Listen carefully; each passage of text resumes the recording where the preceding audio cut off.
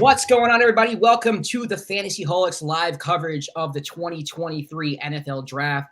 I got Bo from the Fat Boys Dynasty podcast with me. I got Patrick Jackson, member of the FantasyHolics podcast crew with me. We're going to be giving you a real-time perspective on how each pick affects this year's fantasy football season. Before we get started, though, if you're watching on YouTube, make sure you like the video. Also, make sure you subscribe. We've got plenty of great content coming up this season.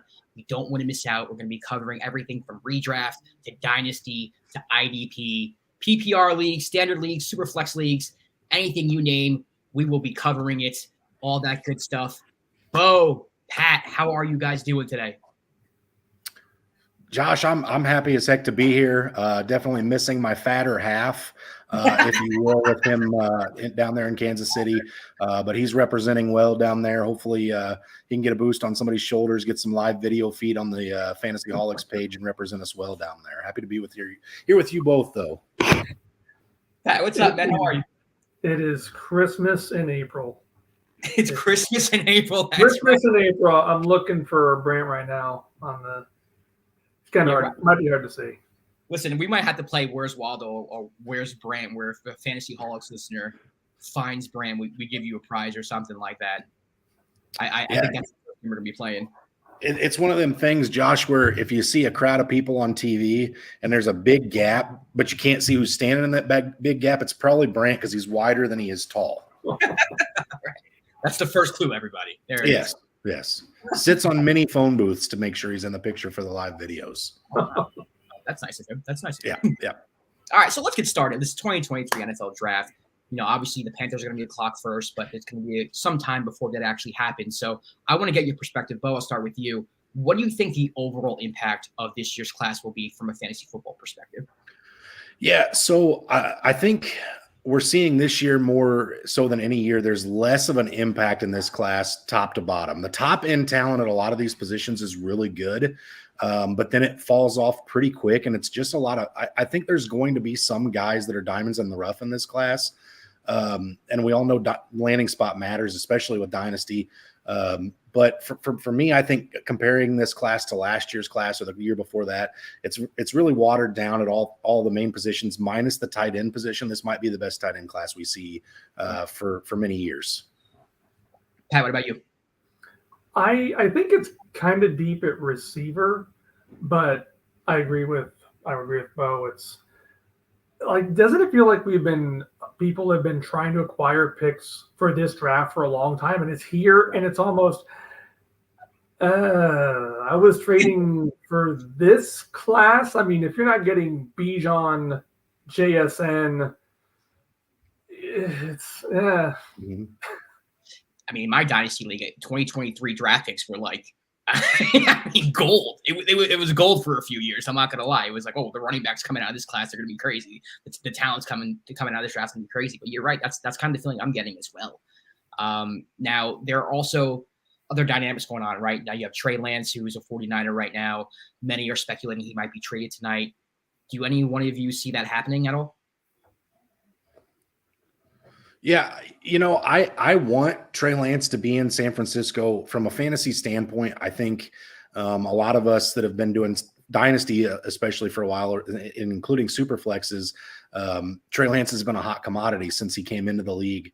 And, you know, a lot of people are just still waiting to see some kind of results yielded from that pick, taking him. And I think San Francisco is just such a quarterback-friendly offense. They have so many weapons there that San Francisco would be a great place for him to succeed. But at the same time, it may be time for him to get a fresh start, get out away from the Brock Purdy hype. You know, I know it's going to be really hard for Kyle Shanahan to start or not start Brock Purdy when he's healthy after what he did last season there. But for a fantasy dynasty take on this, I'd rather see Trey Lance under center in San Francisco than anywhere else. What about you, Pat? Where do you think Trey Lance is going, if he's going anywhere, and how would that affect him fantasy-wise? Well, like Grant said, we haven't seen a lot yet. His good season was in 2019. It was a while ago, and I read an article earlier this year that he had a dead arm already after 450 pro passes. But if a team can get him for relatively cheaper than San Francisco paid draft day. You could get him for a second or third today, whereas some teams are looking to take Levis and Richardson top 15. Lance is going to be cheaper, and I would take the risk at Lance cheaper than spending one of these top picks. Yeah, I mean, and speaking of these top picks, these quarterbacks that are in this draft, Bryce Young, CJ Stroud, Anthony Richardson, Will Levis, Hendon Hooker. Overall, though, how would you rate this class of quarterbacks? I mean, it feels like every year, this is a feeling too, where it's like most of these quarterbacks just don't pan out in the first round. A lot of them haven't lately. Is that trend going to continue? And how can you tell, really? Yeah, I mean, so Josh, I'm not an NFL scout. I just do my best, watching the film and the games that I did watch.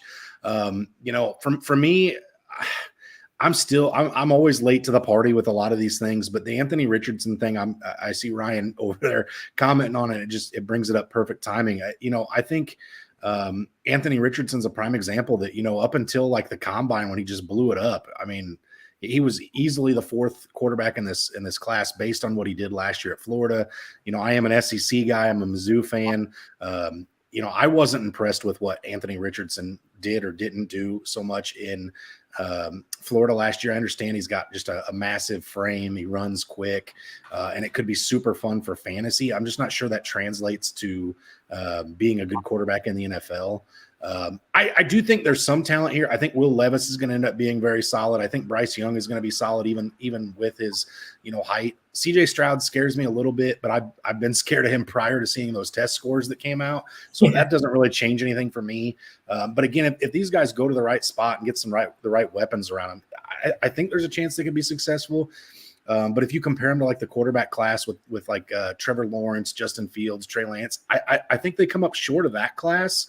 But I think you'll see some feasible starters out of this draft. Maybe one of them being a relatively decent fantasy option. Pat, what about you? Anyone that you're particularly high on? I really liked Young going into the draft, I guess, the off season, and then I really liked Stroud's like off season, his combine, his pro day looked really, really good. I felt like he was a better passer than some Ohio State quarterbacks in the past. And I hate to be so knee-jerk, but man, a low test score, when you get a red flag, you don't have to necessarily bite. You should be aware, like keep it in the back of your mind. Don't like completely ignore it. So I guess I'd put Young like a little bit ahead of Stroud. All right. Well, speaking of Young, the Panthers are now on the clock. We can start talking about the Panthers and their offense and where they're headed. Bryce Young is expected to go first.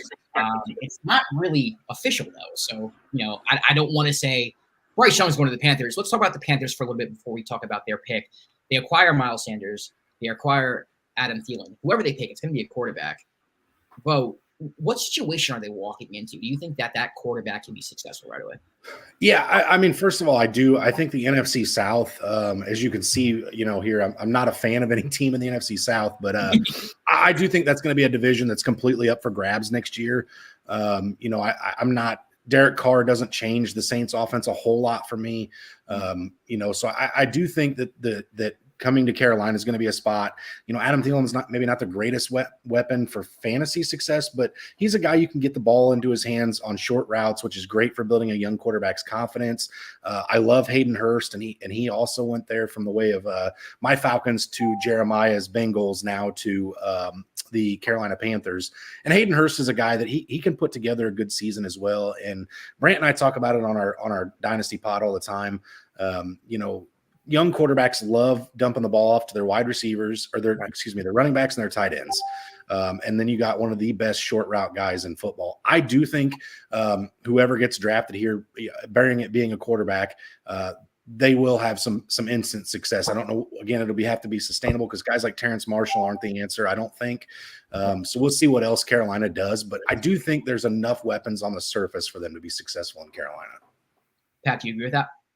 Yeah, it feels like they're building the veteran safety net with Thielen and Hurst and Sanders to get – I mean, Young can have a lot of touchdowns, but really nothing else. But I like the leadership that they're putting around him there. So for those of you who are not watching, which everybody probably is, but Patrick Mahomes and Travis Kelce are out on stage right now. And the Kansas City crowd is going crazy. They have the Super Bowl trophy. Wow. Every NFL fan base that is there in attendance right now is hoping they happen to draft somebody that turns into one of those two guys. Oh my goodness, that is a major flex. Yeah. You have the draft. No pressure, guy. My goodness. All right. You said that's what that Travis Kelce's holding as a Falcons fan. I have no clue. It's the thing you win if your team doesn't blow a 28-3 lead in the most. Okay. That stings a little bit. That stings a little bit. Sorry about that. Back to the Panthers. But Pat, like, is there any like Thielen, Sanders, Marshall? Are these players that we're going to be picking in redraft situations, like, or are we just passing on all Panthers going into the season? Sanders, sure, he could be like this year's Josh Jacobs, where you're like, oh my, I left this guy for dead. Holy cow, he has 1,000 yards and 10 touchdowns. I would probably take Sanders near ADP. Anybody else, I don't know. They'd really have to fall with me. But what about you? What do you think? So I have been guilty of being higher on Adam Thielen than I probably should be in the past, and I just don't see any reason for that to stop for me now. I do think he's going to be relevant this year. I'm not sure where, maybe low wide receiver 2, high 3 range. If I had to put it somewhere, but there's going to be passes thrown in this offense, and they have to go somewhere. And I'd have to go back and relook at where Carolina's at. But they did trade their second round pick. So, and DJ Moore. So them getting a difference maker wide receiver, I don't see happening. So I do think year one, Thielen will be more valuable in redrafts than he would be to go get in a dynasty. But I think his ADP is going to be low enough anyway that it's going to be justifiable to draft him where he's at. I'm thinking 6th, 7th round, somewhere in there. There's going to be so many targets. Yeah. So many targets. A lot of targets, yeah. So is this consensus, like, are we thinking Bryce Young here? I don't see how it's not. Yeah.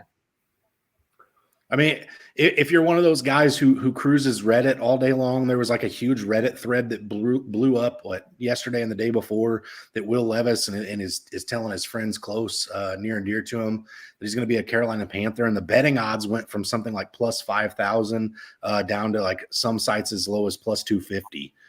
So that was 48 hours prior to the draft. So maybe it exists, or maybe somebody was just being a troll on Reddit. I'm not sure. I guess we will find out momentarily, but I still think it's Bryce Young or bust. But I'm sure both of you two remember not too long ago, it was like, hey, CJ Stroud, when you come down, we'll have to play basketball or whatever. One of them, the Carolina coaches was talking to him about, and it was like but everybody it was a slam dunk. And then, the Bryce Young thing came. So we'll see. Yeah, and how do you think Bryce will do? I mean, let's just talk Bryce. No matter where he goes, is he someone you can plug into any type of offense and he'll be okay? Patrick, I don't know how you feel about this, but I think Bryce Young's the best quarterback prospect in this class. His size hurts him a little bit, but we've seen guys like Drew Brees come out and show that it's possible regardless of size. I do think he's going to be successful and probably the most successful quarterback in the class. But again, you have to put weapons around him. He's going to be a guy that's going to be dependent on having decent weapons around him, just due to his size. But I do think he's going to be successful. I think if you're not taking Bijan in Superflex startup drafts, it's got to be Bryce Young for me. Yeah, I feel if you're a big school quarterback like Alabama, you're playing against such good talent week in and week out. You're going to be playing against these NFL players in college. I'd rather roll the dice on that than I don't know. I think he's pro ready. I think he'll succeed in most any situation unless I don't know offensive line stats off the top of my head. But if Carolina I know Texan quarterbacks get hit a ton. Yes. So I'd take the Carolina quarterback over the Texans quarterback. Let me put it that way. All right, cool. Yeah, I think I agree with you there, Patrick. I think I'd rather have somebody under center for Carolina than I would Houston. And again, I think part of that's too because the defenses in the AFC South are a little bit scarier than the NFC South. Well, the Panthers, they have a little under 6 minutes left before they make their pick. I Did they never not know? It's Did they? yeah, and that's the thing. It's like if you made your pick already, just come out and say you made your pick. Like, why are you making us wait? What's the point?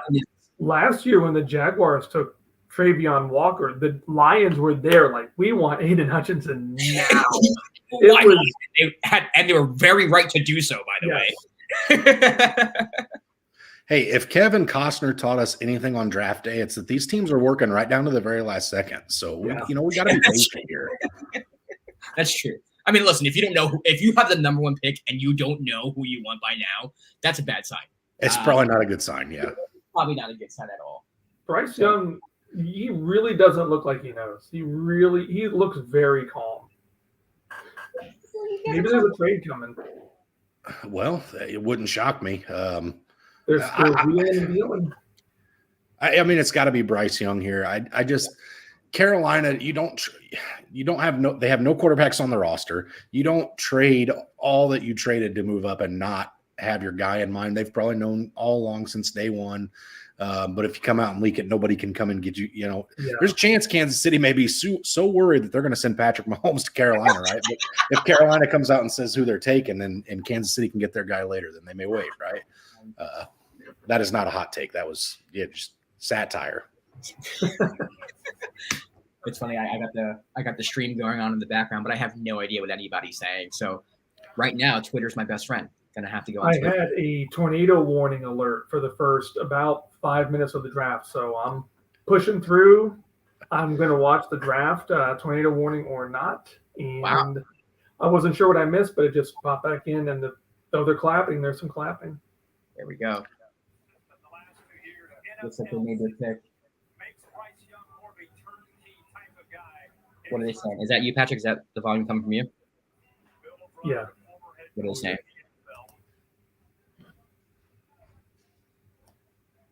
Still waiting. First of all, Patrick, I want to say, FantasyHolics fans should be very impressed with your dedication to ride out the storms to be here with us. So I appreciate the dedication. I planned this weeks ago. I said, all right, I'm going to be on the draft night pod. You're not going to come bother me. I told my family, you won't see me that night. And then Mother Nature's like, nah, I'm going to screw that guy up. Tornado warning, bam. Yeah, but many people would bail. Many people in that situation would not keep their word, and you did. Look at you. Man of the people. Man of the people. Patrick. I may not be able to keep my composure if the Colts go off the rails, but. So, says Panthers pick is in. I was what I've got here. Yeah, I see that too, actually. I was going to ask a Colts question. I think I was too, Josh. I was getting ahead of myself there. Go ahead.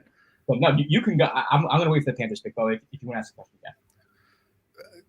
Patrick, is there a certain quarterback you're hoping for Indy? I mean, as a Matt Ryan fan, I hate that it didn't work out in Indy, but I think it's time you guys go youth instead of, somebody else's retired vet at this point, right? I really wanted Ryan to succeed. I thought Ryan had more in the tank than Rivers and Wentz.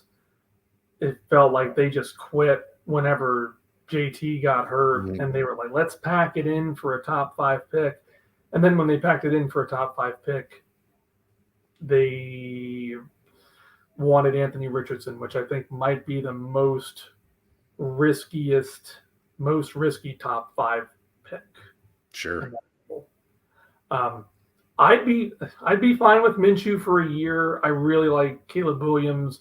Can Indy be that bad again? I think they need a lot more. I think they're wasting Taylor's years. That offensive line's not what it used to be. Shaquille Leonard missed almost the entire year. They need so much more than. I mean, I'd hate to see Levis or Richardson. I just think they need a lot more than a quarterback that not everybody is sold on. Okay, here's Roger Goodell. There you go, Roger. Okay, just as we suspected. All right, it's Bryce Young. There we go. So no surprises off the top.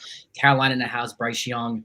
I guess one more time, if people are just joining us, Pat, from a dynasty standpoint, what is Bryce Young worth? Is he the first overall pick? Is he, what is he worth to you? I don't know how much he's. That's kind of a stupid one. I don't know where anyone else is going yet, so maybe I should reserve that question later. But overall, if Stroud goes, we're just hypothetical. I would take him. I don't know if his rushing upside is as great as Stroud's. I guess it would depend on a 4-point versus 6-point. I've liked Young the best all along, so I would still take Young, even in a non-super flex, probably 5th or 6th. Okay. All right. What about you, Bo?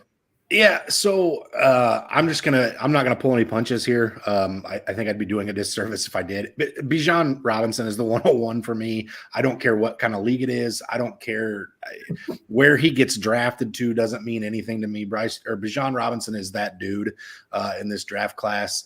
When you're good enough to be getting comps like AP, guys like that, you're a difference maker. And in fantasy, a running back of that caliber is just such a difference maker. And honestly, unless your points are just absolutely insanely juiced for a quarterback, even in super flexes, the amount of points you're getting from that quarterback position aren't always that much higher than the elite running backs put up. Yeah. And I do think that the fantasy landscape has shifted a little bit. I think wide receivers are starting to become more valuable with the guys like Justin Jefferson and Jamar Chase and things like that. But I think Bijan's such a steal. I could be talked into taking Bryce Young over Jackson Smith and Jigba potentially. But I think it's got to be Bijan. I have a feeling I'm going to like Bijan even more after this draft, if that's possible. Yeah. I hope Bijan goes to the best spot imaginable. It's the best O-line. I wouldn't care if he went to, God, I don't know, the teams I don't like the most are the Patriots. I don't want him to go just the best spot. I wouldn't care if he went to my rival just to win at fantasy. That'd be I don't like touching. I listen, Stevenson had a great year last year, but I'm always hesitant to touch anybody in the Patriots backfield. Bijan, I know how highly touted he is, but even that would be really frustrating for me. When I say that Bijan is his landing spot doesn't matter, that's because I know that the Patriots aren't going to draft him. But if that were somehow to happen, I would still take him 101. But I think I would be very upset. I'd be mailing letters to the New England front office saying they better use him, even though I'm a Ramondre Stevenson owner in many leagues. You're right. It's criminal. It'd be criminal thing. It would be. It would be. Well, the Texans pick is in. I was going to go right to the Texans and talk about them because there's a few things they can do here. A lot of people say they might go defense. The idea of Stroud might be something that they might look into, or even trading. But they already 12, I think. Yeah, but just a quick rundown of the Texans before they have their pick. They pick up Devin Singletary to go along with Dameon Pierce. Their wide receiver position is nothing that is too extraordinary. They get Robert Woods, but they have Nico Collins, Noah Brown. Outside of Dameon Pierce, anybody worth taking a look at here? Robert Woods is just one of those guys. I've been burned by him so much, but all my friends swear by him. Everybody I play in my home league, when I started out with Dynasty, it was a bunch of guys that I work with, and it's been going for quite a while. And everybody loves Bobby Trees in that league, except for me. And when I acquired him, he didn't play. And when he did play, it was zeros. And then he goes to the Titans, and that was just gross. Yeah. But if they don't add a high-end wide receiver here, I could see him having some kind of fantasy relevancy as a flex play, maybe. But I don't know. I don't think so, probably. Yeah, Pat, what about you? They had Dalton Schultz too. They kind of try. Yeah. God, Schultz might lead the team in targets if they don't add any other pass catcher. Woods is good for 6 games. I don't think Nico Collins will ever be anything. Jonathan Mechie too. I forget about him. Oh, yes. Yeah. Okay, Mechie and Schultz will probably lead the team in targets. Yeah, I like that. Unless they do something at 12, like, if they get JSN at 12, then a lot changes. It does, absolutely. Pat, I'm going to put you in the GM's seat right here. Now, not from a fantasy football perspective, but just from a Houston Texans perspective. Do you go quarterback here? You need one, really. Davis Mills, he's okay, I guess. But, you have a quarterback on the board right here for the taking if you want one. You also have the pick later on 12. What do you do? How do you handle the situation? Man, I would think that you should be able to you should trade one of these for a team that needs so much. You can get a fortune for 2.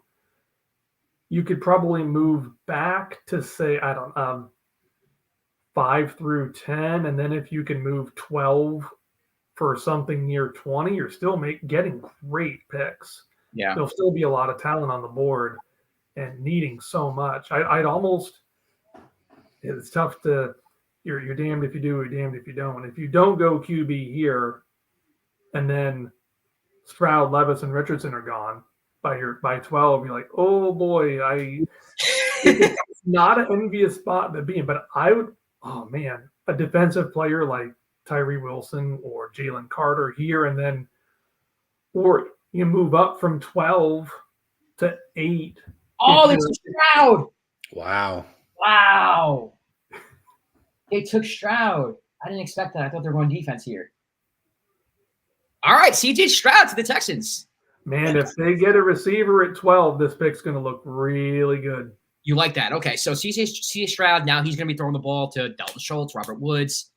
You have Devin Singletary and Dameon Pierce, which honestly is a pretty good backfield.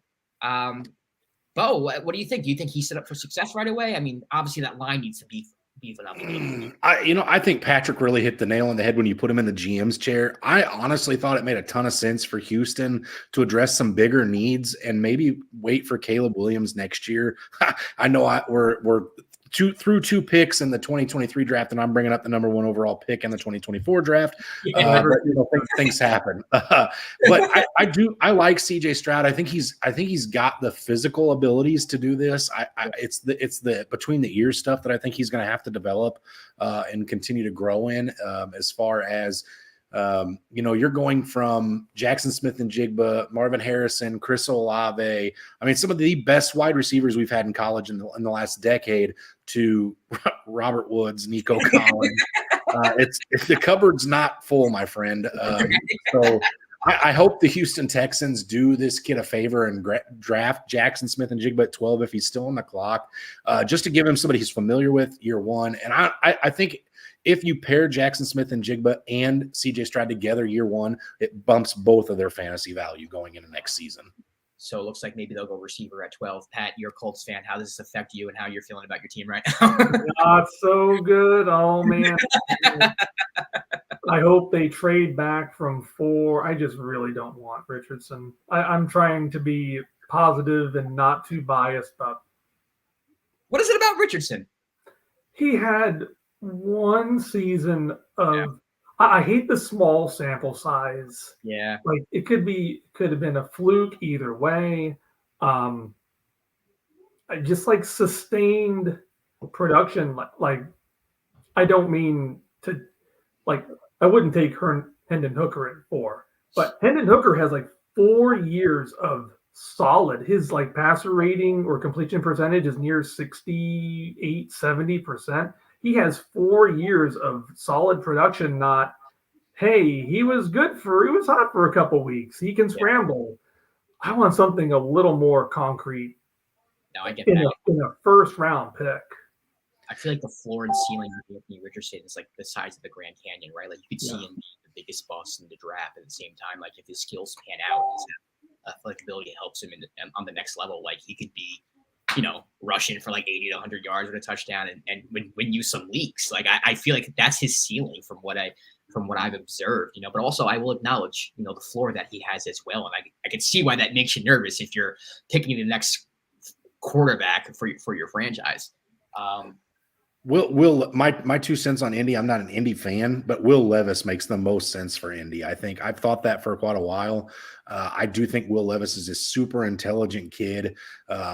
Although maybe not too intelligent if you're putting mayonnaise in coffee and eating bananas without peeling them. But as far as the football standpoint goes, I think he's super intelligent.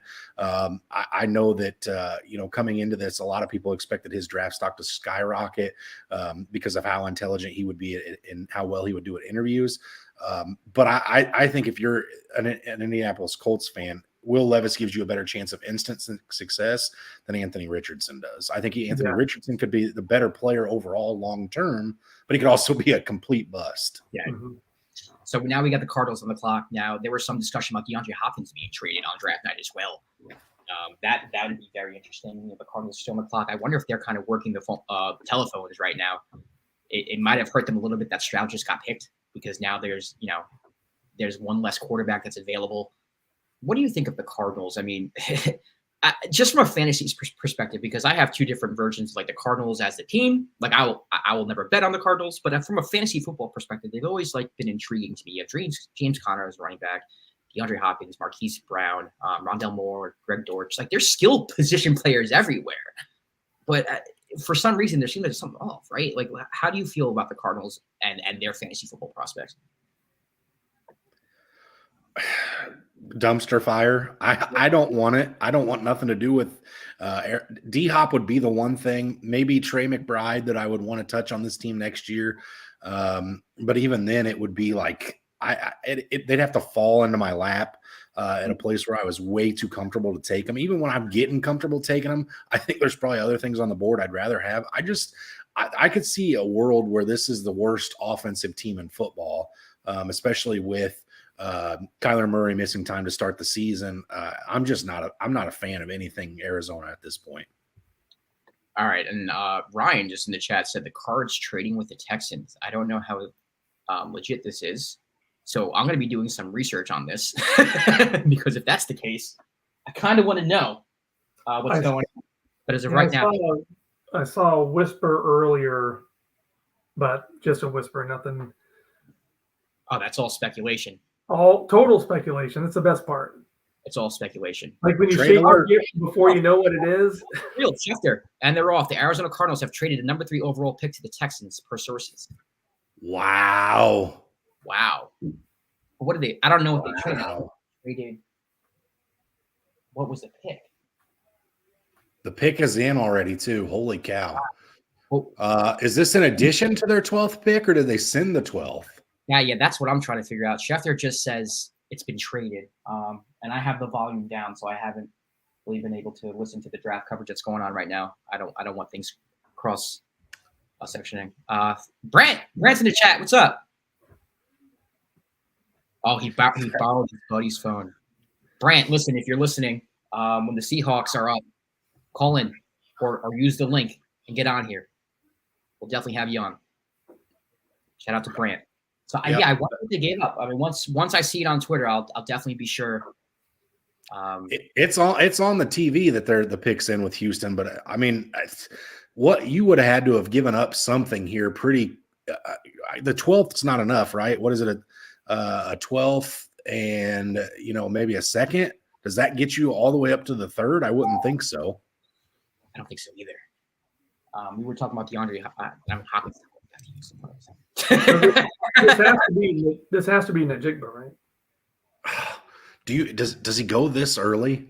Yeah, I'm nervous as a Falcons fan that this is Bijan Robinson right here. Oh, but then no, this is the NFL. This isn't fantasy football. You're Bijan Robinson in my mind. I've been saying this for weeks. Is the most talented player as a whole in this draft. Offensive linemen, defensive linemen, take them all out of the picture. I don't care. I am just infatuated. I may have a man crush on Bijan at this point. I don't know. It's a possible thing that's going on. Before the pick comes in, Goodell's coming out. Says the Cardinals get the 12, the 33, a first in 2024, and a 3rd in 2024. The Texans get the 3 and the 105th pick. Brant says Will, so I'm assuming this is Will Anderson getting drafted here. Let's see.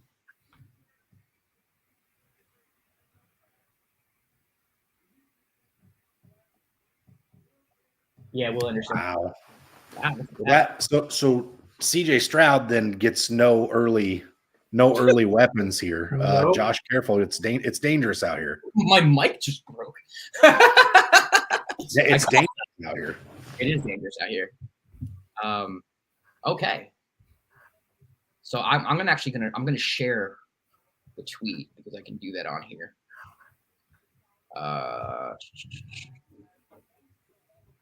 Anybody can see this. Wow. There it is. Cardinals get the 12, 33, first in 2024, third in 2024. Texans get 3 and 105. Pat, first reaction to that. What do you think? I think that was a little bit of an overpay.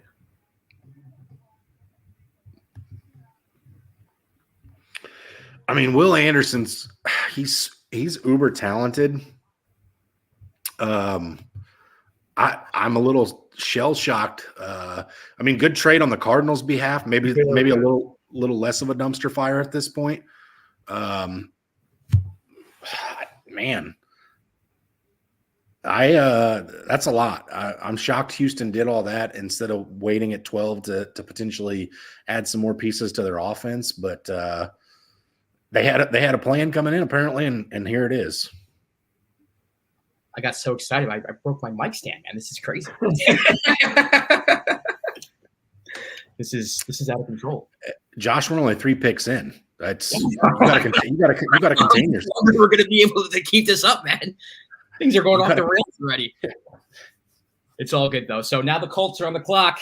Pat. Oh man, GM hats on.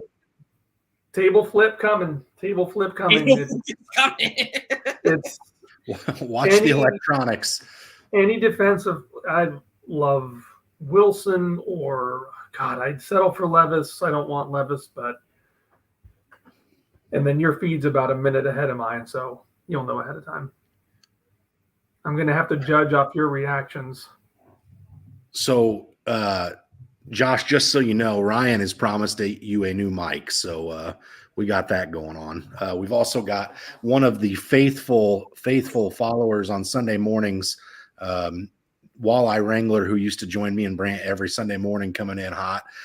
Definitely glad to see you again, Walleye Wrangler. Just enjoying the draft, breaking mic stands. Patrick may be breaking something here in a minute. We haven't got that far yet, but yeah, just having a great time. I don't know what will cause more damage, getting hit by a tornado or Anthony Richardson at 4. Yeah. That is the question. It'll be very polarizing. I'm sure there'll be some Colt fans that are happy that Richardson goes 4, though. I mean, because like I said, the upside. Pat, do you think the upside's there? Can you admit the upside's there? I think even the upside was there with Jalen Hurts. People he was a much better passer. Fields was a much better passer. They had some passing intangibles. They could read defenses. People bust on Lamar. Lamar is a good mobile quarterback, can throw. I can't say I've seen any of that from Richardson ever. And if he can improve his mechanics, what if he doesn't? Projects are not I think a first-round NFL pick should be a plug-and-play day one starter. A project could be second or third, fourth round, fine. Fourth overall, please no. Please no. That's a good point. I think that's such a well said and well meant point too. But the thing I see, and I'm not in the inner circle of the Colts fans like you are, Patrick. I just, from the outside looking in, you guys have done the whole. We'll take this guy. We'll take that guy. We'll try this guy out. I'm sure a lot of Colts fans would be ecstatic to see a young guy come in where you have 5 years of control. They're still plenty young. You can mold them to your team. But you're right. The two prospects that were really the game changers are off the board. So at quarterback anyway. Pat, the pick's in. The pick's in. Just so you know. So get your stance. Get your table. Get your hands underneath the table. Make sure you use your legs. We don't want you throwing out your back. Because there might be some people flipping here. This is coming from the advice from a guy who broke something and his team hasn't been drafted yet. Yeah. It's Richardson, isn't it? It hasn't been said yet. It looks like him. They're hugging. It's his back. I can't see him. It hasn't been said yet. Again, I'm on YouTube TV. Who is it? For some reason, it's Jalen Carter. I can't tell who it is. I'm on YouTube TV as well. I haven't seen what you're seeing, Patrick. I don't know who they're hugging. That's Anthony Richardson right there. Anthony Richardson. Big smile on his face. Big smile. It's probably Anthony Richardson, Patrick. Oh, boy. I didn't know if it was a clip of Anderson getting drafted or Richardson. I didn't know what they were wearing. All right, put this in. Here we go. Goodell's coming out the stage.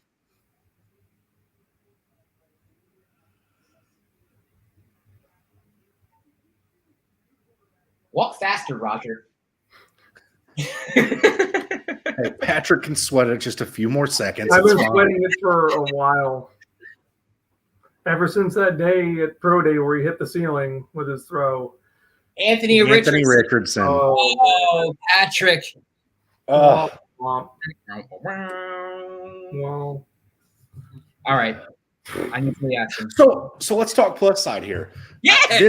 This kid could end up being the best quarterback in this class. There is a reality where that exists. You guys, Pat, you're way more familiar with Michael Pittman and Alec Pierce are some solidified weapons he's got walking into day one. The best running back in football, in my opinion. Josh, no offense. I know you might feel differently there, but it could be worse, right? It could be worse. I'll try to be optimistic. Yeah, with was it Stachin from the Eagles coaching him? If Richardson becomes Jalen Hurts, I will be more than glad to say, yep, sorry about that. Awesome, congratulations, good job getting through the Chiefs and the Bengals and the Bills and the. I don't know if this is really a championship-winning move. Maybe it could be if he improves on everything. He could be great. That'd be cool. I mean, from a fantasy football perspective, especially Dynasty, like to me, he's someone I can take and maybe if he doesn't pop right away, maybe stash. I mean, his upside to me is crazy. His floor is people say, well, how many, he can have so many rushing yards and rushing scores. If he throws 2 or 3 picks in the first half, he's going to get benched. You don't have rushing upside. No, early on, that's true. But I mean, like you look at Justin Fields this year, right? I mean, it took him a little bit of a while to come on and be a little more consistent. And like you said, and you're right, Justin Fields coming into the league, there was at least tape that he could throw the football, and we haven't really seen that much from Anthony Richardson. But the truth of the matter is in fantasy football, like rushing yards, a quarterback who can run, especially now these days, I mean, they're very, very valuable. Whether or not he's winning football games for the Colts is another thing. Just from a fantasy football perspective, he's someone who's very intriguing to me, and I can see a lot of people in Dynasty reaching for him, over a Bryce or over a Stroud, just for the simple fact he has that rushing upside. Yeah. So the best thing I can say about Anthony Richardson too is there's an interview out there. I've seen it. I don't remember who was interviewing him. And then I went and looked at it with my own 2 eyes, and it's 100% true. He said something along the lines of in an interview that when he's in the pocket, he thinks too much. His footwork gets messy, but when he's out scrambling outside of the pocket, it's all so natural to him. And if you look at his tape, when the pocket breaks down, he gets loose. He looks like he's right there with the best of them as far as footwork, arm strength, getting the ball out on time, and putting the ball where it needs to be put. So if he can figure out how to do that in a stable pocket, he could definitely turn out here. And I've learned one thing from my Falcons, and it's not how to blow a 28-3 lead. It is indeed, however, that I can't second guess these GMs because at the end of the day, they do seem to have a little bit more inside knowledge than I do. I cussed the AJ Terrell pick for many weeks after the Falcons took him. Kyle Pitts hasn't been great yet, but whatever. And I've told several of my friends that the GMs in Atlanta have earned my right this year. I will not openly complain. Even if I hate the pick, I will keep it to myself so I don't look like a fool. I do think you're ultimately going to end up happy here, Patrick. I really do. The more I think about him in Indy, the more I like it, actually. We're here for you, Patrick. We are here for you, man. All right, so I'll officially from this moment forward, I will be hoping for the best for Anthony Richardson. I will put my disgust away. How much are we downgrading Jonathan Taylor? It has to be some, right? It definitely has to be some. If Richardson's going to run as much as people think he is, if Anthony Richardson's going to have 1,000 yards this season, what does Taylor get? Not as much as people are hoping. No, but does his PPR upside go up a little bit potentially? Getting Richardson some dump off passes, maybe. maybe. I mean, maybe a give and take there exists. I don't know. I would think it overall hurts him a little bit. Unless Richardson stands in the pocket and throws 30 to 35 passes a game, which is probably not going to happen. I wouldn't think so. No, this will be. I would imagine this will be like a Lamar Jackson, similar run offense now at this point. Go buy Jonathan Taylor, everybody, right now. All right. Well, now the Seahawks are on the clock. Geno Smith came out of literally nowhere. Actually, it might even be like below nowhere because I thought his career was done. I'm sure everyone thought his career was done. And when he started, I probably 95% of the country took the Broncos to cover in that first game of the season, and he continued to put everybody up. But Geno Smith's a quarterback. Kenneth Walker had a nice rookie campaign. DK still there. Tyler Lockett. What if you're the Seahawks? Where are you going here? Are we looking at a skill position player, or are you trying to tighten up maybe some defensive holes or our offensive line? Jalen Carter makes the most sense here. Jalen Carter or Tyree Wilson is where I think you go here if you're the Seahawks, which obviously isn't a whole lot of fun for fantasy purposes, but that they have a really young defense right now. They had a lot of guys like Tariq Woolen, excuse me if I could speak, and some other guys step up as key players on that Seahawks defense last year and really just turn a rebuilding year into a reloaded year, if you will. And I think with Pete still under the helm there in Seattle, they're going to want to get back to having a stellar defense every year and their offense doing just enough. Pat, what do you think?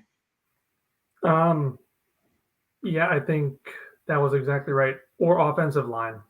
I like to see the best of Kenneth Walker utilized. Geno to still have some time.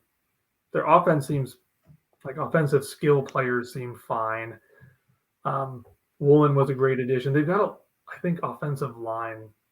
I think the Seahawks had to have had a bad, one of the worst offensive lines, I think, in the league. Yeah, I'm thinking offensive line, but probably what you were saying, defense as well. I wonder what Brant thinks. I wonder what Brant wants. Bro, did you have any conversations with Brant beforehand? Yeah, so he definitely was in on Anthony Richardson at 5. He thought that would be a great guy to sit and learn for a year or two behind Geno. I think offensive line's probably a thing they'll address with a center maybe in the second round. John Michael Schmitz out of Minnesota would be a great guy to go there. But I do think with Charles Cross, who they drafted in the first round last year, and his name's going to elude me, but they took another tackle in the second round, I believe. And those guys both hit the ground running last year. I know Brant was kind of thinking, Anthony Richardson, Jalen Carter, Will Anderson, and 2 of those guys are off the board now. So I'm sure Brant is actually, yep, there it is. Seahawks after Carter. Yeah. Yeah, so we'll see. The pick is in, so I guess it's going to be a couple seconds before that. Roger Goodell makes his way to the stage. But my question to you guys, Geno Smith had a hell of a year, which alluded to DK Metcalf, not really having that drop off that many people thought. Going to next year, I guess maybe for redraft leagues, are you hesitant in taking the Seahawks? Is that like a one-year wonder? What do you guys think? I think there's too much talent between some of the skill position guys to really hold off on them. I think DK's earned the right. A lot of those elite wide receivers we've seen over the times, like if you look at D-Hop early, he was kind of quarterback proof. I think DK's definitely earned that as well. So I'm not necessarily scared. Honestly, below average quarterback play is probably not a bad thing for a guy like Kenneth Walker either. So I'm not scared as a fantasy guy to touch the Seahawks at all. All right, well, here we go. Roger Goodell's on stage. The pick is in. The 12th man's going crazy. I don't see Brant anywhere. Well, you wouldn't. They've probably got him in his stroller. He's probably fussy.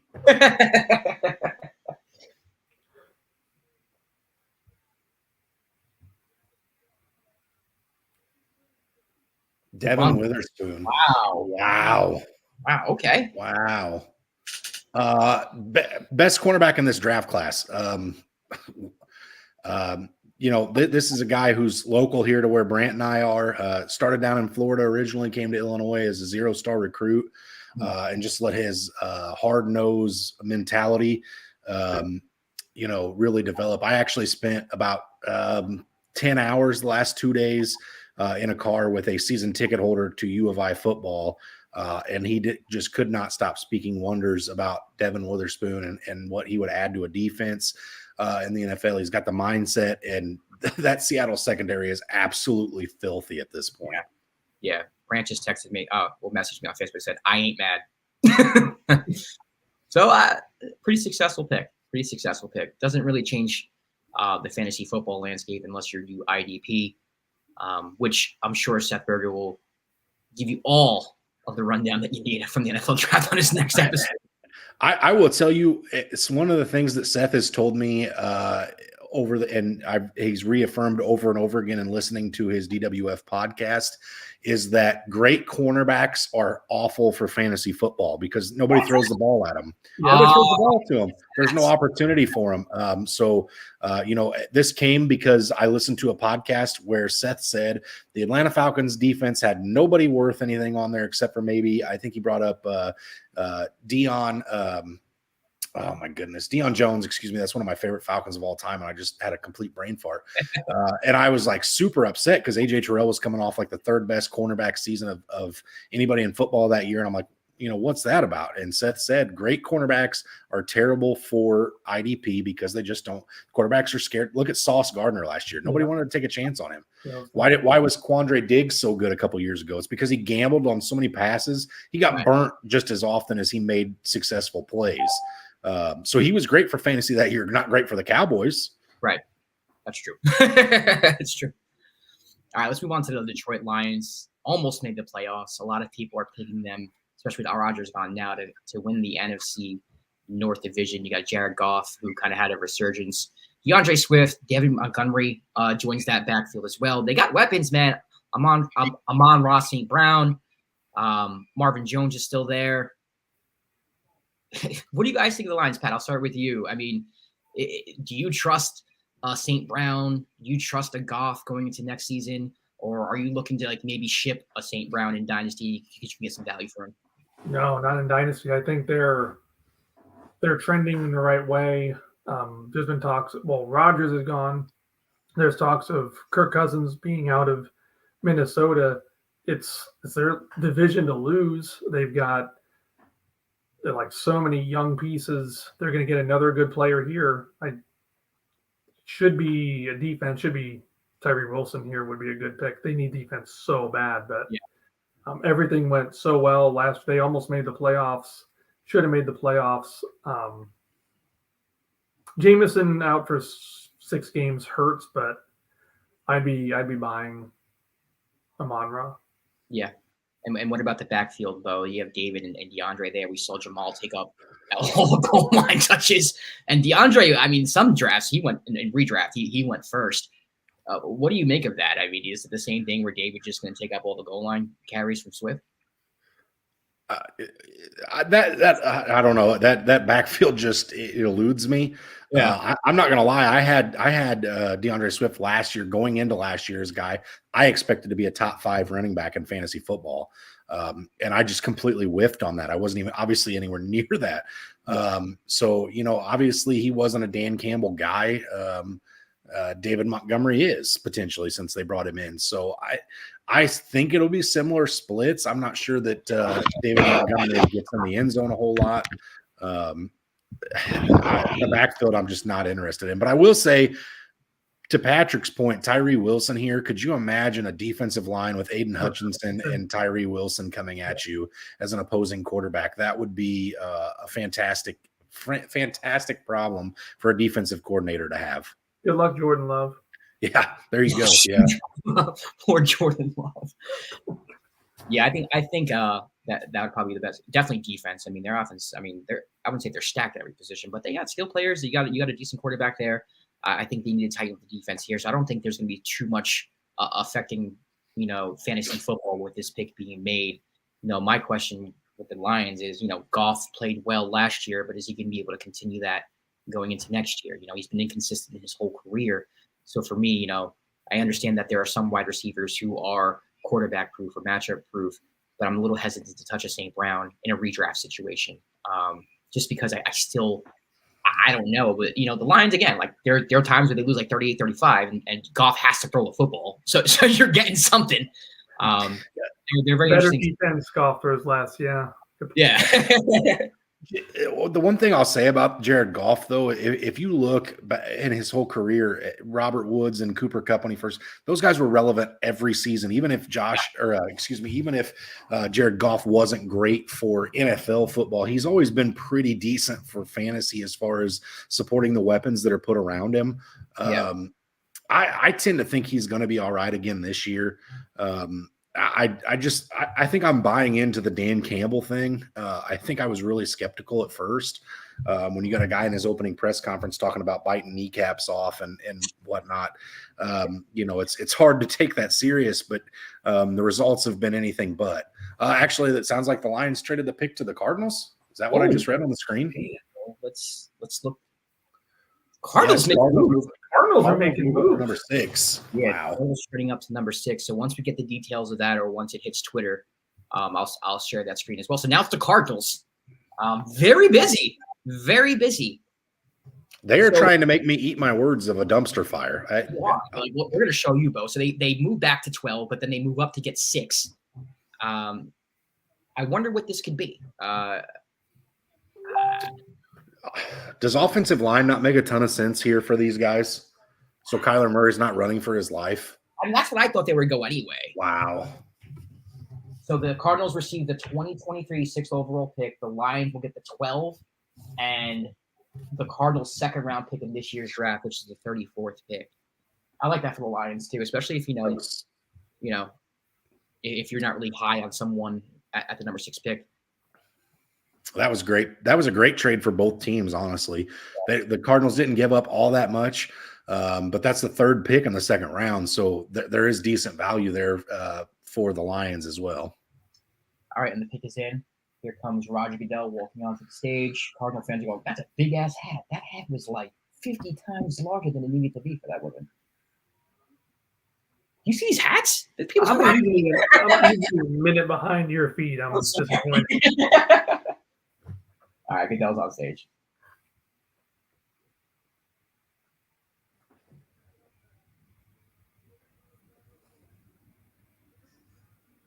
Paris Johnson Jr. That is a great pick for them. Great pick. Josh, I don't know about how you and Patrick felt about Paris Johnson. I thought he was the second best tackle in this class. Peter Skoronski out of Northwestern, I thought was more versatile, could play guard, could play tackle. But I know there were some concerns about his reach. I think Paris Johnson's going to be a really good addition for the Arizona Cardinals. And the only problem is it's another guy that I'm not sure Kyler Murray can see over to throw the ball. That's the problem, right? I mean, Kyler's going to run out of the pocket anyway and do whatever he wants to do. He's going to have to. He can't see. Unless somebody invents a step stool on wheels. I mean, if you're investing in an offensive line, it only makes sense that you have a quarterback who's going to stay in pocket and do what he's supposed to do so that the offensive line's job doesn't go to waste. So, I don't know. Listen, I'm not as down on Kyler as a lot of people are, but big hat would totally swallow Kyler Murray. Yes, that huge hat will totally swallow Kyler. Yes, that's an idea. Josh, not to steal the role here, but Jennifer's just comment and said, just jumping on what number are they on? So it's been a busy first 6 picks for sure. We just had the Arizona Cardinals trade back in and draft at 6. And a quick recap, we've had Bryce Young go number 1, CJ Stroud number 2. Who went 3? Will Anderson to the Houston Texans and a trade went 3. Pat, do you want to say who went 4, or are we not past that yet? Anthony Richardson from the University of Florida. Say it proudly, Pat. I'm going to be optimistic, but I don't like it. So that was to Pat's Indianapolis Colts. We had the other half of the Fat Boys, Seattle Seahawks, take Devin Witherspoon. And then we just saw the Cardinals take Paris Johnson Jr. So now the Raiders are on the clock. That's 7. Yep. And Raiders got a little bit of a makeover. You got Jimmy Garoppolo there, quarterback now. Josh Jacobs is still the running back. Devontae Adams, Jacoby Myers is now on the Raiders. Hunter Renfrow still there. Down Roller's now on my Giants, but they replaced him with Austin Hooper. So they got skill position players there. I really can't see them going for a skill position player here either. I think, they do need to tighten up their defense a lot. The Raiders always. So if I'm the GM of the Raiders, I'm probably picking a defensive player for the first 2 or 3 rounds in this draft. I'm being completely honest with you. The Raiders are always primed for a bad pick. It feels. Does Jalen Carter not feel like a prototypical Las Vegas Raider? Does he not? I mean, I don't want to trash the kid because offseason things happen, and he's a stud on the field. But does that not just scream Vegas Raiders? Yeah. Jalen Carter, book it. Well, we'll see. There's about 5 minutes left of the pick. Let's talk Raiders and their skill players from a fantasy football perspective. Davante Adams is one of the best wide receivers in the league, one of the best fantasy wide receivers. Do you expect that to continue with Jimmy Garoppolo at the helm, Bo? Yeah, I definitely do. I mean, Davante Adams is going to have a fall off at some point. And I do think this season maybe you might see it a little bit lower just because Jimmy G's never been a guy who pushes the ball down the field too much. Yeah. But we've seen Adams have plenty of success with catching the ball on slants and taking off and whatnot. But I think he'll be just fine. I still think he's a top 10 guy. I think who that gets the biggest boost is actually Hunter Renfrow. I think Hunter Renfrow is going to be in for a big bounce back season this year. Josh Jacobs should benefit from this as well. It'd be really interesting to see what later round skill guys they get. I mean, if you get a tight end late, I know Austin Hooper is successful. I mean, I watched that firsthand for many years in Atlanta, but I think this would be a great spot for a second or third round tight end potentially, just because Jimmy G uses his tight end so much. With what we saw with Kittle and, back to the days of New England with Gronk and, other players there. But I think the Raiders, there's so many holes here. I'm not sure you can accurately predict it because they could go anywhere. Peter Skoronski could make sense. Christian Gonzalez makes a ton of sense. And then obviously Jalen Carter he just feels like a Vegas Raider. And I want to be wrong about that, but it just feels that way to me. Just has that personality. Pat, what's your vibe on Josh Jacobs? I mean, last year he exploded when no one thought he would. If you have him in Dynasty, are you looking to get rid of him selling high? Yeah, he can't play that well forever. Like the Raiders didn't see it in him. They didn't pick up his 5th-year option, and then they ran him out there, and it's probably like Las Vegas said, "Oh, we have that guy on our team." Maybe we should have used him like that the whole time. I don't know if you'd get as much as you could. I'd almost just ride and die with Jacobs because I don't know if you have savvy league mates that say, "Oh, well, he's this old. I'm not going to give you that much."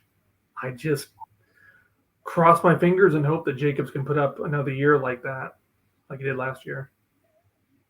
Yeah, I'm interested to see how much that offense is going to change with Jimmy G at the helm there. How much money do they have tied up in Jimmy? Did they take all or most of his contract? I don't know, actually.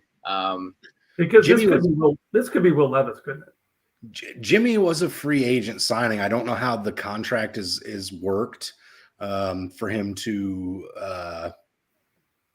like if they can get out of it after a year. I have no idea, but the picks in. I think Jimmy G takes this offense to a better. I think he's going to be a better quarterback for this offense than Derek Carr was. I saw a stat somewhere recently that not to get on the Saints train here, but Derek Carr's stats last year were worse than the Saints starting quarterbacks as a whole. Now that's Taysom Hill, Jameis Winston, yeah. So there's a chance that Jimmy G makes this offense better. Yeah, that's interesting. I didn't know that. That's a hell of a stat. It is. Yeah, it is. Because the Saints quarterbacks were not great last year. No, they were awful. I mean, they were basically Taysom Hill was quarterback for that. Yeah. That's all you need to know, right? We'll have him play quarterback. But there was one game where Taysom went off. But Jimmy G has only played 16 games twice. And I hate to be you can't factor injury into projections, but at some point you have to consider injury in projections. Okay. And then you're rocking with Brian Hoyer, who's in his 92nd year in the league. It's not a bad career, backup quarterback in the NFL. He's done well. Pretty successful. He's been good as a backup when he's gone in. So Oh, Jennifer. Jennifer's a Saints fan. Yeah, as a Saints fan, we are not excited. Saints fans not high on Derek Carr. Jennifer, you're dead. Jennifer, you're dead to me. I didn't. All those times we talked on Sunday mornings, I had no clue you were an enemy fan. No clue. You just lost a friend, Jennifer. Jennifer used to be one of my favorite people that chimed into the FantasyHolics because she always talked about the things that mattered. Food on Sundays. That's what Jennifer always talked about. And now we're coming out that we're a Saints fan, and I'm not sure I can share the menu with you next season, Jennifer. Yeah. That's messed up. If you don't know what Bo's talking about, he hosts a podcast called Fat Boys Dynasty Podcast with him and Brant. They do a great job discussing Dynasty and all the intricacies going out there. And also a live stream before the Sunday games, before the kickoff. Bo and Brant also do a starter sit. So, during week one, if you want, you join the live stream, ask your questions, and they answer. We get anywhere from 50 to 100, 200 comments a show. Tyree Wilson's the pick for the Vegas Raiders. Josh, sorry not to cut you off there. There we go. No, I'm glad you did. There we go. Defensive end from Texas. So there we go. Shoring up the line, which to me, I think, as a Giants fan, it's embedded in. It's the most important thing for the defense to do is get to the quarterback. So, him and Max Crosby, that's just as enticing as Aiden Hutchinson and him would have been. So yeah, this is a good pairing for the Raiders, and they definitely have a foundation on defense to build around. Yes, and Jennifer just responded. That's why she never said anything. She knew. That's fair. I can respect it. She knew. All right, Bo, I'm putting you in the GM seat here. Your Falcons are on the clock. Desmond Ridder. I don't know how you feel about Ridder, actually. I never actually had a conversation with you about Ridder. But Ridder, Drake London, Mac Hollins, you got from the Raiders. Patterson's still around. Tyler had a decent year last year. Actually, a good year. Tyler Algier was very, very, very overperformed what a lot of expectations were. And Kyle Pitts, I don't think it's his fault, but from a fantasy football perspective, has been disappointed. GM hat, no fantasy football, just strictly GM. What are you doing here? Yeah, so first of all, I love Desmond Ridder. He was my favorite quarterback in last year's draft class. I was huge on him, and when he actually fell, I was shocked we didn't draft him in the second round last year, but getting him in the third, I was extremely giddy. I was nervous all offseason. I thought we'd be in the Lamar sweepstakes, but then, Arthur Smith, Arthur Blank, Terry Fontenot, all those guys who typically don't speak publicly kind of came out and endorsed Desmond Ridder. So I do think at some point in this draft, we're going to have to get a second option wide receiver. I think Drake London's a stud. He's an alpha. Mac Hollins is not that dude. I think Kyle Pitts will play a lot of wide receiver sets this year just because Jonnu Smith's going to be good enough to be on the field as well in Atlanta. I think this it goes one of two ways for me. Or one of three, I guess. Christian Gonzalez makes some sense just because we just traded for Jeff Okudah from the Detroit Lions. Who I doubt we pick up his options. So maybe a cornerback there. Peter Skoronski, because he can play guard. Left guard's a little weak for the Falcons, and then transition to left tackle when Jake Matthews retires. But if I'm being honest, the one I've been preaching for a few weeks, just because it's good for everything, is Bijan Robinson right here. Okay. It'd be great. It'd be great for fantasy.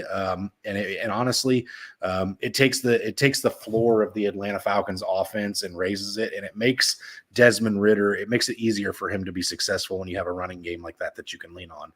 Look at Ryan Tannehill in Tennessee.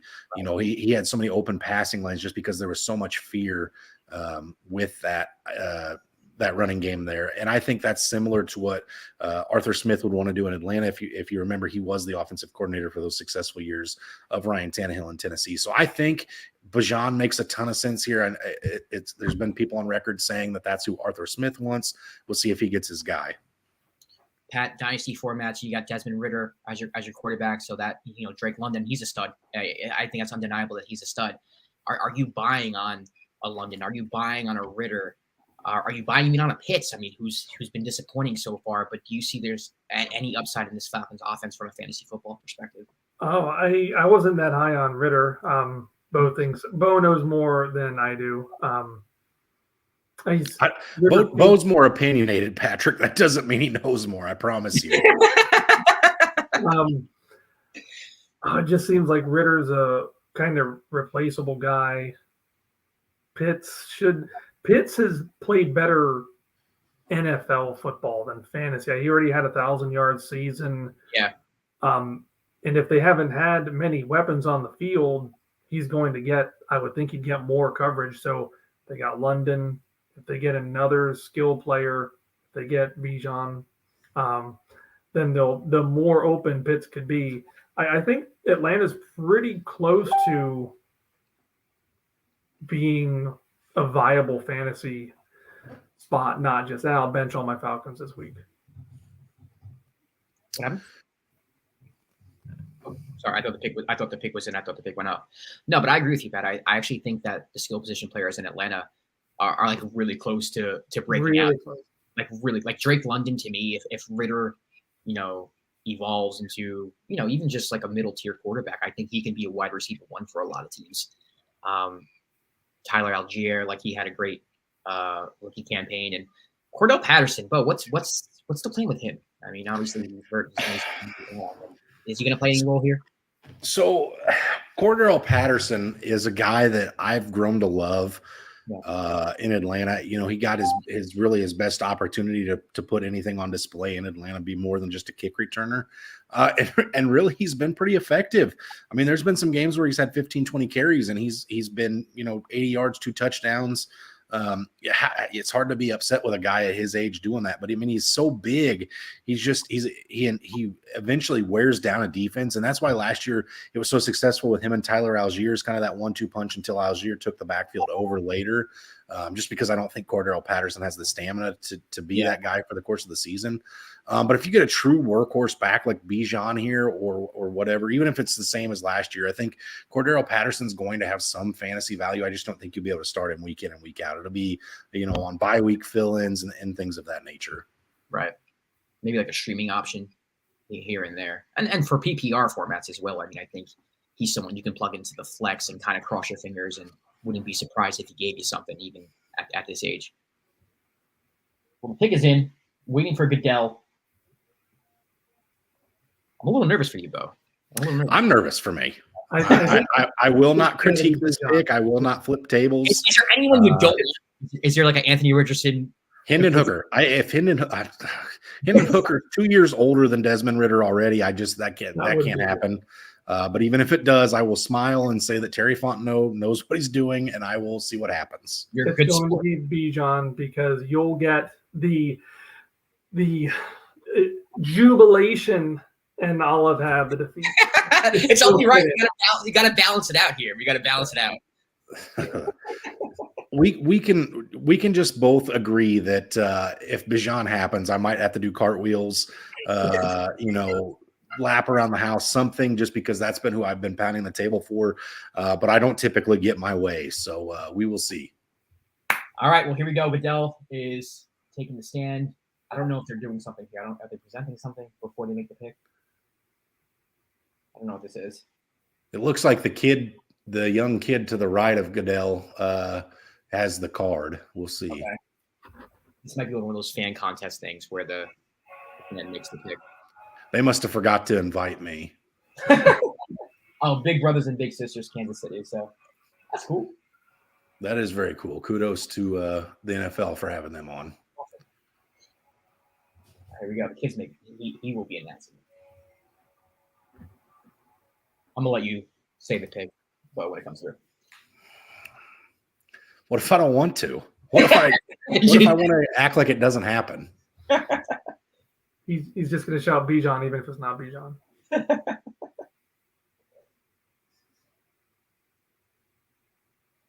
There it is, baby. Let's go. I'm so happy. That was right. It only makes sense. Balance on the show. Let's go. I am ecstatic for multiple reasons. I own the number 1 overall pick in a few dynasty leagues I'm in. This guy was going to be my pick anyway. I think it's the best spot for him fantasy-wise. Like I said, I think it takes the Atlanta offense to a whole nother level. I am as giddy as I could possibly be.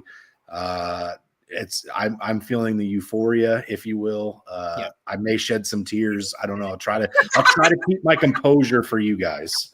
That's amazing. But Bijan, I mean, I guess in dynasty leagues that don't have super flexes, he's the consensus number 1, right? He has. Is.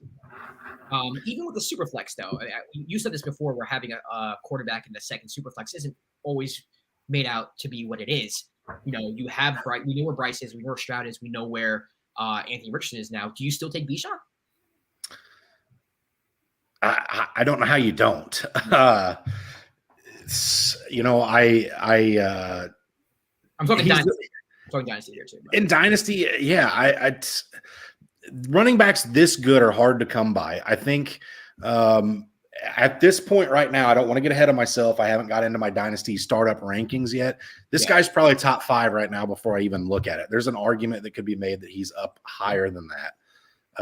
So I think Bijan still goes 1 for me in especially rookie drafts. I think if Bryce Young was 6'2", 215 pounds, I could see the argument being made there. But the height and weight are going to worry people enough that I think Bijan is going to stay the consistent.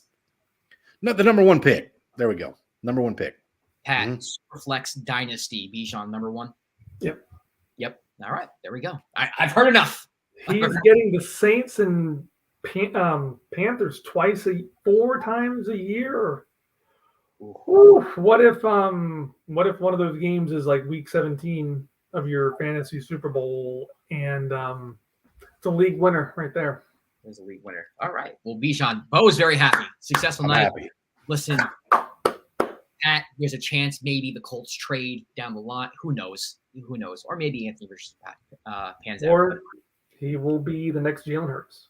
Speaking of Jalen Hurts, the Eagles are on the clock. Nice transition. Great segue. Good job. I can't believe they haven't traded this pick. Yeah. I really thought wait a minute. So they traded in front of Chicago here because the Eagles were at 10. So we missed that trade there when I was celebrating the Bijan.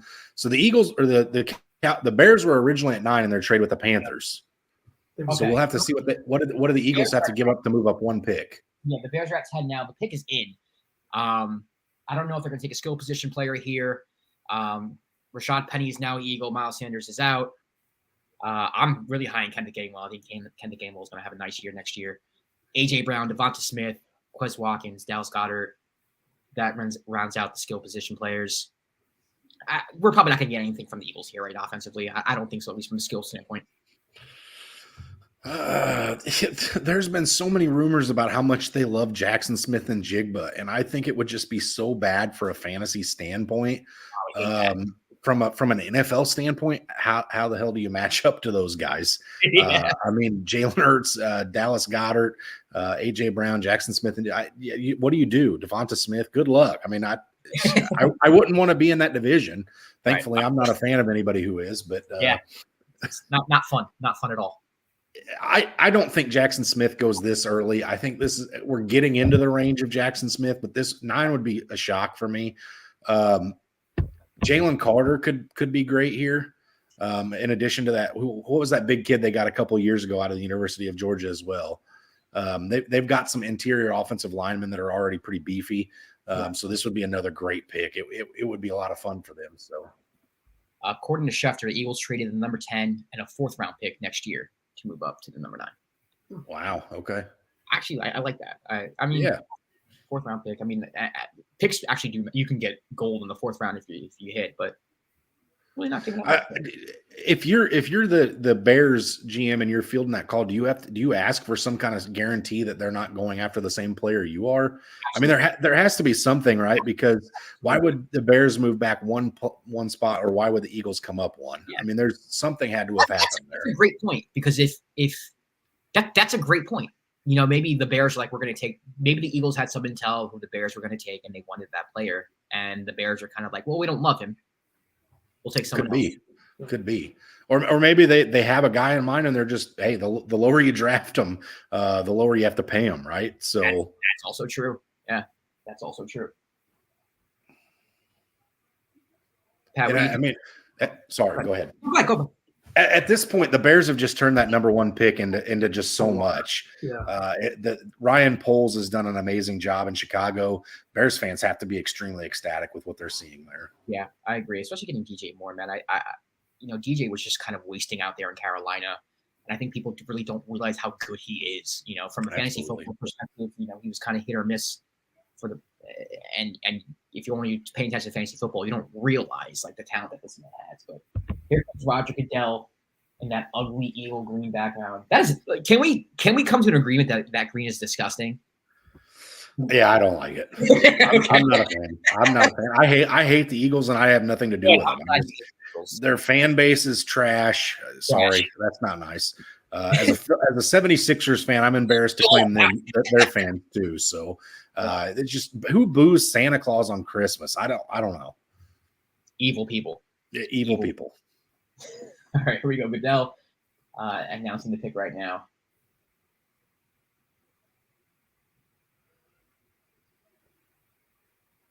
Wow. Okay, you're right. Jalen Carter.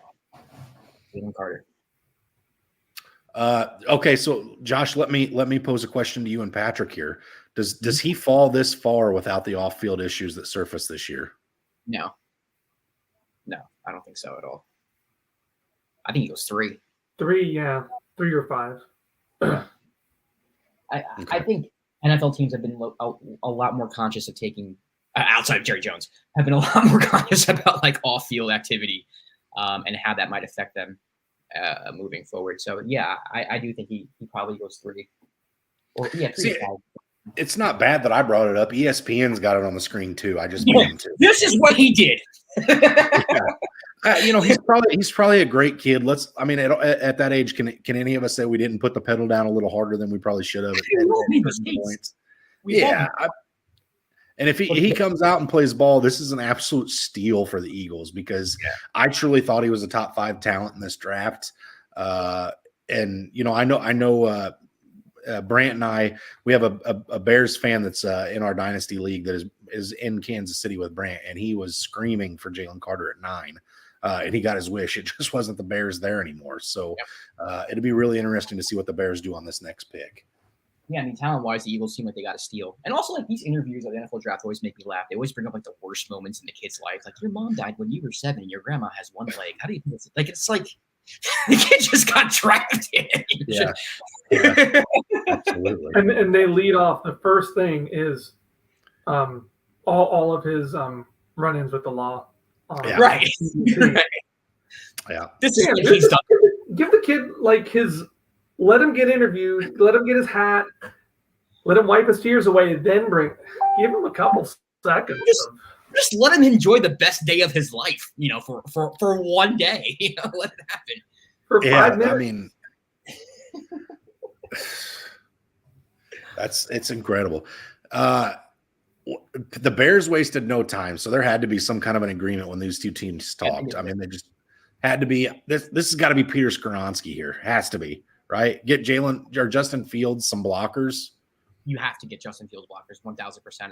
It's O-line. Admittedly, I'm not too familiar with the O-line prospects, but that's what I was thinking was O-line. Just to run down their skill position players, you have Deonta Foreman now is Chicago Bear. Khalil Herbert, who had some pretty good games with the Bears. DJ Moore, Darnell Mooney, Chase Claypool, Cole Kmet. So I think that's, I don't think it's like high-powered, but Justin Fields has some weapons here. He does have some weapons, and if he gets some protection, this could probably change maybe the course of not just his career, but of the Bears year, because I think a lot of people are, I wouldn't say projecting the Bears winning the NFC North, but I do think that it could be a fringe wild card team, maybe. Mm-hmm. Yeah, I think it all rides on the shoulders of Justin Fields. I mean, Justin Fields was astronomical for fantasy last year. Kind of came out of nowhere in games that the Bears were just losing, just because he was doing it all by himself. I would love to see him get some protection. He got him the weapon of DJ Moore this year. I think Darnell Mooney is going to be much better served as a second string or second fiddle wide receiver. He's not good enough to draw the number 1 corner. Chase Claypool, what is that there? He's missed expectations every single year. I can't tell you how many times I've been like, this is the year I'm going to trade and get all the stock of Chase Claypool. And then 3 weeks later, I'm dumping it for whatever scraps I can get from somebody else. And then here I am again, like, well, wait a minute. What about Chase Claypool? But I do think the Bears are on the upswing. The GM's obviously doing great things. They had a really good offseason as far as free agency. I just think this is a team that's on the up and up. And I think eventually they do, especially with Rodgers out of town. The Vikings are they're not getting any younger in Minnesota with Kirk Cousins and Dalvin Cook. I think this is a team that, along with the Detroit Lions, will be back and forth for NFC North titles for years to come. Yeah, Pat, I agree. I agree, bro. Pat, how do you feel about the skill position players? I was always someone who was kind of high on Darnell Mooney. I was always, yeah. He had a 140 target season in like 2022, and in a completely lost season, he got like elite wide receiver 1 target volume. Only thing that I could think of is, okay, so now they've given Fields all of these weapons. DJ Moore, a full, healthy Mooney. Say he gets offensive line help. What if he doesn't scramble?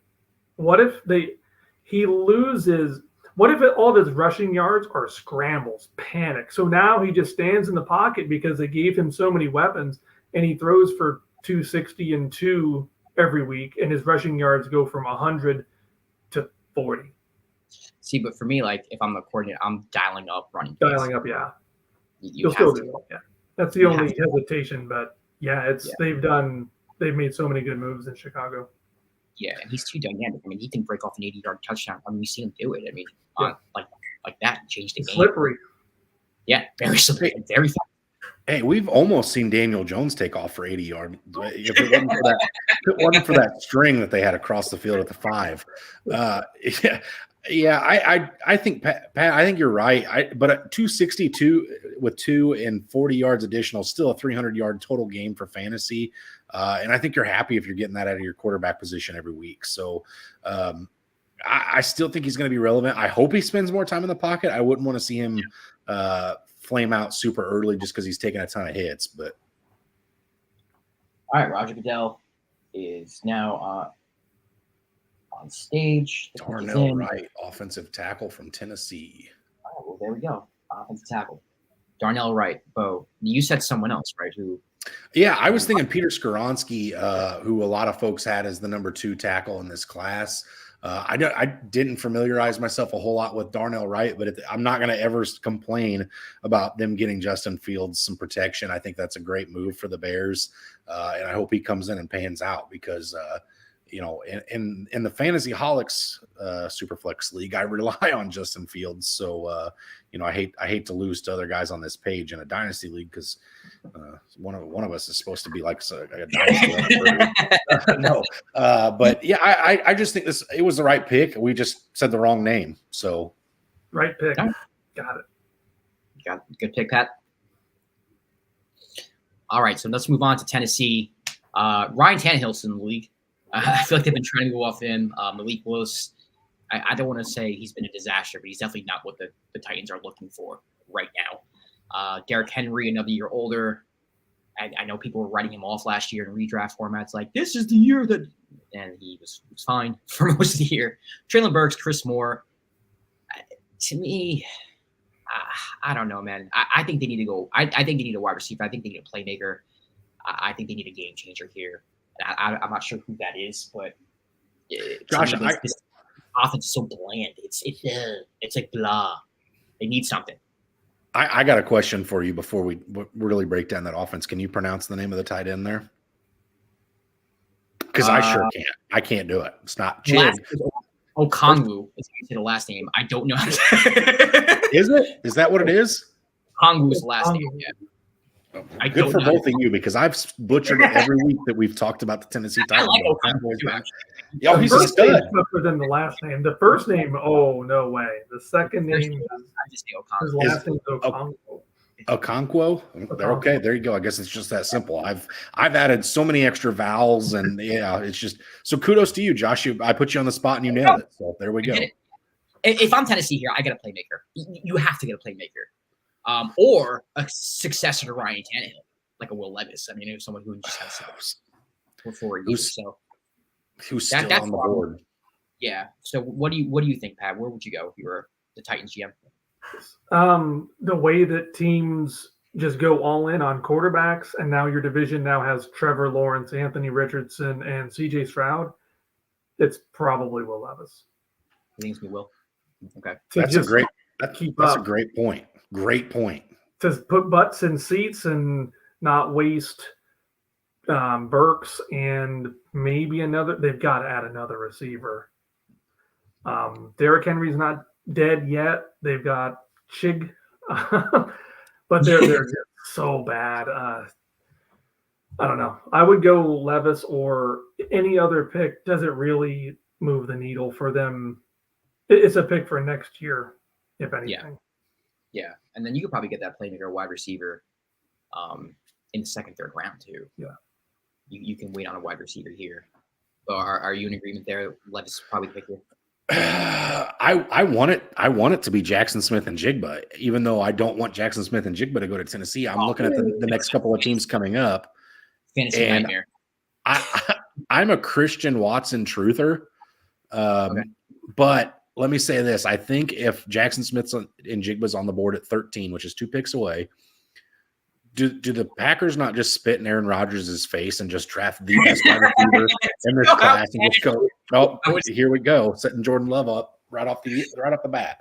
I mean, is that not a thing that just screams like that should happen? Oh my goodness, that'd be the biggest middle finger to Aaron Rodgers. It's a huge flex, and as a Packers, if I was a Packers fan, that's what I'm rooting for at this point.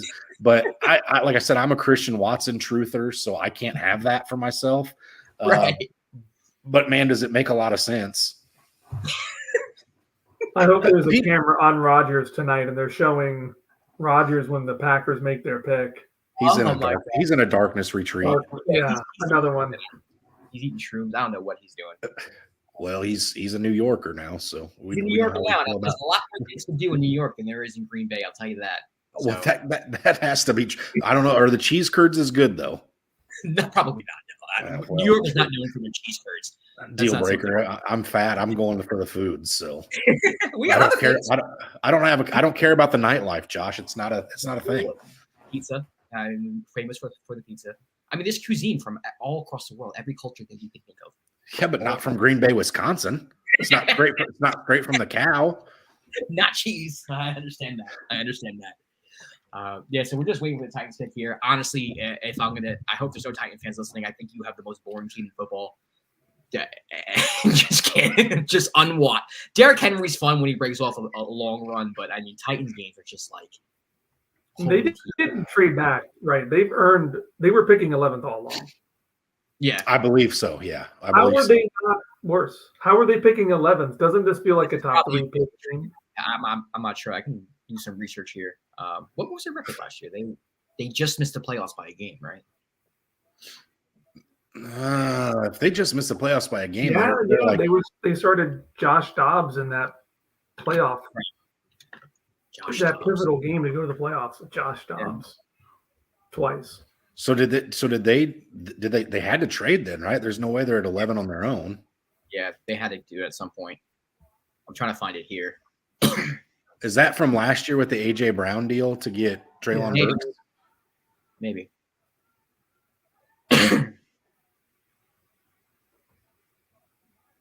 Wow, that was.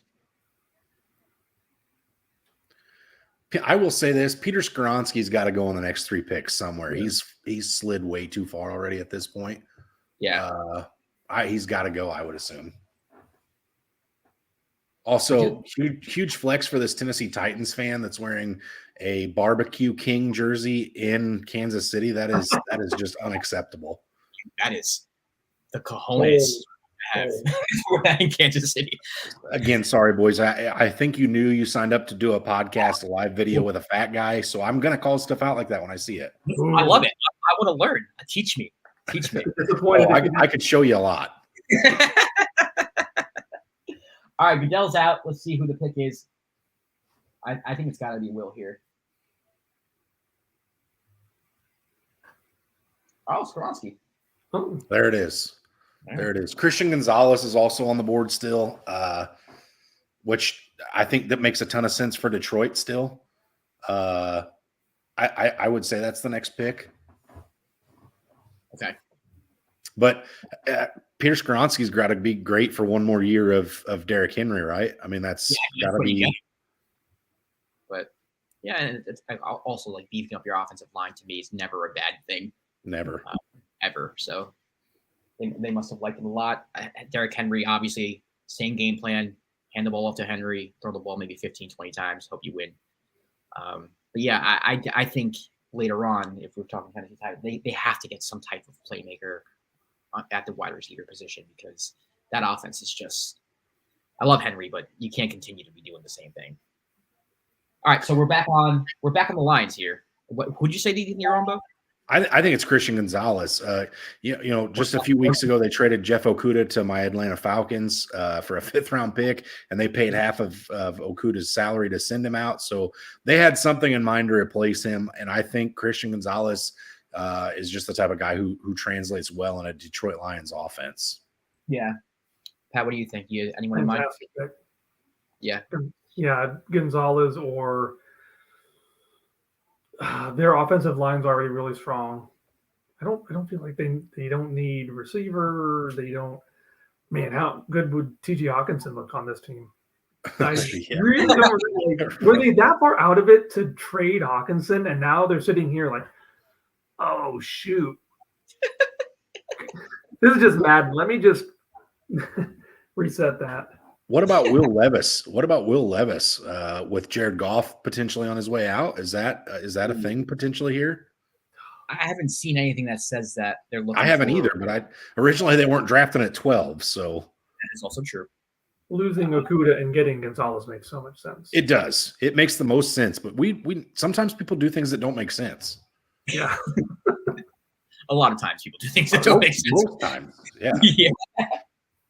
Yeah, I think they go defense here. I think this is going to be the defense-heavy draft for the Lions, tidying up some loose ends there on the defense so that you can compete and not be outscored every game. I don't know who that would be. The Christian Gonzalez, I think makes sense from Oregon. That's a kid from Oregon, right? Christian Gonzalez. Yes. He projects to be a very good cornerback in the NFL. I mean, he's just got a great frame on him, really good hip movement for a corner.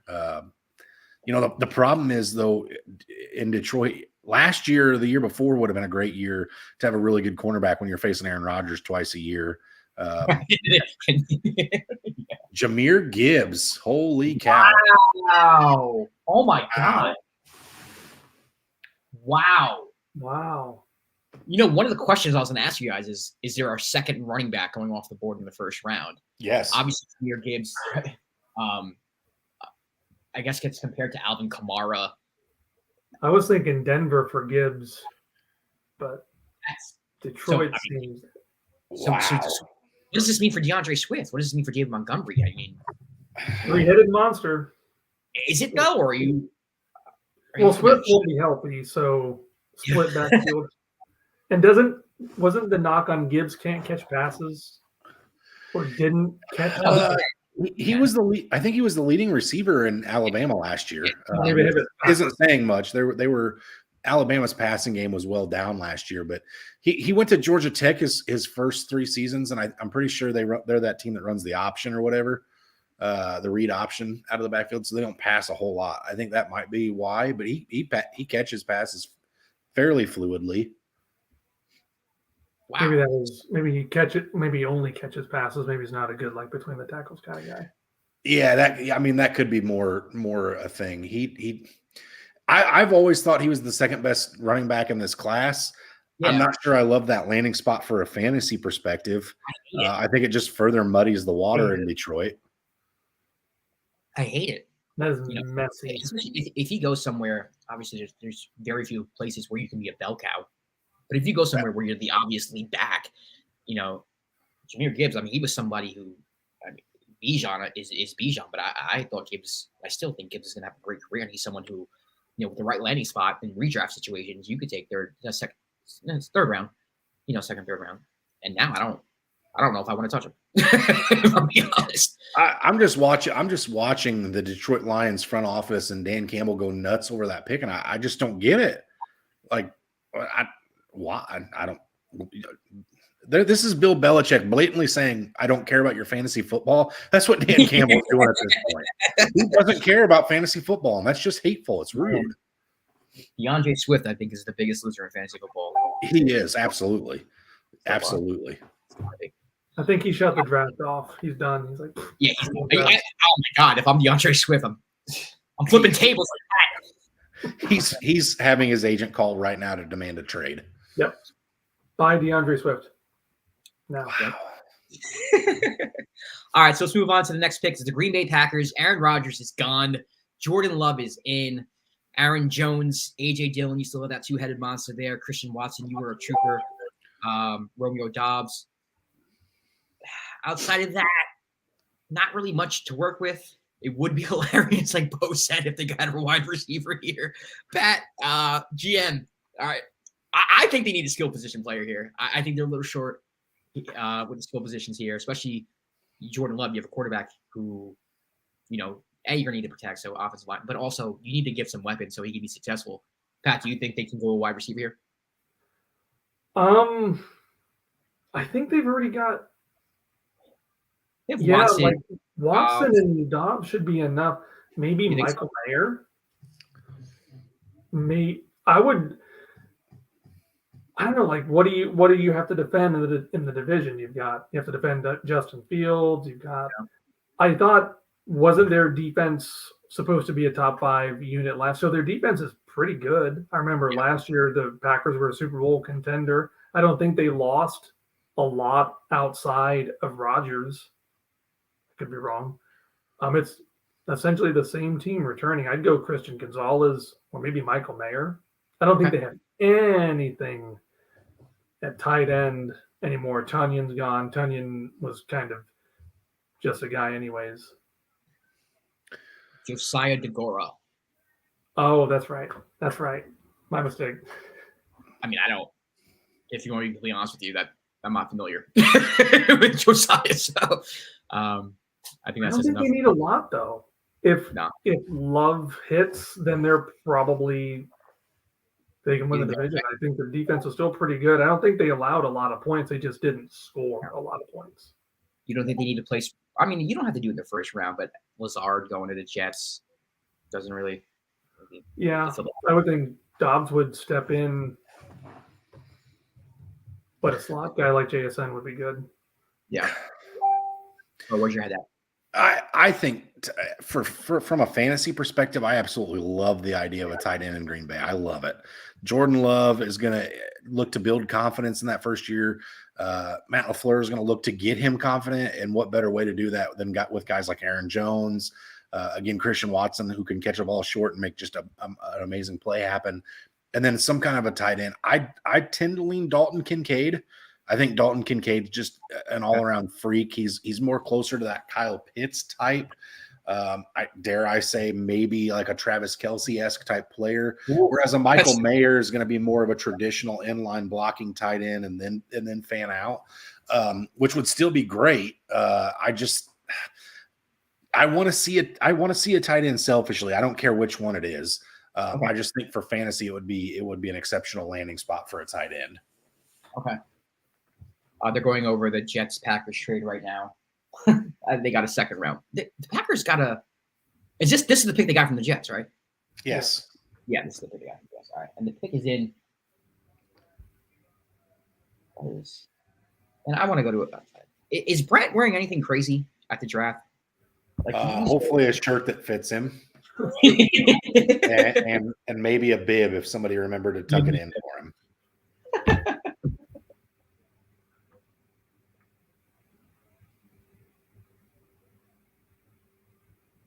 Lucas Van Ness. Luke, okay. Defensive end. So just beefing up that defensive line. There we go. All right. Well, Aaron Rodgers is not going to be upset at that. I was hoping for a wide receiver. I'm not gonna lie. Yeah, I mean that's a typical Packers player right there. I mean, he's just a hardworking, hard-nosed guy out of Iowa. Will definitely translate well to the type of person a Green Bay Packers fan would grow to love. I mean, he's going to come in and work hard. Super long arms for a rusher. He has the tools to be successful at the next level. All right, there we go.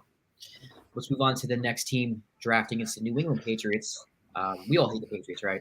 Pat, I know. Yeah. Oh yeah, and Bo, what they did to you guys. We all hate the Patriots. Yeah. So we wish the worst for this draft pick. But even so, Mac Jones in a division now with Aaron Rodgers, Josh Allen, and Tua. Ramondre Stevenson is, I think, a very solid running back. Then they add Juju Smith-Schuster. They still have Devontae Parker, Kendrick Bourne, and Hunter Henry to round up their skill positions. I don't think any skill player is going to go here. Hoping not. Or maybe is Will Levis a Belichick? Would Belichick want Will Levis? Do you think? Maybe they don't trust in Mac Jones. I know Bailey Zappi kind of filled in and did a decent job last year. I'm just throwing it out there. That's a possibility. I think it goes one of two ways. It's either Jackson Smith and Jigba here, or it's Will Levis.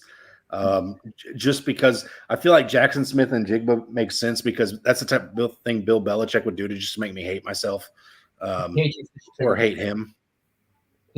Wow. Wow. Pittsburgh on the clock. Wow. Okay. Belichick heard us talking crap and didn't want to hear anymore, so he decided to trade the pick. That's exactly what happened. I'm convinced. That's fine. I'm okay with it. As long as he doesn't get somebody that I want in fantasy football and he can't ruin them, I'm fine with it. He can take all the tackles, all the defensive players he wants. Sorry, Seth. Just as long as it's not my guys. I'm with you. So we'll get the details of that trade very shortly. But the Steelers, Kenny Pickett, Najee Harris had probably one of the most disappointing fantasy football seasons of the year last year. And I say that as a Najee Harris fantasy football owner last year. Very disappointed.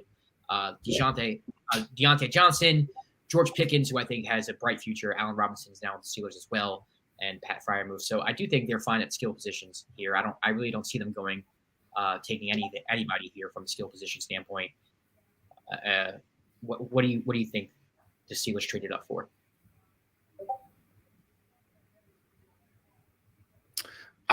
Christian Gonzalez, maybe. Christian Gonzalez and Nolan Smith are probably the two best prospects still on the board. And again, both of those guys make a ton of sense. Pittsburgh's always one of those teams with just a nasty defense.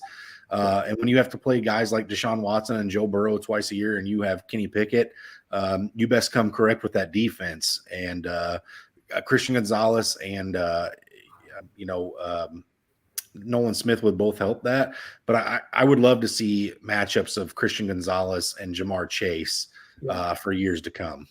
Or is it a sentimental homer pick? Is it Joey Porter Jr.? Is it too early for Joey Porter Jr.? I don't think it probably is. No, that would be a good pick. That was kind of my lazy projection. He has to go. It wouldn't make sense if Joey Porter Jr. was on the Ravens or like a divisional team. It'd be Joey Porter would be watching his son every weekend, cussing. Right, like something. Yeah, that'd be weird. That'd be really weird. Steeler fans are celebrating right now. The pick is in. Goodell will be entering shortly. All right, so here's the details of the trade. It says Steelers get the 14th overall pick, at the Patriots get the 17th overall pick, and a 2023 fourth-round pick. So the Pats move back 3 spots. Okay. Good trade for the Patriots. They get an extra fourth-round pick to move back 3. The one thing we can all agree on, even though we hate him, is Bill Belichick tends to always draft pretty well. Yeah, especially late in the draft.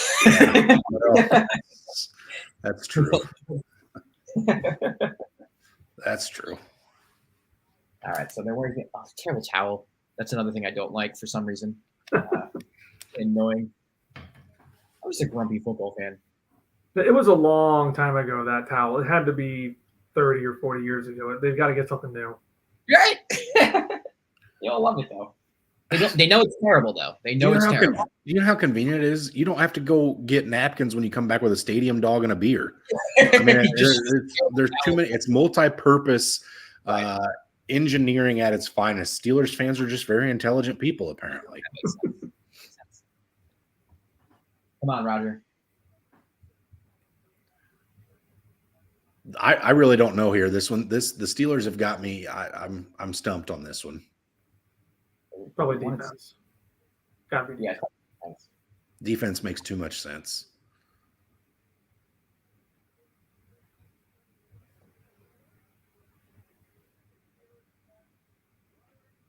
Roderick Jones.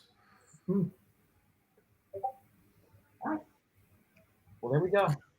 Okay. Some protection there for Pickett. All right. I'm with it.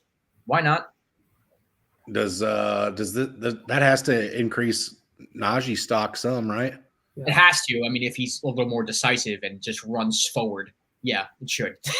But that offensive line was pretty subpar last year. So it was. And I think Najee maybe got in his head a little bit and try to, be a little too wiggly, I guess the word is. And he was just indecisive. It was weird to see him play that way last year.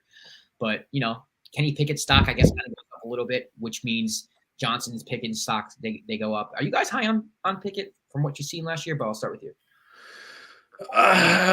No. And I think Allen Robinson probably hurts that a little bit as well. George Pickens is the type of guy that, well, first of all, when it comes to Pittsburgh Steelers, they don't miss on their picks too often, especially when it comes to wide receivers. I think Pickens is uber talented. I think he's just going to get himself in trouble. I think he's going to do too much off the field. He's the type of guy who's going to be getting in fights on the field, stuff like that. I think he will prevent himself from being a great wide receiver just because he won't be on the field enough because of the whether it be mental issues or aggression, whatever you want to call it. Pat, what about you? Are you a Pickett fan? Do you see this offense thriving under Pickett? Like if they protect him long enough, if Brock Purdy can, I know there's a big difference between the defenses, but if he's protected on a good team that can just not make many mistakes, he's got enough weapons around him with Deontay, Pickens, Freiermuth, Najee. If he has time to just not make mistakes, I think he can be a couple years starter and don't make mistakes. Minimize your mistakes. I mean, that's the thing with Tomlin. Yeah, don't make mistakes. Don't lose this game. All right, let's move on to the New York Jets, the other New York team. Aaron Rodgers, now the quarterback. Breece Hall, hopefully returning healthy. Garrett Wilson, who I'm just ridiculously high on. Yeah. Corey Davis, Alan Lazard, Tyler Conklin. They have some skill position players, so I don't think that they'll be using a pick here on that. Their offensive line was banged up last year. They have the players, but there's just a lot of injuries there. Probably could get to the quarterback better.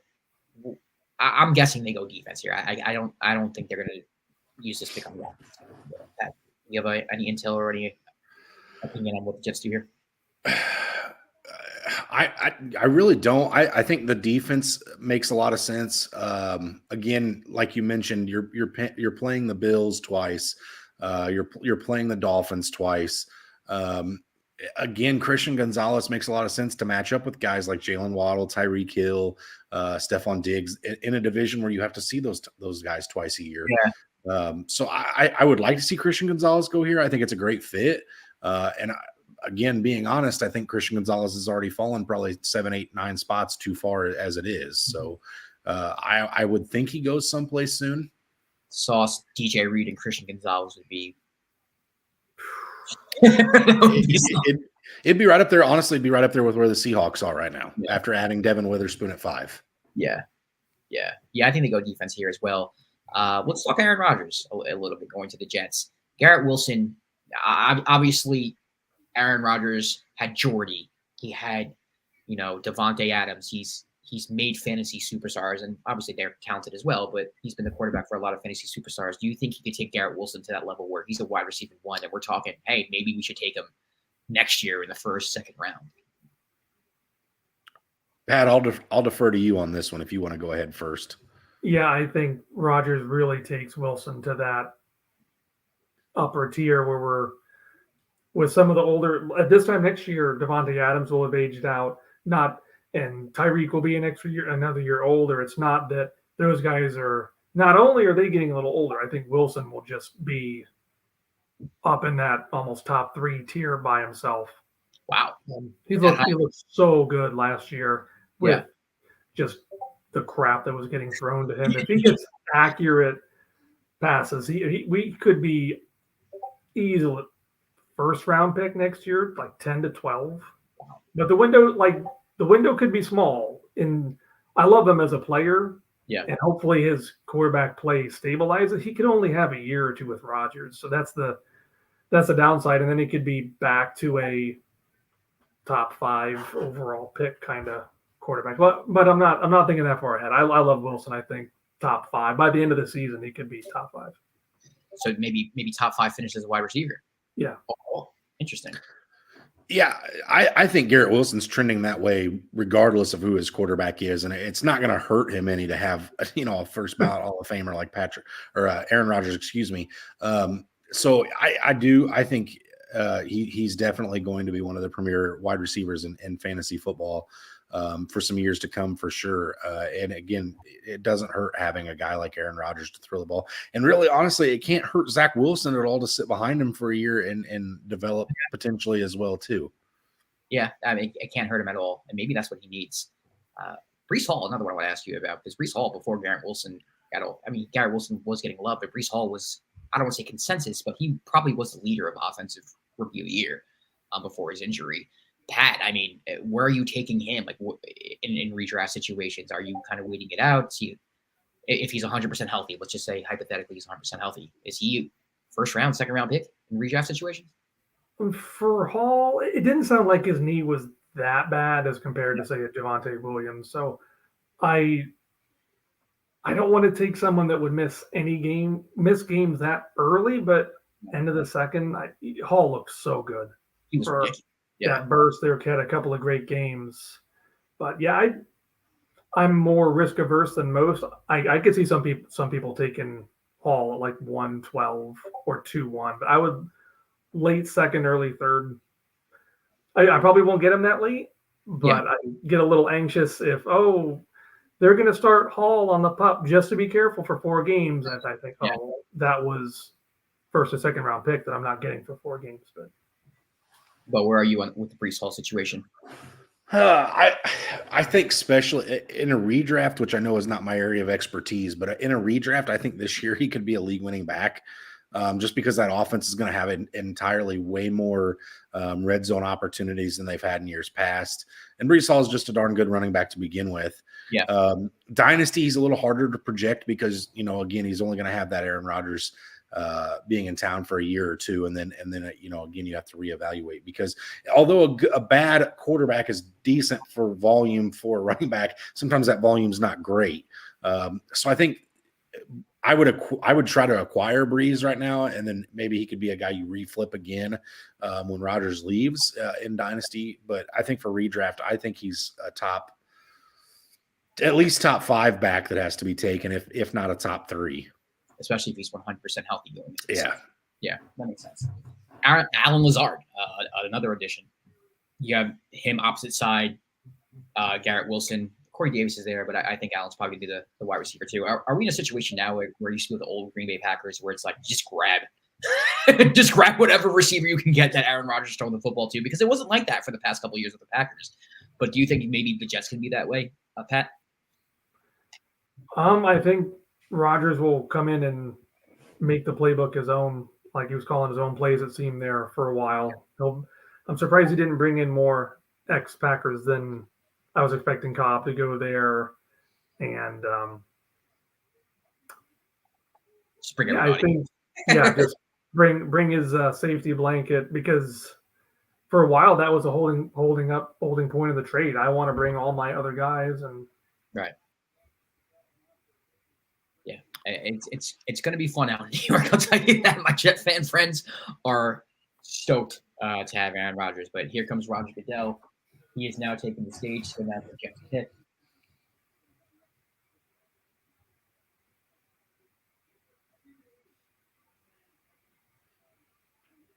We have a kid. Yeah, I think this is going to be similar to what it was last year with the Giants. I don't know if you remember that moment.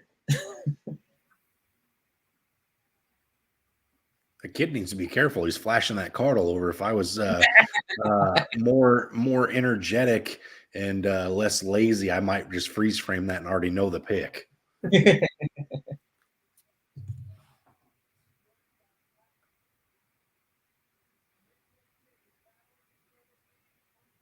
Well, he's happy with the pick. We know that. Yeah, he is. Okay. He's a Make-A-Wish kid. He can flash the card. It's fine.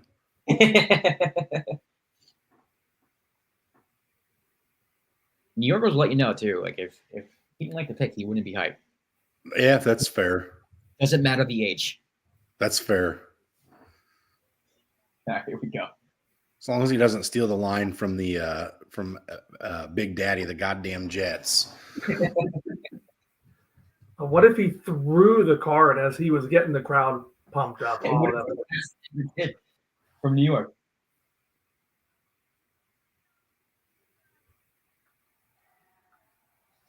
Getting the crowd hype. This kid ain't nervous at all. No. He's thriving right now. They're doing a Jets chant.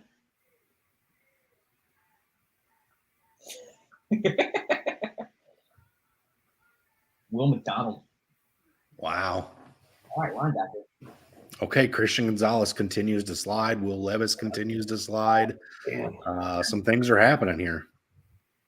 I mean, the Jets linebackers too. They have C.J. Mosley and Quincy Williams. So I'm not mad at the pick at all. It's not a bad play. You're playing just as talented quarterbacks in that division as you are wide receivers, so it makes some sense. But my goodness, we've had some surprises in this draft, and I think Christian Gonzalez being on the board still is among the biggest. All right, so let's move on to the next pick. It's going to be made by the Washington Commanders. Man, do they need work? Sam Howell right now is listed as their starting quarterback.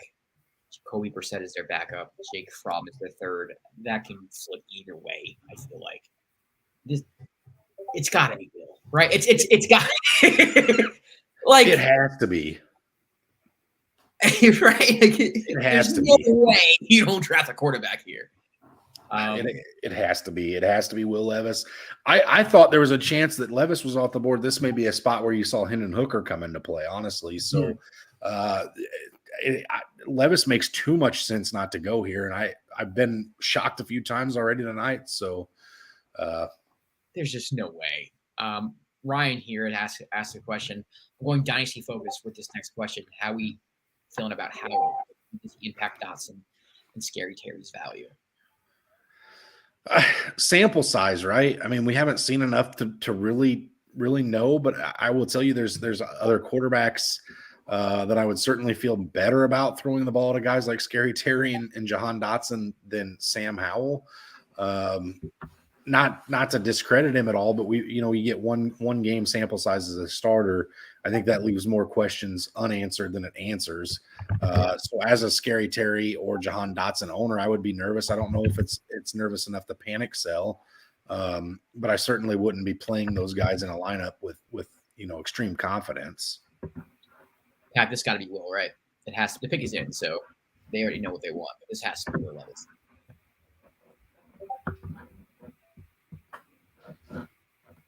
They're showing Will on TV like it's going to be him. And is there a world where Hendon Hooker goes over Will Levis? Wow. I wouldn't think so. I mean, I wouldn't think so.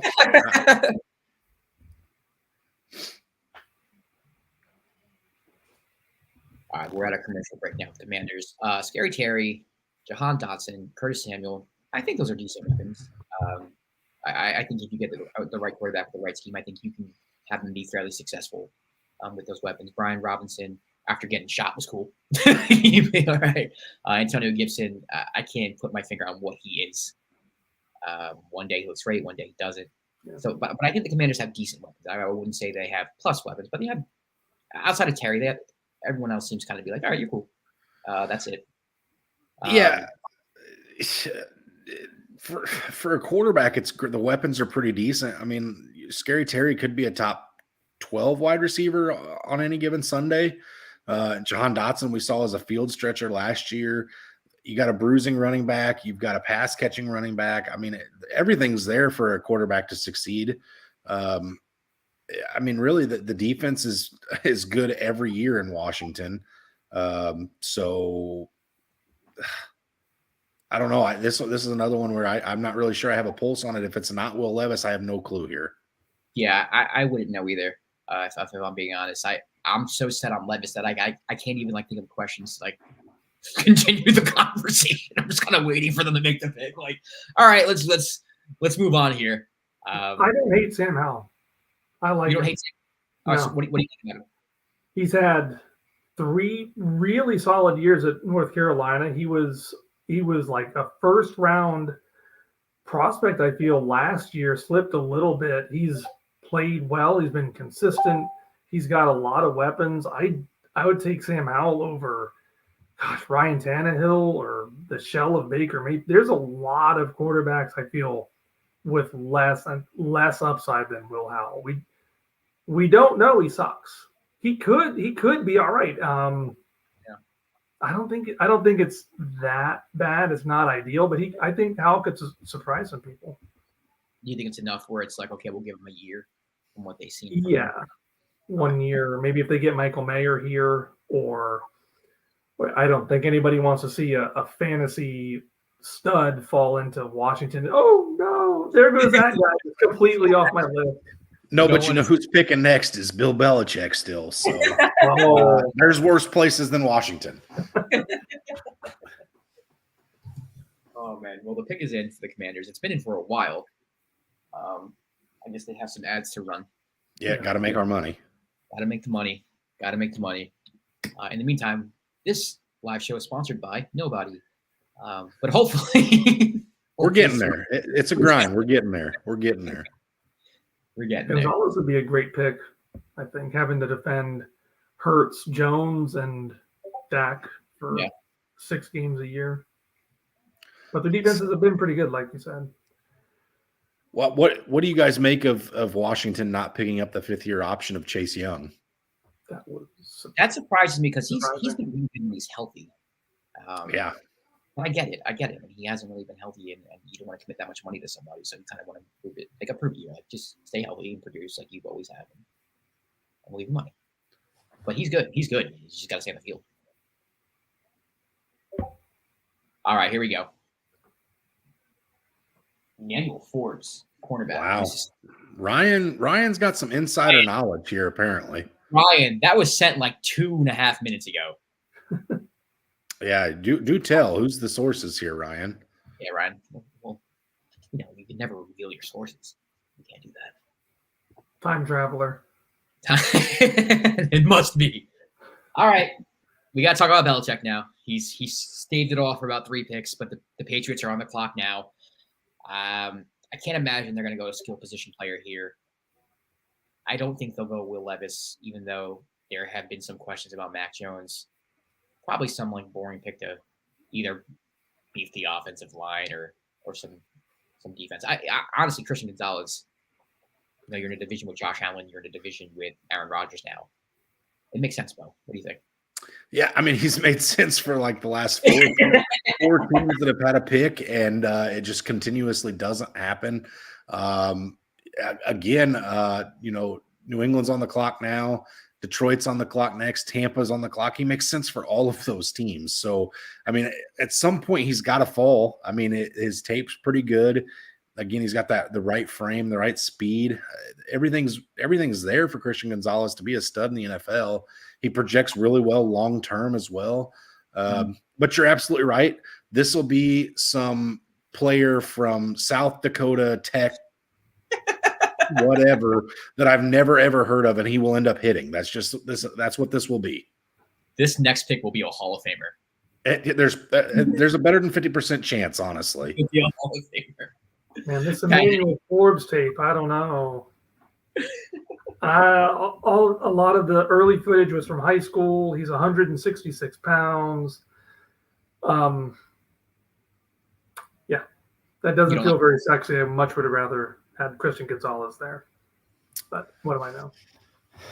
Not as much as Ryan Frank, apparently. I'm still baffled. I need to know the ways. Do we have our own Adam Schefter on the FantasyHolics? Is that what this is? We might. Christian Gonzalez goes to the Patriots. He's going to be a player I hate for his whole career now. Congratulations. Player you hate, and it's going to be successful. Yep. Future Hall of Famer Christian Gonzalez. All right, back to the Lions. I feel like we talked ad nauseum about the Lions here. Not really much to bring up.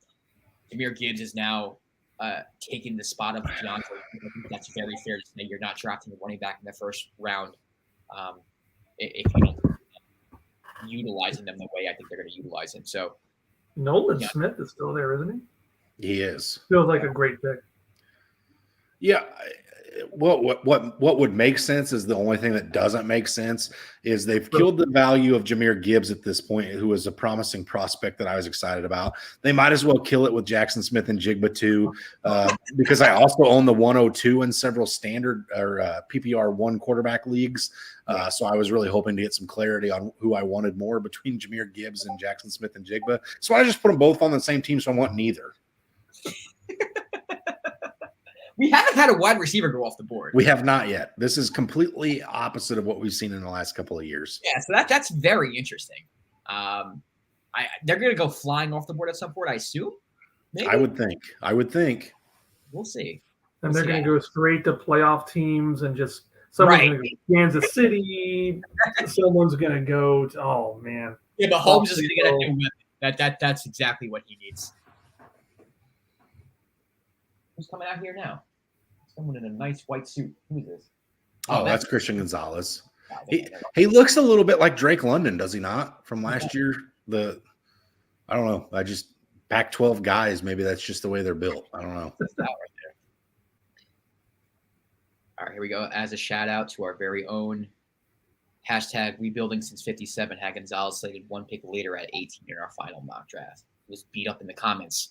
So everybody who beat up rebuilding since 57 up in the comments, you owe him an apology. Go right now. You apologize in that same thread. Your apology needs to be as loud as the disrespect. You heard? Ryan, who is that? Who is rebuilding since 57? I'd love to know. I don't know who that is. We got another comment here. It's from Kevin Cardwell. He says Nolan Smith or Kancey would be interesting picks for Detroit. Yeah, again, I think we said earlier when they were on the clock at some point at the night, I feel like they've been on here 5 or 6 different times.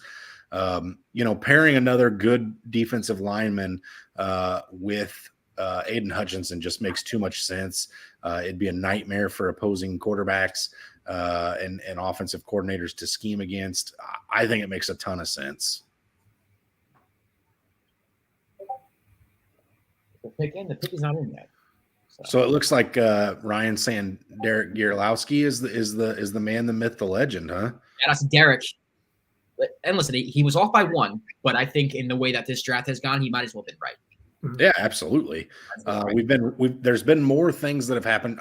I didn't have Jahmyr Gibbs going that early in the first round. I thought maybe the late after 25 somewhere or early second round. I would have never, and I didn't have Christian. I didn't have Gonzalez falling that far myself.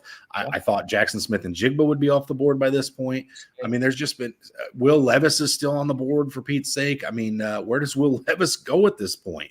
We're getting into the back half of the first round where teams are making playoffs. They don't need quarterbacks. I'm speechless. I don't know where he goes at this point. Poor Will. And as Will falls, so does Hooker. I mean, maybe do you ride with Baker if you're the Bucks? Josh, let me ask you, do you? Because I don't think so. No, I sure would not. I don't either. And I feel bad for Baker signing over to Tampa and thinking that you're getting another shot. And then all of a sudden Will Levis is there in training camp competing for a spot. But you got to do what you got to do. You got to do what's best for your organization. If he falls to you, he falls to you. Will Levis feels like the type of guy who, the way that offense was built to work with Tom Brady, does that not feel like a good landing spot with Will Levis and his skill sets? Yep. Not to say he's the next Tom Brady by any stretch. No, I know exactly what you're saying. Oh yeah, it's a plug and play.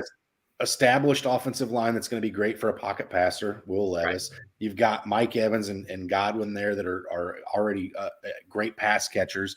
Right. You've got Cade Otton, who I think is going to be one of the up-and-coming tight end stars in the National Football League. And you got a pretty darn good defense on the other side of the ball. Will Levis could make a ton of sense to Tampa. I mean, people are burying Evans and Godwin. If Levis goes there, it's like, oh shoot, dig up Evans, dig up Godwin.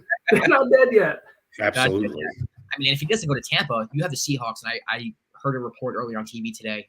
It was on ESPN, I forgot who said it, but they were basically saying they let Geno Smith know that there's a possibility they go quarterback in this draft. So it's not out of the realm of possibility that Levis goes to the Seahawks, even though I feel like Pete Carroll would like maybe a little bit more of a mobile quarterback. But after that, you got the Dolphins. The Dolphins aren't going to draft the quarterback. The Chargers aren't going to draft the quarterback. The Ravens are going to draft the quarterback. Maybe the Vikings, with Kirk maybe possibly on his way out. Then you got the Jaguars not drafting a quarterback. The Giants aren't drafting a quarterback. The Cowboys aren't drafting a quarterback. The Bills aren't drafting a quarterback. Like Bengals, no. The Saints just traded for Carr, and then you have the Chiefs. Then you run it out with the Chiefs. It's like there's 3 spots where I feel like Will can go. Yeah, I will give the other fat boy a little bit of credit here. He was calling Hendon Hooker as a Seahawk a few weeks ago. I don't think he had him in the first round of the Seahawks. I think he was thinking second round potentially. But I still see that as a real possibility. Again, Hendon Hooker being a little bit older, one of the older guys in this class. But again, that means he comes as a seasoned guy, and you know what you get with him. Because like similarly, Pat, to what you were talking about with your Indianapolis Colts taking Anthony Richardson, the sample size just isn't there. It's there on Hendon Hooker, which you brought up earlier, which was a fantastic point. You know what you're getting with him. I'm still not sold on it necessarily myself as a Hendon Hooker fan, mainly because if you go look at what his backup did after he missed time in Tennessee, he put up electric numbers as well.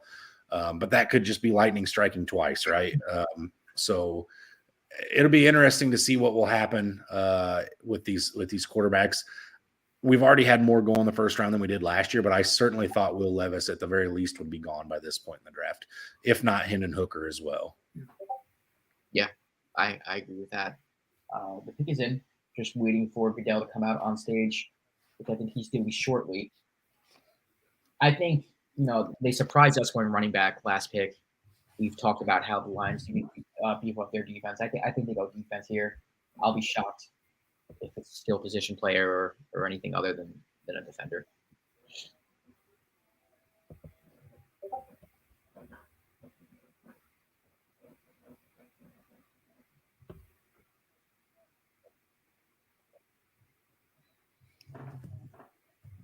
Real quick, while we got a down second here too, I want to throw some respect to the FantasyHolics Facebook page their way as well. Patrick, I know you do all the behind the scenes work on Twitter too, which is really taking off.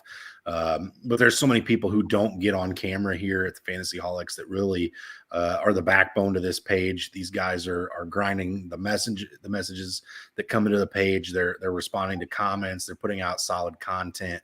There's the FantasyHolics page is quicker to put out a lot of information faster than a lot of the bigger pages, if you will. Not to say that the FantasyHolics page is small, but definitely very proud to be part of this team. And the guys behind the scenes don't get near enough pat on the back regularly. So I just want to say thank you to all the guys behind the scenes that make what we do possible and definitely hold down the fort more often than we do. 100%. I really appreciate this opportunity. There's a lot of fun, and it's an awesome team. There's so many people making stuff just as good, if not better, than big publications. Mm-hmm. Yeah, I agree. I mean, Pat, you do a fantastic job. Bo and you and Grant, you guys have held down, the video aspect of the podcast network, and it only makes sense to put your 2 best looking assets behind the camera every week. It only makes sense. But we have people doing graphic design, post, and constantly. I mean, and everyone, we have jobs. Like it's not like we're in the middle of the day. Like we might be at our office or something, and people are creating graphics and doing an analysis. So shout out to everybody. Yeah, for absolutely. Real. It's a good call. I'm glad you did that. In the meantime, I just lost my track. The Lions, they picked. Who did they pick? Jack Campbell. Jack Campbell. Not to be confused with Dan Campbell. I was going to say Dan Campbell. Yeah. When I saw it on the screen, I thought, is that a typo? Oh, shoot, it's Dan Campbell, not Dan Campbell. Back to their coach, bold move.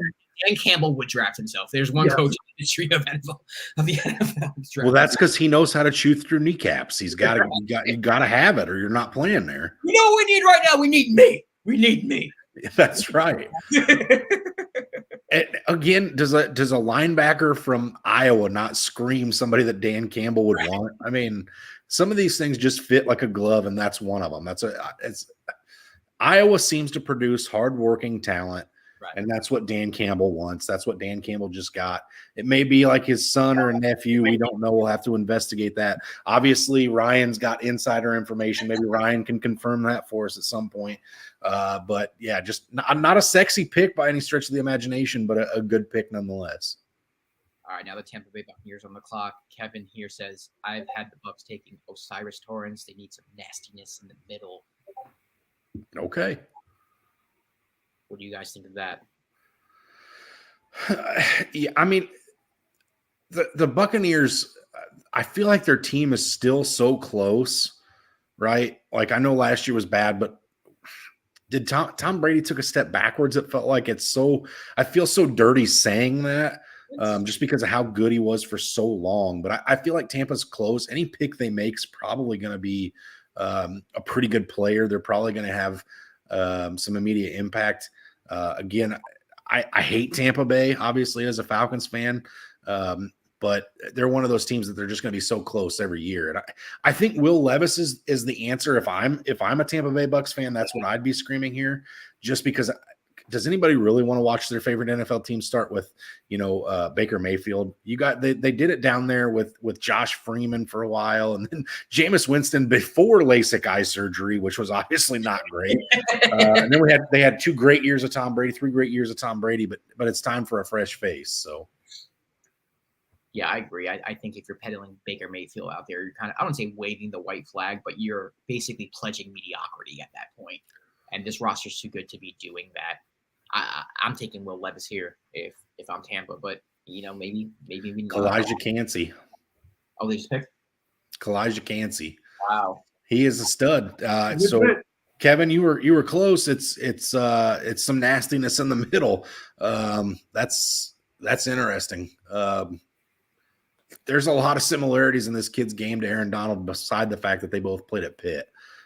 He could be a wrecking ball. All right. Well, I guess they're riding with Baker Mayfield for now, at least.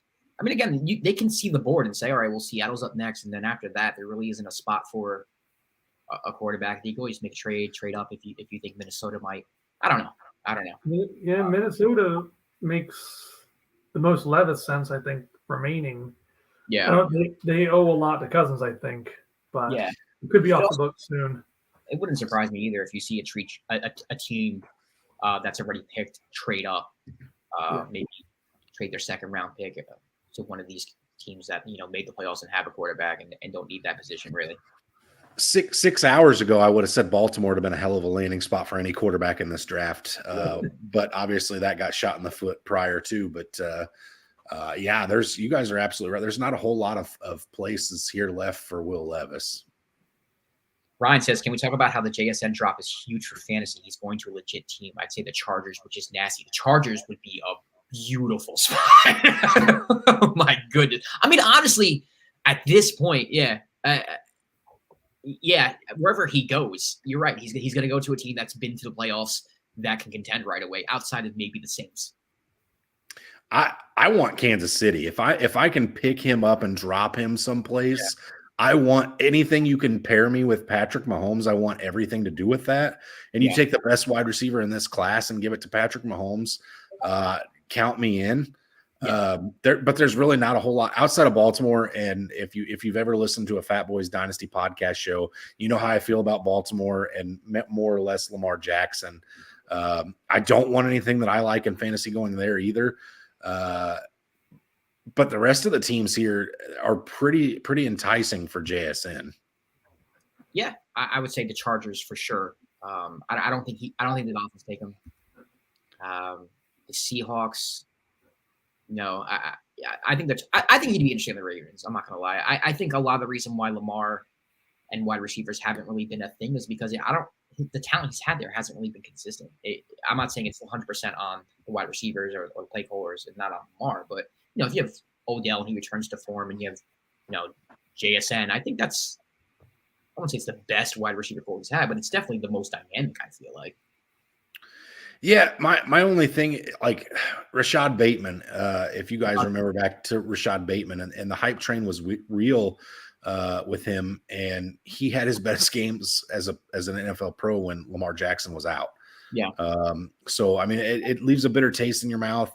And watching a guy like Mark Andrews go off week in and week out with Lamar under center, while the wide receiver position went like 14 weeks or something like that without a touchdown to them there in Baltimore. So, I mean, but at the same time, he did make a guy like Demarcus Robinson relevant last year. Yeah. So I guess maybe it's not completely fair of me, but I will tell you I'm stubborn. It's gonna take him doing it for a year before you put Jackson Smith and Jigba there. I'm not changing my opinion on it. I'm just gonna be sad.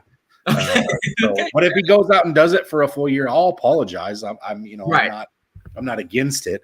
But I'm going to have to see it before I say so. But the Chargers, that's nasty fit. That's the ideal spot. That's what I want to say. I mean, okay, let's play though. If he goes to the Chargers, what does that do for Keenan Allen and Mike Williams, or potentially even Austin Eckler? Well, Eckler wants out. He does.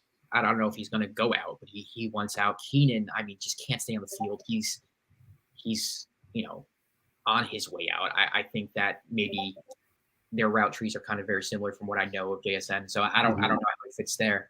But I do think, like, going forward, especially Dynasty, like, yeah, give me JSN going forward with Justin Herbert for sure. I don't think him and Mike Williams kind of clash at all. So what do you think? Yeah, Dynasty, man. Yeah. All in. Redraft. The Chargers, yeah.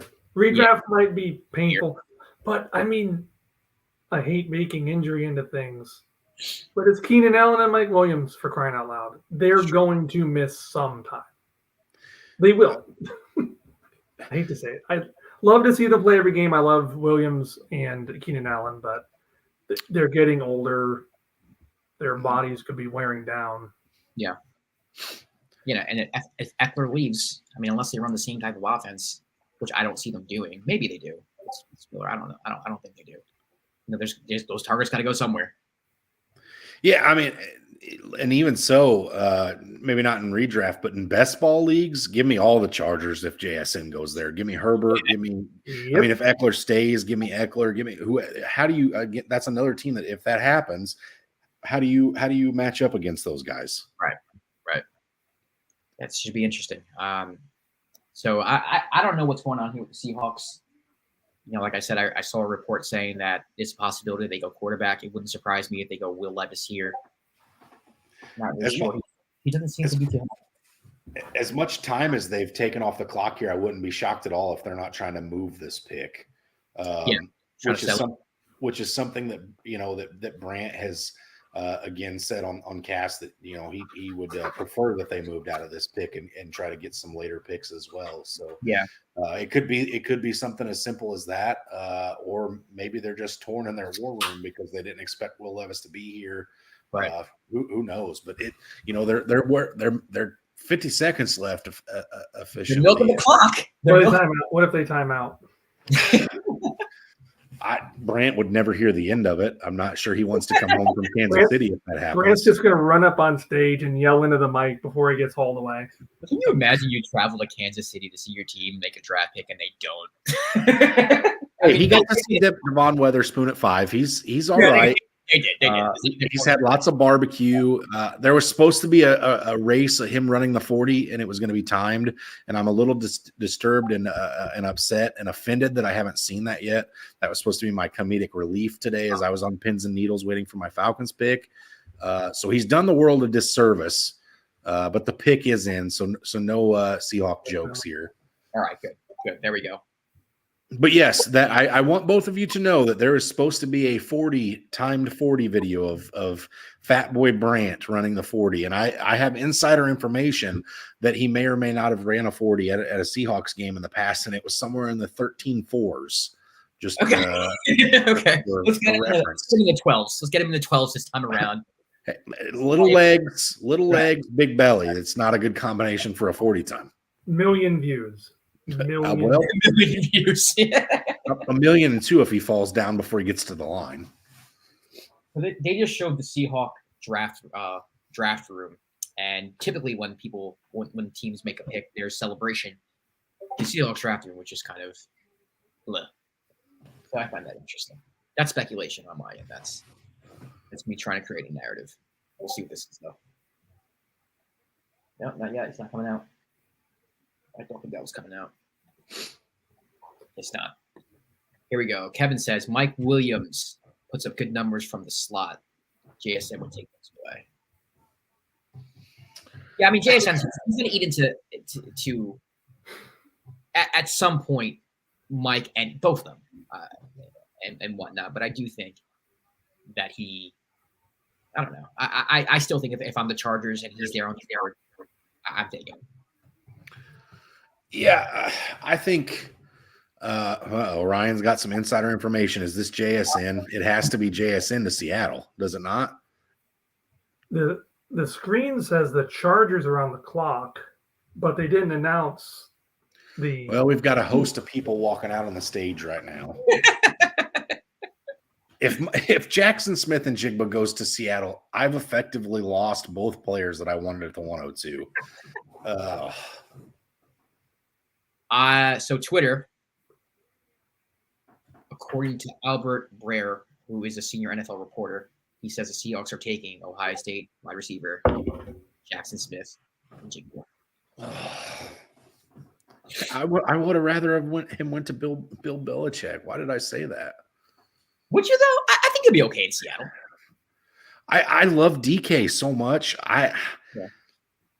And honestly, and the team and the biggest team that I care about dynasty wise, I already have DK and I have the 102. Okay. So I mean, what do you do there? Do you trust Geno enough to pair two wide receivers together? I'm still in disbelief of the season Geno had. It's a yeah. So for me, I'm Geno to the moon. Wow. It was, in fact, Jackson Smith and Jigba. That is disappointing. From an NFL perspective, not fantasy related, that's probably a fantastic deal. It's another best ball hero. Could be another, yeah. That's another good spot. All right, well, that leaves the Chargers on the clock now. Our fantasy of him going to the Chargers has now been broken.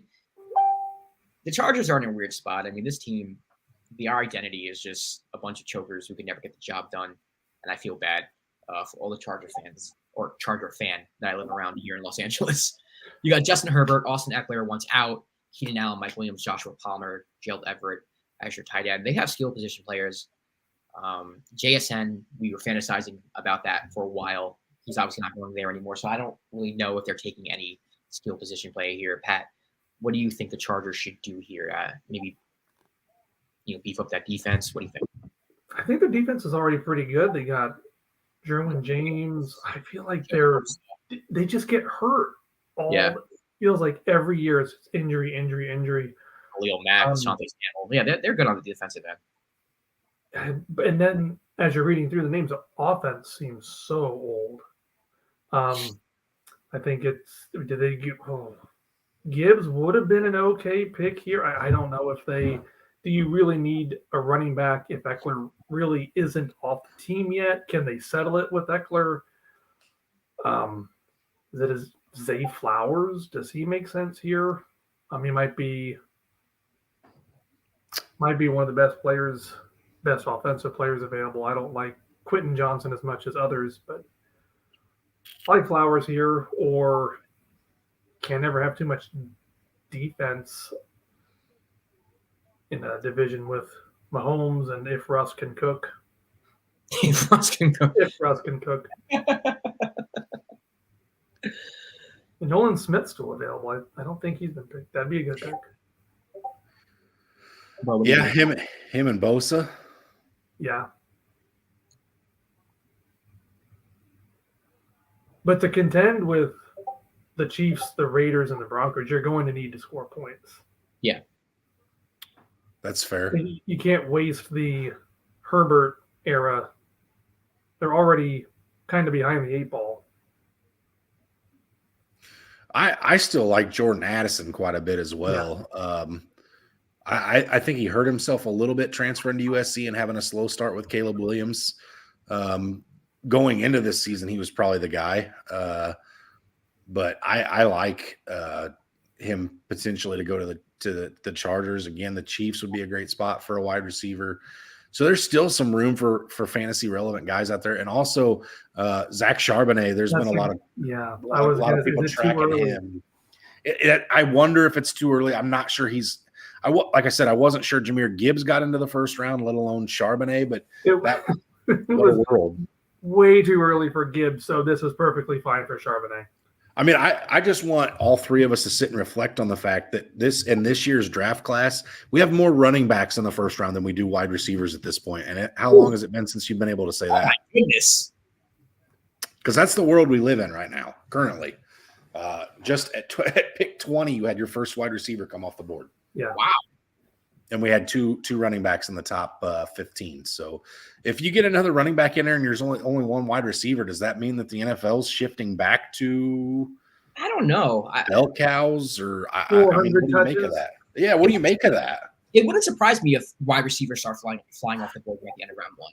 That would those are the teams that need them the most. I would say that make the biggest they make the biggest difference for give a guy like Patrick Mahomes a good young weapon when Juju walks out the door or whatever. But the Giants can use one for sure. I think the Giants are going to get Flowers or Quentin. Yeah. But I also love Wan'Dale Robinson so much. I like Wan'Dale. I do, but I mean after Wan'Dale, who Isaiah Hodgins. I mean, Hodgins stepped up pretty big at the end of the season there. I would imagine that he gets some kind of an opportunity in that offense next year. He has to. Yeah. I wouldn't be mad at a receiver, though. I'm not going to lie. I wouldn't be mad at all. The Dolphins, I don't think the Dolphins. Why do I have the Dolphins here? Also, we still haven't seen a tight end off the board yet, which is, again, I'm a little shocked on that because of how talented that class is. Yeah. Any chance the Chargers go? I mean, Gerald Everett's cool. Gerald Everett's cool, but he's not a Dalton Kincaid or a Michael Mayer. Yeah, and you pair if you're dreaming of like Patrick Mahomes, Travis Kelce type pair up, you could have that with Justin Herbert. You know what I mean? Yeah, for sure. Will Levis has got to be getting nervous. He's smiling on TV, but that's got to be surfacey, right? Like he's got to be just like there's no other team that's happening. Outside of the Vikings, there's not a single team I can see taking it. Maybe the Saints. Yeah. Chiefs, Eagles, Bengals, Bills, Cowboys, Giants, Jags, Ravens. Someone trades up like the Titans or exactly. Someone has to trade up. Jennifer said, will you all be putting out a list of who got what picks? I think that'll be up on the page at some point, probably tomorrow. They've been posting graphics, I think, right along with who's gone at what pick. But I would imagine there'll be a full first-round recap at some point tomorrow on the page. All right, here we go. Pick us in.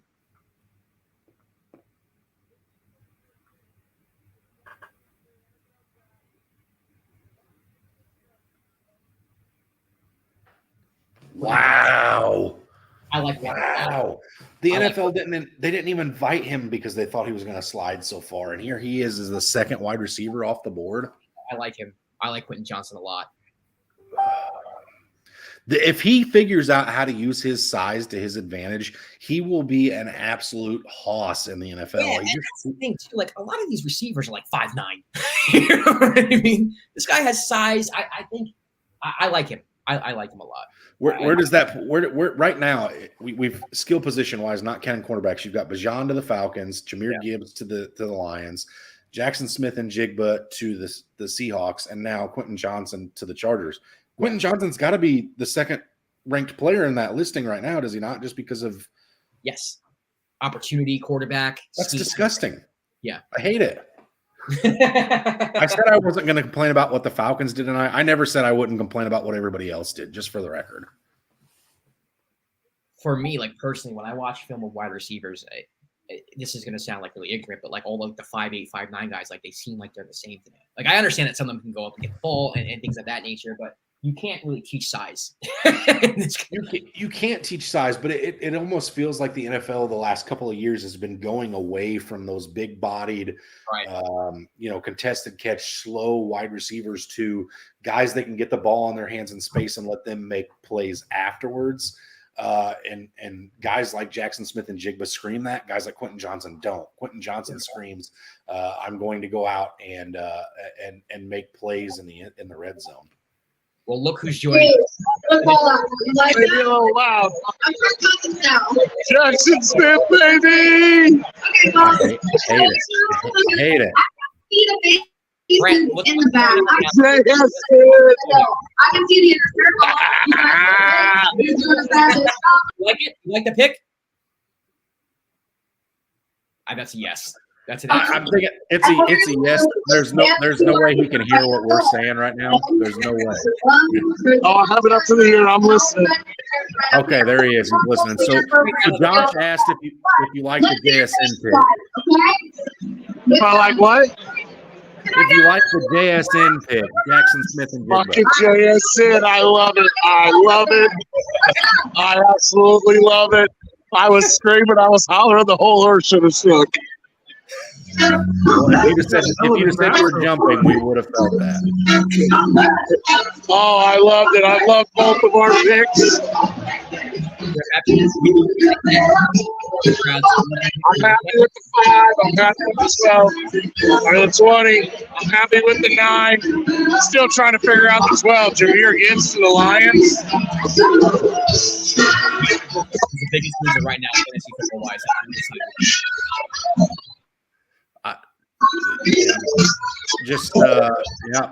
This is one half of the Fat Boys in his prime right now. I'm shocked that we can't see nothing but the back of people's heads. Like I said, he's got to be sitting on somebody's shoulders right now. So whoever that is, I feel bad for. Oh man!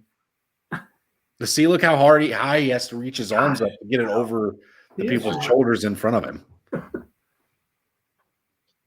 Can you hear? He can't hear. I want to ask him a question. Brant, can you hear me? Where do you think Will Levis is going to go? We just got close enough to be able to see, though. I'm going to log off here because you can't hear much. All right, then. Live coverage. Peace out. Oh, that was our version of live coverage from the NFL draft, ladies and gentlemen. we almost sent somebody competent, but what fun would that have been? Yeah. No microphone, no audio, no camera. Just Brent, just log on and scream at us. Just smiling in the camera. It's like an old person who doesn't know to click a button for a selfie is what we just got. That's what. All right, take a lot. Thanks, yeah. Brent. Very much. That's hot off the press. It's a great take. You heard it there first, apparently. I love JSN. Outstanding. No filter, no teleprompter. right. He's a natural. He's a natural. All skill, all improv there. Listen, we have to give him some small pats on the back because there was no food stains visible on his shirt. He didn't have any barbecue sauce in his beard. You know that. You should know that. He brought 3 shirts with him. Yeah, but 3 shirts, and he probably grabbed 2 that weren't big enough to fit him. So, especially not after eating a barbecue and drinking beer all day, the life is rough. So we're just going to give him pats on the back. The takes weren't the greatest, but again, he didn't have mustard or barbecue all over him. So we're going to give him a pass. There we go. All right, let's move on. The Baltimore Ravens are on the clock. Lamar Jackson signed the big deal today, making him the highest paid player in the NFL. You have J.K. Dobbins there at running back, Rashad Bateman, Odell Beckham Jr., Devin Duvernay, Mark Andrews. What do you think here? To me, I think they go defense here. I think their defense was a little underwhelming last year. What do you guys think? Yeah, I think this would be in a great spot for Nolan Smith, who again I think is now the player that Christian Gonzalez has been drafted, is now the guy that slid further than he should.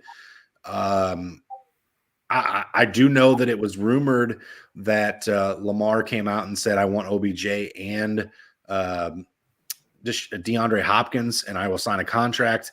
that there was rumors that money couldn't work to make both of them happen, but that doesn't mean they can't draft a Jordan Addison or a Zay Flowers to appease him here. So that would be another thing that doesn't necessarily shock me. I just think defense makes too much sense. They're a physical team. Again, you're contending in probably the best division in football, if not the AFC West. This is the other one. So, and again, you're Deshaun Watson and Kenny Pickett and Joe Burrow. So you got to have an electric defense to slow that down. Yeah, I'm with you, Pat. What do you think? Yeah, Nolan Smith would be a great pick. That's just what the Ravens were found on: defense, and more defense. It's such a tough division, a gritty division. It's not like most of the games are late in the season. They're so friggin' cold. They're grinded out. They're not like AFC West shootouts. It is just nitty gritty. And as much as I think they need offense, because that, like, OBJ might be washed. If they get DeAndre, he might be washed. Bateman cannot stay healthy. Dobbins, that offense might stink. Yeah. So it'd be Nolan Smith or Addison for me. Yeah, I wouldn't be surprised if they took a wide receiver here. I do think maybe Lamar needs another weapon or two. I would say he's complained about his weapons, but it's always been a thing where it's like, well, Lamar doesn't have the wideouts to do what he needs to do and throw the football. He's doing it by himself. Like Mark Andrews is the best target. So it wouldn't surprise me if they go wide receiver here either. But they go like Michael Mayer and just do some 2 tight end nonsense. I don't think so, but God, I don't know. I think if they ran the football more, maybe. When I say run the football, I don't mean Lamar, but like with Dobbins. But let me see what's going on here. The pick is in. Zay Flowers. There we go. I like that pick a lot. I like that. I like that spot for Zay. And Lamar, listen, it's always been Lamar doesn't have the weapons at the wideout position. Well, now you have Odell Beckham. Now you have Zay Flowers. And Rashad Bateman. Rashad Bateman. Yeah. So, and Mark Andrews. And maybe Hopkins. But you said maybe they'll be able to make the money work. But yeah. Maybe not. All right. Well, I like that pick. I do like that pick for the Ravens. And I'm happy for Lamar. Hopefully he can prove that he's worth the money. We'll see. Let's move on to the Vikings. This is a weird team. Kirk Cousins did the most Kirk Cousins thing I think I've ever seen him do and throw short of the sticks on the most important pass of your team's season. On 4th down, you need 10 yards. He gave you 6 or whatever it was. Dalvin Cook has been mentioned in some trade rumors, so I don't know what's going on there. Justin Jefferson's Justin Jefferson. But then, you lose Adam Thielen and you're stuck with KJ Osborne, who I like KJ, and Jalen Reagor, who a disappointment. TJ Hawkinson, good tight end. Wouldn't surprise me here if they go wide receiver either, or Will Levis. I know we brought him up a bunch of times ad nauseum, but this could be a situation where you draft Will and maybe have him behind Kurt for a year. I don't know. Pat, what do you think? This defense sucks so bad. Yeah. I think they allowed 500 yards plus for 5 or 6 straight games, and even the Colts were up 33-0 on them in the second quarter. Twist ending, the Colts lost that game, but still the Vikings defense is pitiful. Yeah. It's like if they think, I think they're in a tough spot. They probably feel that they're contenders with Jefferson and Cousins and Cook. Rodgers is gone. Do they believe that Chicago's really – they probably still view themselves as contenders. Do they really take their foot off the gas or just give one last ditch effort? I'll say Nolan Smith again, but it could be Levis. Well, what are you thinking? This is another team that could go literally anywhere with this pick. Will Levis only makes sense if they're saying, hey, it's over with Kirk Cousins. It's been a fun ride, whatever. Train up Will Levis for a year. Maybe he takes over at the halfway point. A guy like Nolan Smith would show that maybe you want to try it one more year because, again, that NFC North could be wide open. I don't know. Honestly, this is a team that I don't really have a pulse for. That's why I really think Will Levis makes a ton of sense. just because this has been one of those.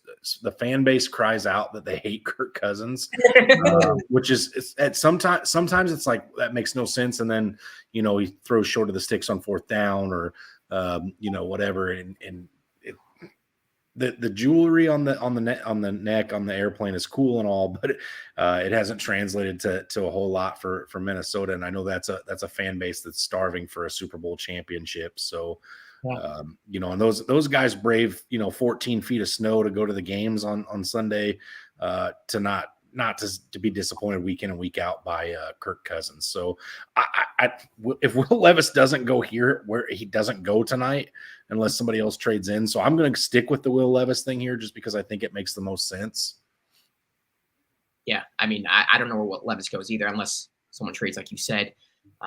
Pat, you're right. The defense was awful. Like, how do you not address the defense here? Especially if you do think you have a team that can compete again. You did get a home game last year, and you lost to the Giants, but it's not like they're that far away. They lost like 3 games last year. That was a close game versus the Giants, I think. Yeah. What was their record? I forgot what their record was, but the Vikings lost 3 or 4 games last year. Great. Yeah. So, I mean, you do. I do understand, like, hey, let's run it back. Let's just, fill some holes here. I have a lazy take here. Can I make a lazy take? Yeah. Will Levis does not feel like a cold weather, grinded out guy. I can't see Will Levis winning in Chicago or Green Bay. Why is that? I don't know. Lazy assessment. Maybe toughness, maybe. Okay. Totally ready to eat those words. If needed. You had the disclaimer of lazy take, so I'm not going to drill you out. I'm not going to be like, that's lazy take. We have all this. All right, we're still on the clock. Minnesota's still on the clock. Would you? This is just for fantasy football purposes. I'm asking this question, but would you feel the need to maybe get a wide receiver to pair with Justin Jefferson? Is KJ Osborne to you a solid wide receiver too? If you're a Viking fan, are you comfortable with that? He's stepped up pretty big. He's had some good flashes in his career with Thielen out of the way. I don't know if he takes on more of a possession role or just the deep shot role. Yeah. Because Jefferson does pretty much all of that work. More of a red zone threat with Thielen gone. I don't know who that benefits the most. Go ahead, Buck. Okay, Walleye Wrangler is just he's the Vikings fan. He's saying that they don't need a wide receiver here; they have other needs. Defense has to be it. Then, if you don't need a wide receiver to pair with Jettas, I could see Nolan Smith again. Another big-bodied guy makes sense here, maybe as a run stop in the NFC. That would make a ton of sense. But I think Nolan Smith's probably the most talented defensive player left still on the board. So if you're looking for something like that, again, he's got a ton of speed. He's an outside rusher who can play, the down lineman or standing up. So that would be a great way to combat a guy like Justin Fields, who, again, you have to see twice a year. Jordan Love, who's pretty mobile, who you now have to see twice a year.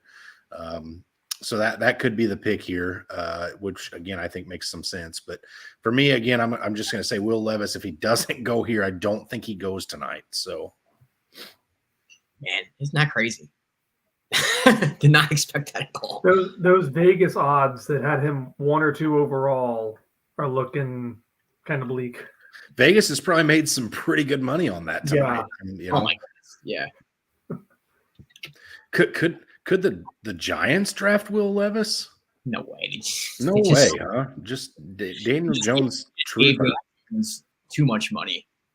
I mean, yeah, they gave him quite a bit, but what? Okay, as a Giants fan, let me ask you: is the money well spent, or how do you feel about that? I'm not a big Daniel Jones fan. I'm not going to lie. I understand why they paid him. I get it. It's hard to get a quarterback in this league. And when you have someone who's like somewhat competent, which Daniel Jones is, I understand. Like I 100% get it. But I'm just not a fan. I almost wish the team was bad last year so that we could move on from him. But, you're stuck in a situation where it's like, hey, we won a playoff game. We were a few games away. Let's go for it. And this guy let us there. And he had a decent year. He didn't turn the ball over. He made plays when he had to make the plays. nothing in particular stands out in his game for me. If I'm being completely honest with you, he's not bad. He's just, I don't know. He doesn't do anything for me. That's just me. But I wouldn't want to Will Levis to replace him, if that makes sense. Like, if I'm going to replace him, well, I'm going to replace him. You're saying you want Caleb Williams or something enticing. Exactly. Like, not a guy who's drinking mayonnaise coffee. Right. Exactly. I mean, would that even go over in New York? I mean, New Yorkers are so stubborn in their ways. Would they accept a guy who eats bananas with the peel on and puts mayonnaise in it? Absolutely. That's a real Minnesota meal. Mayonnaise on everything. Perfect. So I mean, so it's signed, sealed, delivered here. New York is cool because New York is like it's a melting pot. So it's one of those things where it's like, yeah, I mean, there's probably New Yorkers who do the same thing. Whether you know or not. Fair enough. Fair enough. All right, the pick is in. Waiting for Goodell to come out here. Yeah, but I'm with you. If this is not Levis, I don't know. Walleye Wrangler, if you're still out there, where do you think you guys go with this pick? I would assume defense.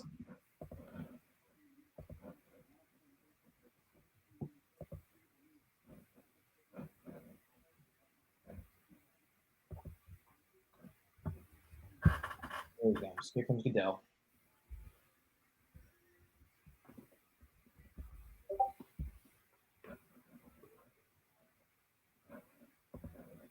Jordan Addison. Wow. So they did go wide receiver to pair with Justin Jefferson. There you go. All right. So Walleye, I imagine you're not too happy with that pick.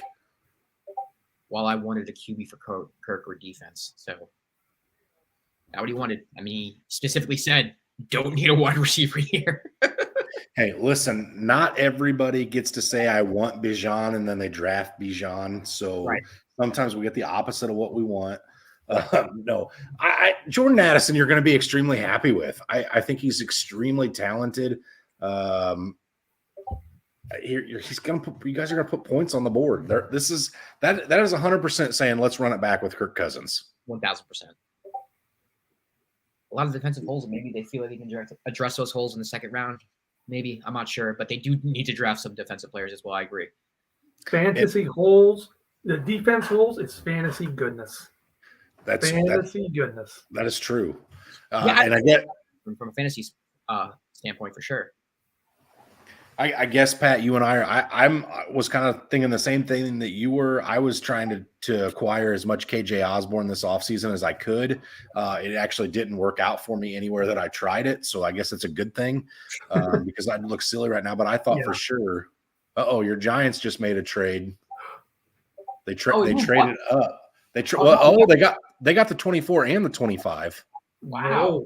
They're taking a wide receiver. One of these is a wide receiver for sure. Who's the best wide receiver still on the board right now? Is it Marvin Mims or Marvin Mims? Feels really early for Marvin Mims. It does. I love Marvin Mims. It's too early though.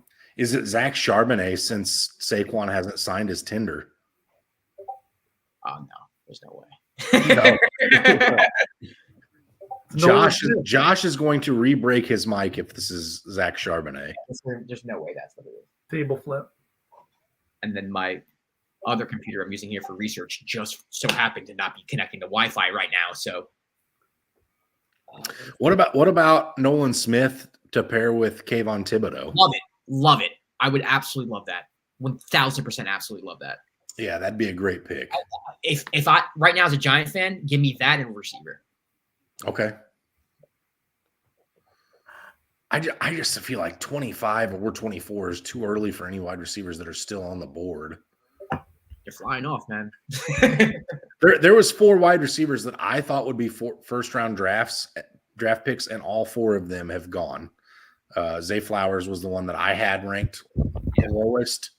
Personally, him and Quentin Johnson, I guess, were interchangeable for me, but those were the 4 names that I thought we would see go in the 4th or the 1st, and they're all gone. And you've still got the Giants who need a wide receiver. You've still got the Chiefs who could use a wide receiver.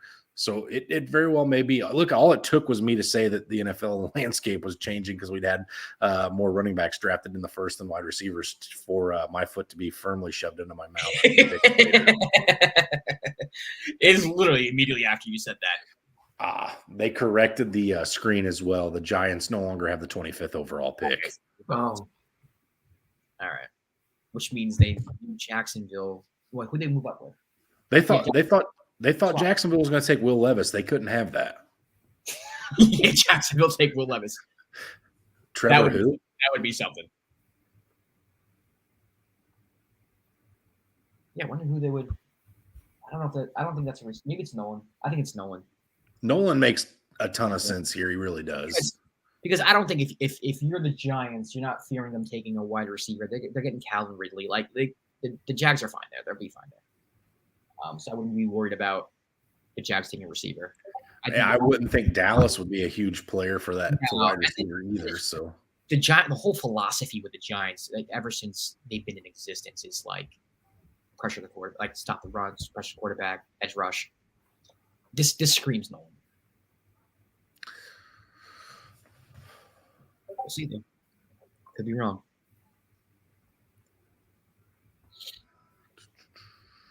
Jacksonville may. I don't want to get ahead of ourselves too far here, but Jacksonville may make a ton of sense for tight end because yes. What's his name? Oh, it's eluding me. He was a longtime Giant. Who was Evan it? Ingram's good. Evan Ingram. But he was on a 1 year deal. He was on a 1 year deal. Did they re-sign him? Yeah. Did they? Okay, I missed that as well. 98% sure. It would make sense. He played really well. He was good. He was very good. He probably arguably his best season ever, probably last year. Really bitter as a Giants fan, like really bitter. Daniel Bellinger did all right, and you also now have Darren Waller, so you're fine. But Evan Ingram, like when we drafted him, every one of us that played fantasy football thought he was going to be a thing every year in New York, and it just didn't happen. Yeah, same. I'm happy with Waller though, just for the record. I'm sure you are. Just stay healthy, please. What is Shefty saying? Some stuff's got to be on Twitter. You gave up a 5th round pick and a 7th round pick to move up one spot. Ooh, that's a haul. There's somebody you want there, like really bad, and they were convinced the Jags were taking him. Yeah, it's got to be Nolan Smith, right? Yeah, it's got to be. It's 100, like 99.9% sure it's Nolan here. So you don't know. Yeah. I've said Nolan Smith for about 12 picks. So what do I? Wait, we got Christian Gonzalez right. It just took us 18 picks. Will Levis, Christian Gonzalez podcast. Thanks for listening. Yeah, no kidding. Oh, man. Okay, so according to this beat writer for USA Today and the Record Sports in North Jersey, the Giants are selecting Deonte Banks. But I don't know how I don't know how true that is. I'm gonna stay off Twitter. Just stay off Twitter. Hey, sometimes it'd be like that, right, Patrick? You're the resident Twitter expert, and it's Twitter's often the place for answers, quick ones too.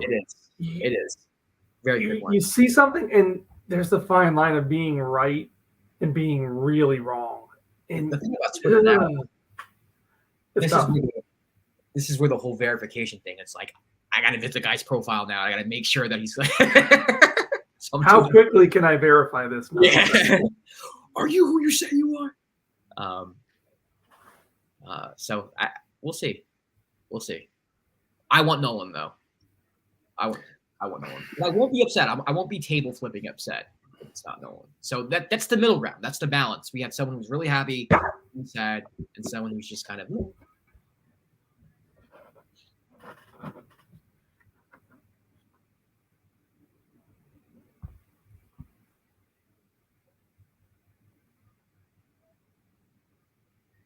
You were right, Banks. Okay.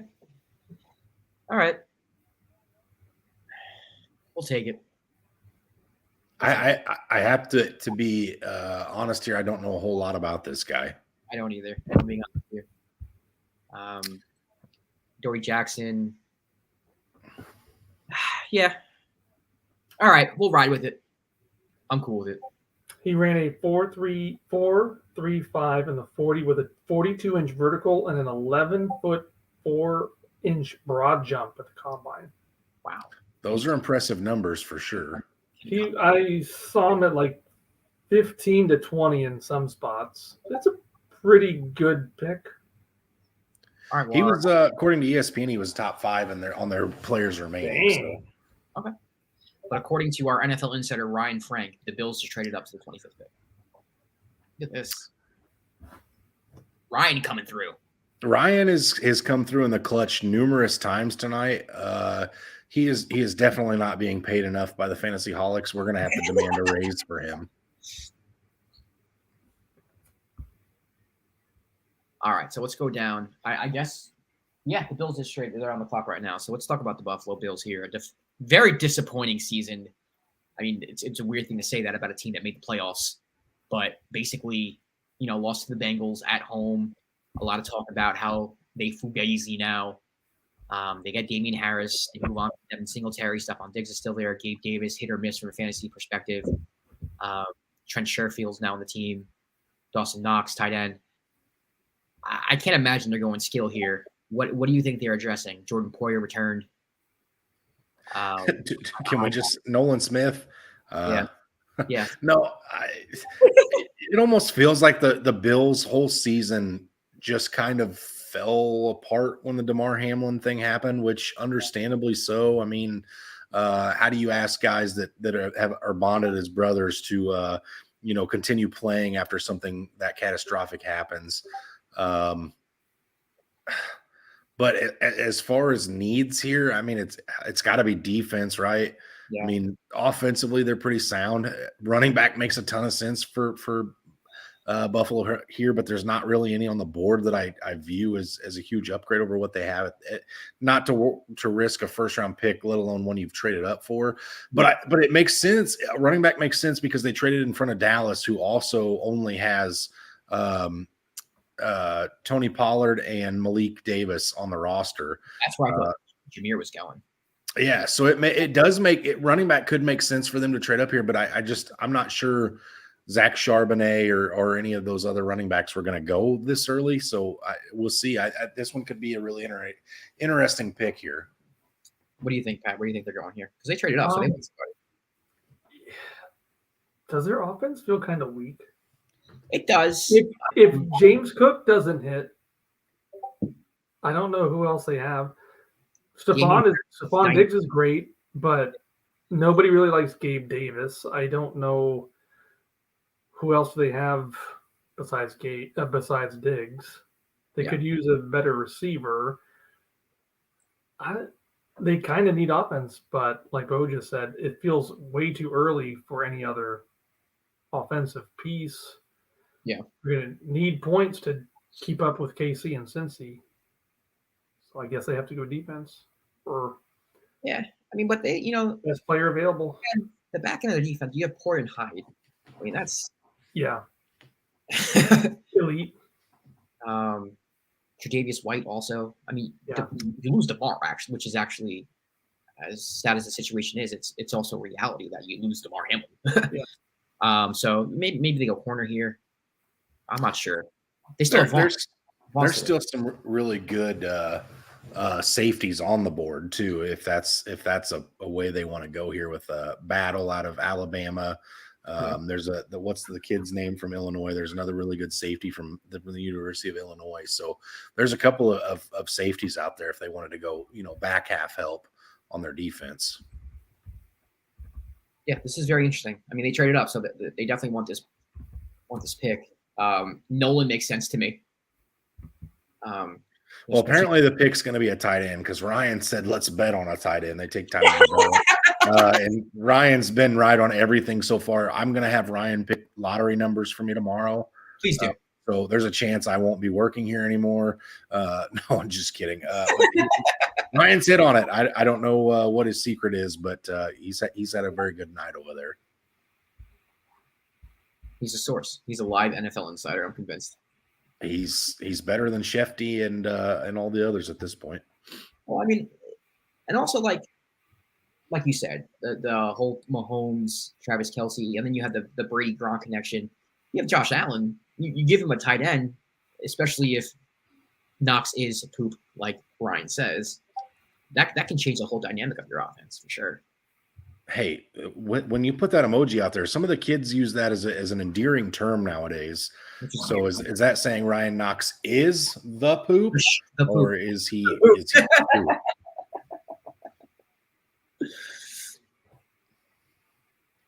Then we have to keep flashing back to poor Will Levis, who just realizes he's not. You went all the way to Kansas City just to eat some barbecue, big fella, because you ain't getting up on stage. So, what are your Bo and Pat? Bo, we'll start with you. Your top tight ends in this draft. All right, so I'm gonna come out a little bit from left field because tight end is a position of need for me in a few dynasty leagues. So I've really dove deep into this tight end class. And I'm going to stay traditional with Dalton Kincaid and Michael Mayer at 1-2. But I will tell you, Sam Laporta from Iowa is so close to taking over Michael Mayer for me at this point because I think Sam Laporta is the most well-rounded tight end prospect in this draft class. He doesn't do anything bad. He's got a few things that are exceptional, but he's just good at everything. And also I love George Kittle, who also hails from the University of Iowa. So it's just like it's a pedigree thing. And I expect him to be really good. Pat, I'll get your opinion after the pick. Dalton Kincaid. Look at that. Yeah. There it is. That is Ryan, do something with your talents, dude. I don't know. Dalton Kincaid, what a pick though for the Bills. What a weapon for Josh Allen. That's impressive. Dalton Kincaid's now a first-round draft pick in rookie startups. Okay. Yeah. Okay. Pat, what do you think of this pick and what do you think of Dalton? Yeah, Kincaid was my 1-2. At first, I thought it would be Michael Mayer. I looked through the video and I just liked him less and less and less. And the more Kincaid I saw, I was like, wow, he's so much more fun. He's much more athletic. Mayer played like he was a 31-year-old tight end, I thought. And Kincaid was just looking for contact, hurdling guys. Yeah. Playing more like a wide receiver. And I had Musgrave too, which I thought was and I like Laporte a lot, Sam Laporte a lot. I probably have Laporte almost 3. Like Laporte and Mayer tied. I don't know. Mayer just seems very one-dimensional. I just didn't really get the buzz at all. But Kincaid went from a guy I barely knew to my favorite tight end through the process. Yeah. All right, interesting. Well, Kincaid goes to Buffalo. Josh Allen has a new toy to work with. Maybe a new dimension into that offense. I mean, Dawson Knox I don't think he was poop. I don't think he was bad. They used him. They utilized him here and there. But I'm interested to see how they use Kincaid for sure. Right now on the clock is the Dallas Cowboys, and this pick has the potential to be the most hilarious pick of the draft because it always does. Dak Prescott returns. You got Tony Pollard now leading that backfield. CeeDee Lamb, Brandon Cooks, Michael Gallup. Your tight ends now Jake Ferguson, losing out on Dalton Schultz. Maybe they replace Schultz. Who knows? What do you see going? Jerry Jones is a wild card. Pat, I'll start with you. What do you think the Cowboys need here? Where would you go? I'm shocked he didn't trade up to make a big splash for Bijan or someone or a big name to put butts in the seats. But this team, if Pollard's leg isn't right, is Zeke still on the roster? I don't know if he is or he isn't. I don't think he is. No. You have Pollard and Malik Davis. This is not a very good. This could be a really bad offense. This could be a really, really bad offense. And I don't know if there's any. Did they go Charbonnet here, or just best player available? Because it seems like they don't need a lot of defense. Parsons is great. Their O-line is still pretty good. I don't think they go Will Levis. That's exactly what we'll go Will Levis. No Will Levis here. No. I think Charbonnet might be a good pick or just best defensive player available. Okay. Well, what are you thinking?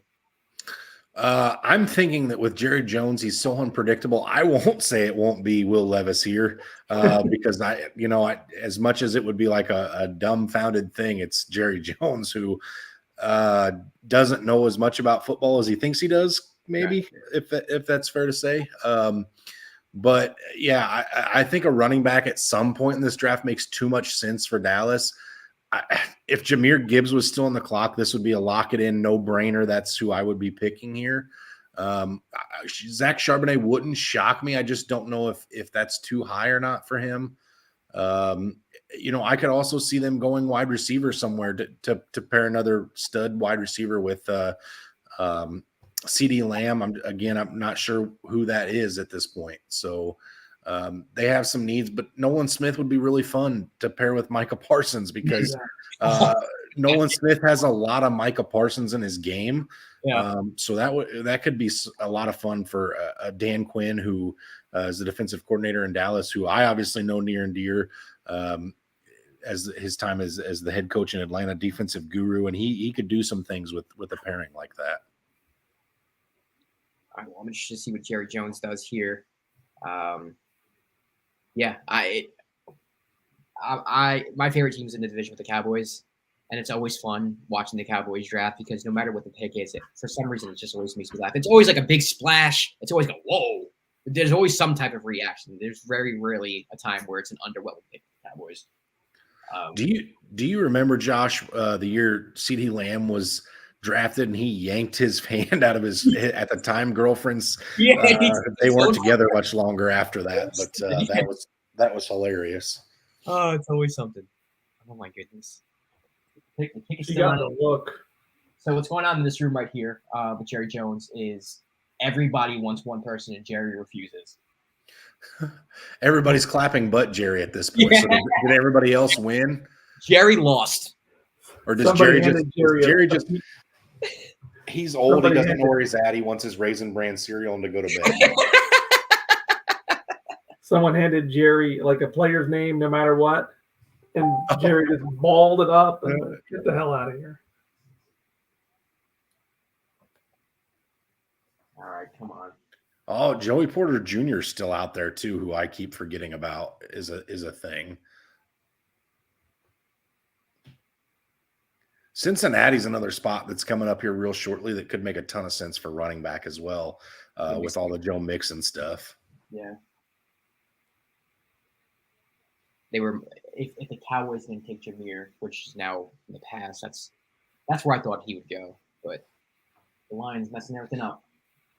The Lions. Lions going Lion.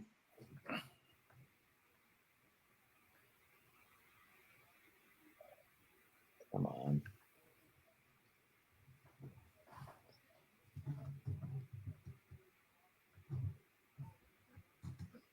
I'm looking for the pick on Twitter. Can't find it. Ryan. Ryan already knows who the Cincinnati Bengals are picking too, so we can get the next 3 picks if we want. If we wanted them, we just don't want to spoil it for everybody else. Right.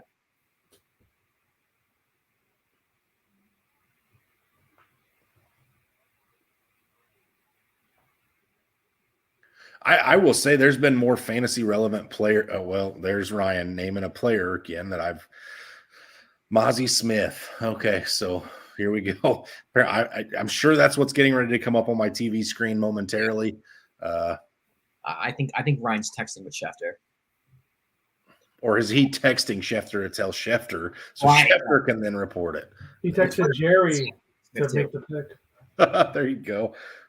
Twitter's saying Mozzie Smith's here, defensive tackle Mozzie Smith.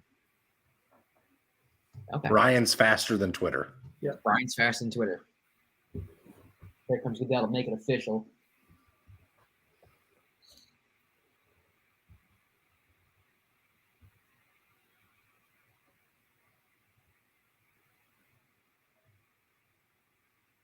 Yep. There it is. All right, so the Cowboys go defensive tackle. They don't do anything crazy. Very, very disappointing. Very disappointing. Very non-Dallas-like. Yeah. Jerry Jones lost. He lost an argument. We saw it live in person. We did see it live in person. There's people getting fired tomorrow in that room. He's not gonna do it on live TV, but there's some people that are gonna be looking for jobs tomorrow. All right, let's head to Jacksonville. Quarterback Trevor Lawrence, they win a playoff game at home against the Chargers. On the way up, Travis Etienne, running back Christian Kirk had a really nice year. Calvin Ridley, fresh off losing a parlay. Zay Jones, Evan Ingram. They got weapons. I can't really see this being any type of skill position going here, especially if Evan Ingram's coming back. Maybe you could have convinced me of tight end. So my thinking here is maybe offensive line or sort of defense. Pat, you just nodded confirmation. Do you think so? Pat, who do you got? I'm taking? Yeah, no offense. I'm not going to say the guy that we're not going to say his name here, so that means he'll go. Maybe Joey Porter, maybe a Brian Branch, or I'd go O-line or D-line. But what are your thoughts? Yeah, Miles Murphy's a guy that I think makes some sense here too out of Clemson. But he who must not be named at this point, I guess, he makes sense for all these teams because he's probably the best player left on the board right now. Yeah. Not named Will Levis, I guess, who knows what's going on there. There's 4 picks left tonight, 5 picks. Somebody has to trade into one of these for Will Levis, I would assume, maybe, just so you can have that 5th-year option with him at quarterback, because that is so meaningful. But it's obviously not going to be the Jags, so I do think it's a player who played in Georgia. I guess I'll leave it at that since we're not naming him currently. But defense is what makes sense here. Yeah, I think so too. Maybe this draft is tailed out as far as skill position players are concerned. I'm really looking forward to see what happens with the Saints pick and Will Levis, because to me, that's probably the only spot left where Will can go, unless the team trades. So that's what I'm looking forward to right now. Like, that's the suspense that I have. Is anybody aside from me shocked that we haven't seen a player traded tonight? Yeah, I thought DeAndre might go. Yeah. I didn't really expect Trey to go, but yeah, I am shocked. I am shocked for sure. That's a good question. Like Ryan said, all these different running backs that could be on the move. I thought there was a chance maybe we could see one of them dealt tonight as well. So yeah, D-Hop I thought for sure was on the move this evening. Yep. It wouldn't have shocked me to see Trey Lance. Obviously, I didn't want that to happen, but we'll see. I think there's a chance we avoid any players being traded today. Yeah, even Dalvin Cook. Dalvin Cook was on the block. Yeah, there were a lot of players on the block for sure. Jennifer making her comment about her Saints. Maybe we should have saved that big salary with Carr and picked up that young QB. If only they listened to you, Jennifer.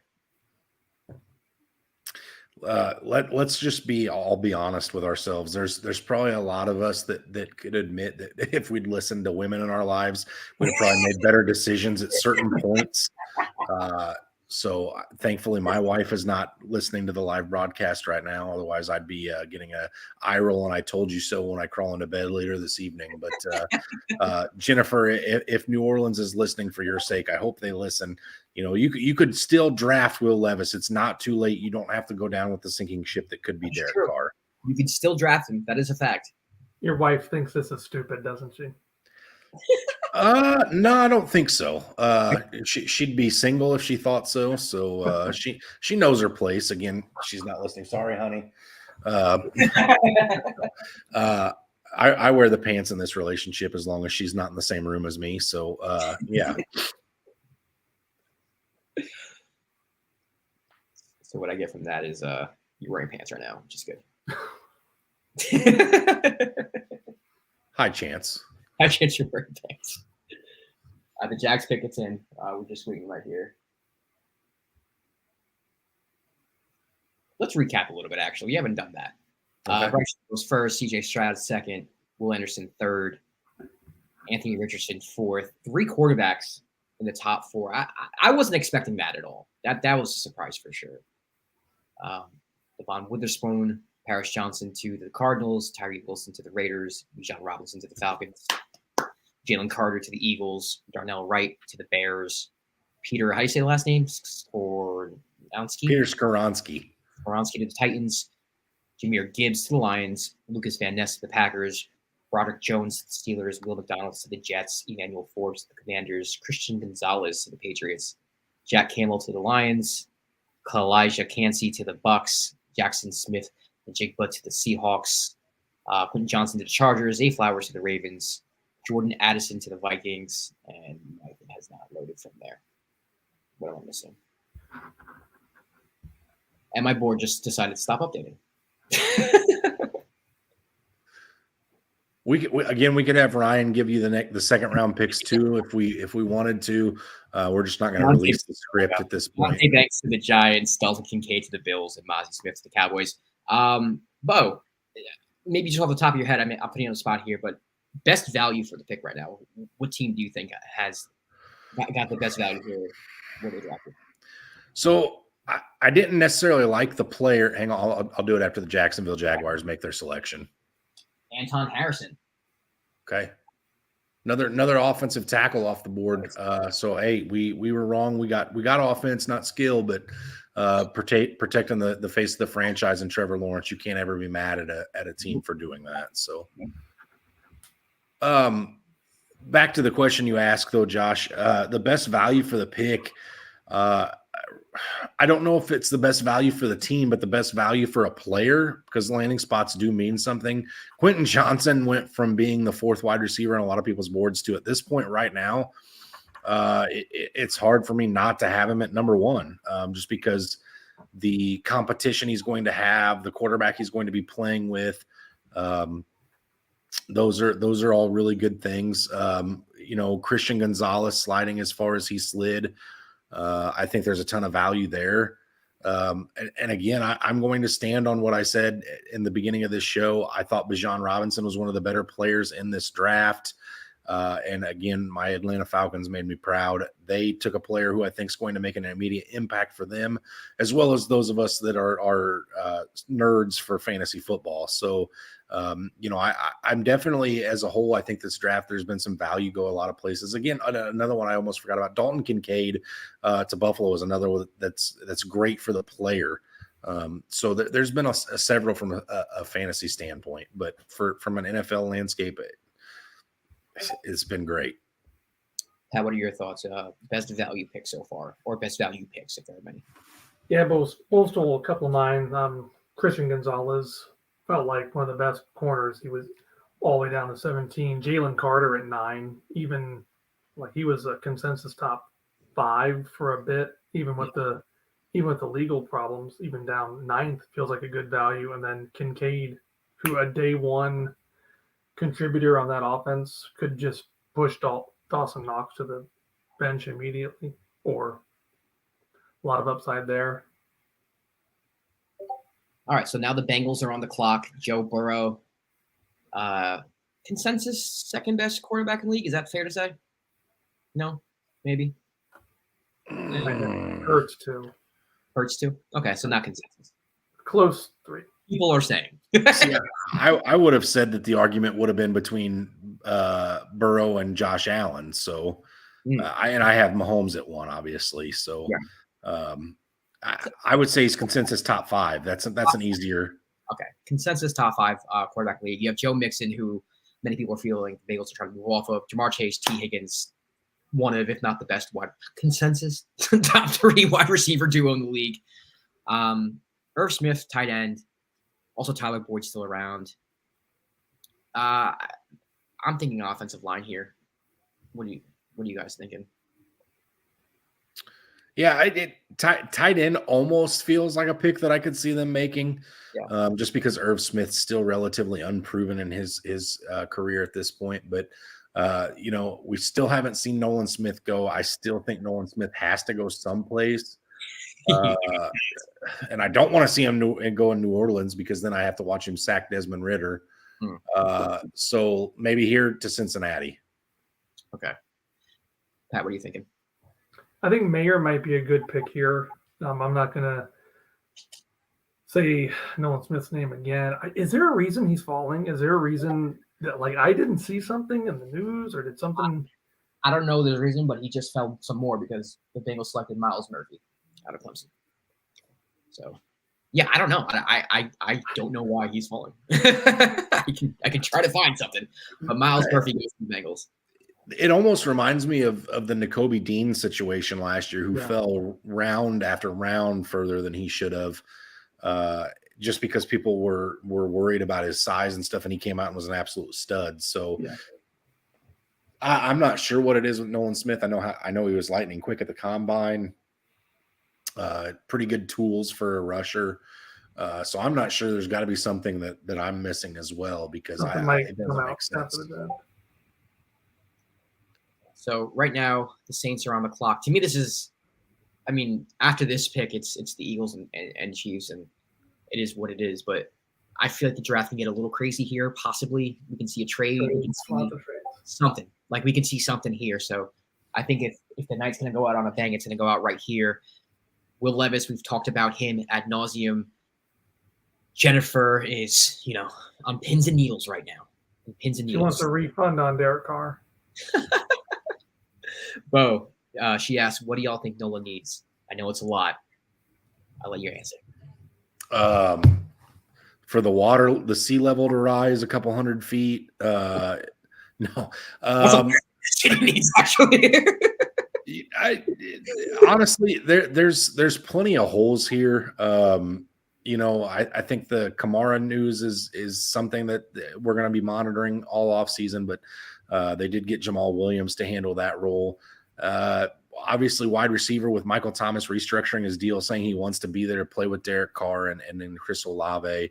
Juwan Johnson was a nice, refreshing emergence last year to that tight end position. I think defense here, they lost a lot of defensive players this year. So I do think they go defense here. I'm not even going to begin to speculate on who it is, because I've been wrong for the last several on defense, because Nolan Smith apparently is got the plague or something and nobody wants to hang out with him. So I'm not sure. I will say I think they go defense here. I just don't want to put a name out there because I'd be wrong. All right, Pat, what do you think Nola needs? Jennifer knows it's a lot, so you're not going to hurt her feelings. Yeah, defense, they seem pretty set on offense. Charbonnet would make sense. It's even if Kamara doesn't face suspension, he's not. He's almost third. He's getting up there in age that they could bring in someone new. Jamal and Alvin Kamara are getting up there in age. You need somebody new, someone to pair with Olave. And there's a lot of good defensive players. Nolan Smith still on the board that, like I said, they lost a lot of pieces. And Joey Porter, Brian Branch seem like good fits. Brian Brees even. Yeah. I think Nolan Smith goes to the Eagles. Oh my God, would that not just be like, that's how that stuff works out? They don't deserve him, and he will just completely round out that defense, and that's 100% what is about to happen. They're going to walk away with Carter and Nolan Smith, aren't they? They're basically at this point just running the Georgia defense, running it back year in and year out in Philly, and it's working out well for them, obviously. I'm just waiting for this notification that the Saints are trading their pick. It's gotta. I don't think it's gotta be Levis. I'm gonna look at the second round now, see what the order is there. Just to look ahead, you got the Steelers, Cardinals. Steelers and new quarterback. Cardinals, I don't think they'll move up. I don't think so. Lions, maybe. The Colts, no. The Rams. You see the Rams maybe taking Levis and behind Stafford for a year? Yeah. I don't know. That could be it. That could be a thing. The Rams also have a lot of holes too, so yeah. I'm one of the firm believers that thinks Caleb Williams is staying in LA next year. You do? I do. I think that's what's going to happen there is Caleb Williams will be playing for the Los Angeles Rams next year. You just think the Rams are just that terrible? By design, maybe. Yeah. Which I think is unfortunate for a guy like Matthew Stafford. I think they're going to try to play. They're going to try to come out and be competitive and win games, but I think they're going to start out slow, similarly to what happened last year. Yeah. And they'll just kind of throw the towel, and you'll see, guys like Aaron Donald hang it up or whatever. I do. I think the Rams will be a little lower again this year than what a lot of people think. All right. Saints pick is in. Wade Dell. Looks like they haven't traded the pick. Interested to see if Ryan knows.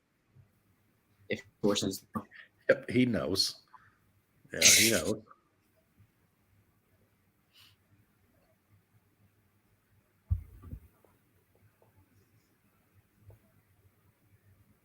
Come on, Roger. He's only got 3 picks left. He's got to slow down just to get as much money out of this as possible. Yeah, you're right. I want to real quick give another shout out. We thank the people behind the scenes at the FantasyHolics. I real quick want to give another shout out to Brant Walker's feet for allowing him to stand for this long. They've been shouldering a lot of weight all day, and they're just real troopers out there. So I don't know what this means. This is some type of riddle. I can't continue to spoil the fun. You're gonna Breece soon. Brian Breece. We're now getting riddles. That's how dull we have become to Ryan at this point. It's so boring for him to spoil it for us that it's. So the Saints get a Breece. They'll like that Breeze connection. Oh, he gets another one right. Oh my goodness. Sources. All right, well, I guess Levis is dropping out of the first round. I'm shocked. Ryan, can you confirm that you're from the future? Is that are you a time traveler? Man, so we got 2 picks left. The Eagles, who are definitely taking Nolan Smith and ruining my night. And the Chiefs, who, in my mind, are going to take some type of wide receiver just to give Pat Mahomes another weapon to play with. Those are my predictions. As we're closing, general thoughts on the night. Well, we can start first. So, obviously, it's not what you expected, but from a fantasy standpoint, I will say there's been more names called out tonight than I expected to see. Not necessarily the landing spots that I would have picked for them, but I didn't expect to see Quentin Johnson go tonight. I was on the fence whether I'd see Jahmyr Gibbs go. We've seen Zay Flowers go. Dalton Kincaid. So it's been a relatively good night as far as fantasy guys, because we always like to see them get draft capital. It means that they were wanted by the organization they were at. It means you're probably going to get a decent amount of usage out of those guys. So I think from a fantasy standpoint, it's been pretty good. I was glad to see CJ Stroud go as early as he did. It obviously meant that NFL teams weren't too worried about those test scores. So that's been cool. But yeah, it's been a first round. The biggest shock to me, I will say, is that we didn't see any individual people traded. Pat, what do you think? What are your impressions? I think a lot of the players outside of Jahmyr Gibbs went to great spots. Yeah. So spots they could contribute immediately. It wasn't I didn't want him to go there. I didn't want him to, I guess outside of Smith Najigba, that was I guess a little bummer. But I think outside of Gibbs, everybody can be fantasy relevant. They maybe a weak winner here and there. They could be big in even redraft, definitely dynasty. Yeah, I like where the receivers went. I love Quentin Johnson in Los Angeles. I mean, even Zay Flowers, I think that gives Lamar Jackson a weapon that I would say he hasn't had, but it's definitely, that passing game can turn into something that it hasn't been with Lamar. Dalton Kincaid, even, going to Buffalo, I think could have a huge impact, especially in a very thin tight end spot. He's someone who I can see, going in the mid rounds, maybe 4th, 5th round, and 6th round in redrafts. So I like this draft a lot from a fantasy standpoint. I think there's a lot of riches here, and I think if you're someone in a dynasty league, and you have like a 6th, 7th pick, like you're very happy with what's turning out right now for sure. Yeah, for sure, because you're going to have guys at the 6, 7 spot now that probably wouldn't have been available had they have gone to different spots.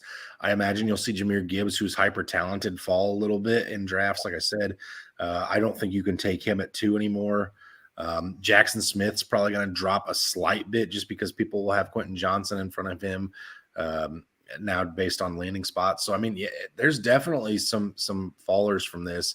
But like you've said, the Zay Flowers getting draft capital moves him up. And we've still got a ton of skill position guys that are going to be on the board that we should see drafted tomorrow in rounds 2 and 3. Yeah, I mean, it's not like these skill position players, like no disrespect to these teams, but like they didn't go to the Patriots, they didn't go to the Commanders, they didn't go to the Titans. Like, all these places where fantasy points just go to die. Mm-hmm. The quarterbacks are, Josh Allen. Dalton Kane's going to be passes from Josh Allen. Zay Flowers going to get passes from Lamar Jackson. And Quinn Johnson passing. Like, these are players that can contribute right away. So that's what I'm taking from it. We started off the show saying how 2023 draft picks in Dynasty were very popular and people were kind of looking forward to this draft, and then it kind of went the other way. But now I feel like after round 1, it's going to flip back the other way where it's like, all right, now I'm excited again. It feels like it's exciting again. Absolutely. Yeah. All right, we got the Eagles here. They're still on the clock. 3.5 minutes left before they piss off every single fan of the NFC East. Looking forward to that. Yeah. Can they get back to the Super Bowl again next year? Do you think, as a fellow NFC East fan, do they have the hangover? Is that a thing for them next year? It's hard for me to imagine it just because I have the idea of them as a Super Bowl team in my head already, and the NFC to me is like, it's so weak. It is weak. Yeah, the Giants to me aren't a threat to win, to make the Super Bowl. I just think of, the team. The Cowboys are the Cowboys. The Bucs no longer have Tom Brady. That division, I don't think anyone's really ready. To me, I think they're the heavy favorites to make the Super Bowl for sure.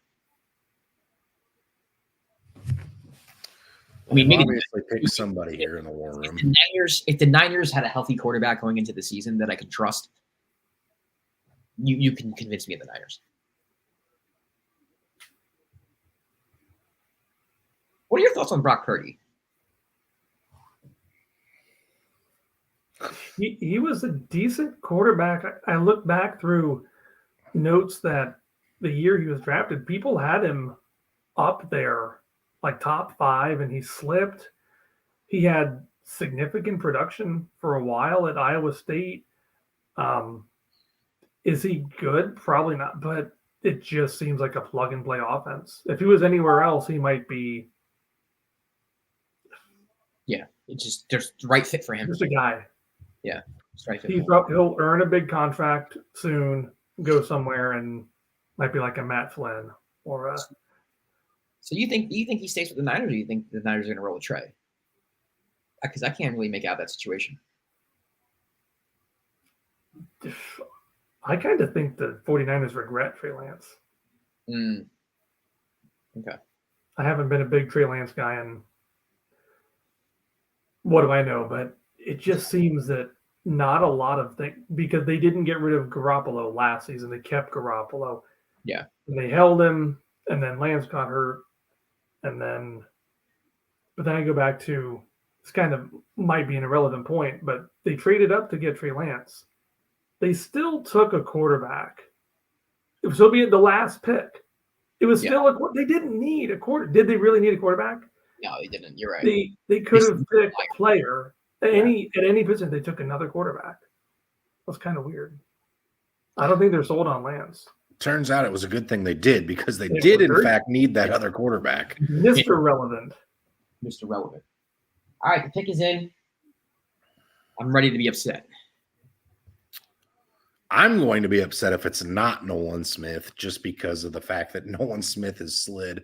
I mean, wherever Nolan Smith is drafted at this point is going to be a huge value pick. Steal of the draft. Uh-oh, we got Mrs. Kelsey making the pick, huh? I love that lady. Mrs. Kelsey with the Jonas Brothers. Is that who that is up on the stage? Like, I didn't want to say that to disrespect them, but it's either the Jonas Brothers or like, oh, Dude Perfect. Dude, oh, yep, that makes sense now that I'm looking a little deeper. As much as I hate the Eagles, I absolutely love Jason Kelsey. Yeah, Jason Kelsey. Him and his brother, their podcast, that's the dynamic right there. I'll tell you. Very entertaining. Yeah. It's...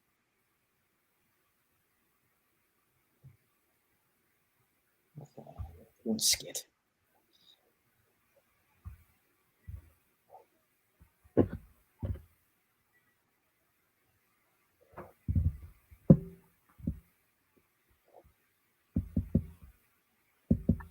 What's going on? They just did a coin flip. I don't understand why they're doing a coin flip. Dude Perfect or Dallas guys. I don't know why they're calling Philadelphia's pick. Oh, are they? There, yeah. Well, they had a coin with one side was Jason, the other side was Travis. Are they trying to say that Kansas City gets to go first on their pick? I don't know.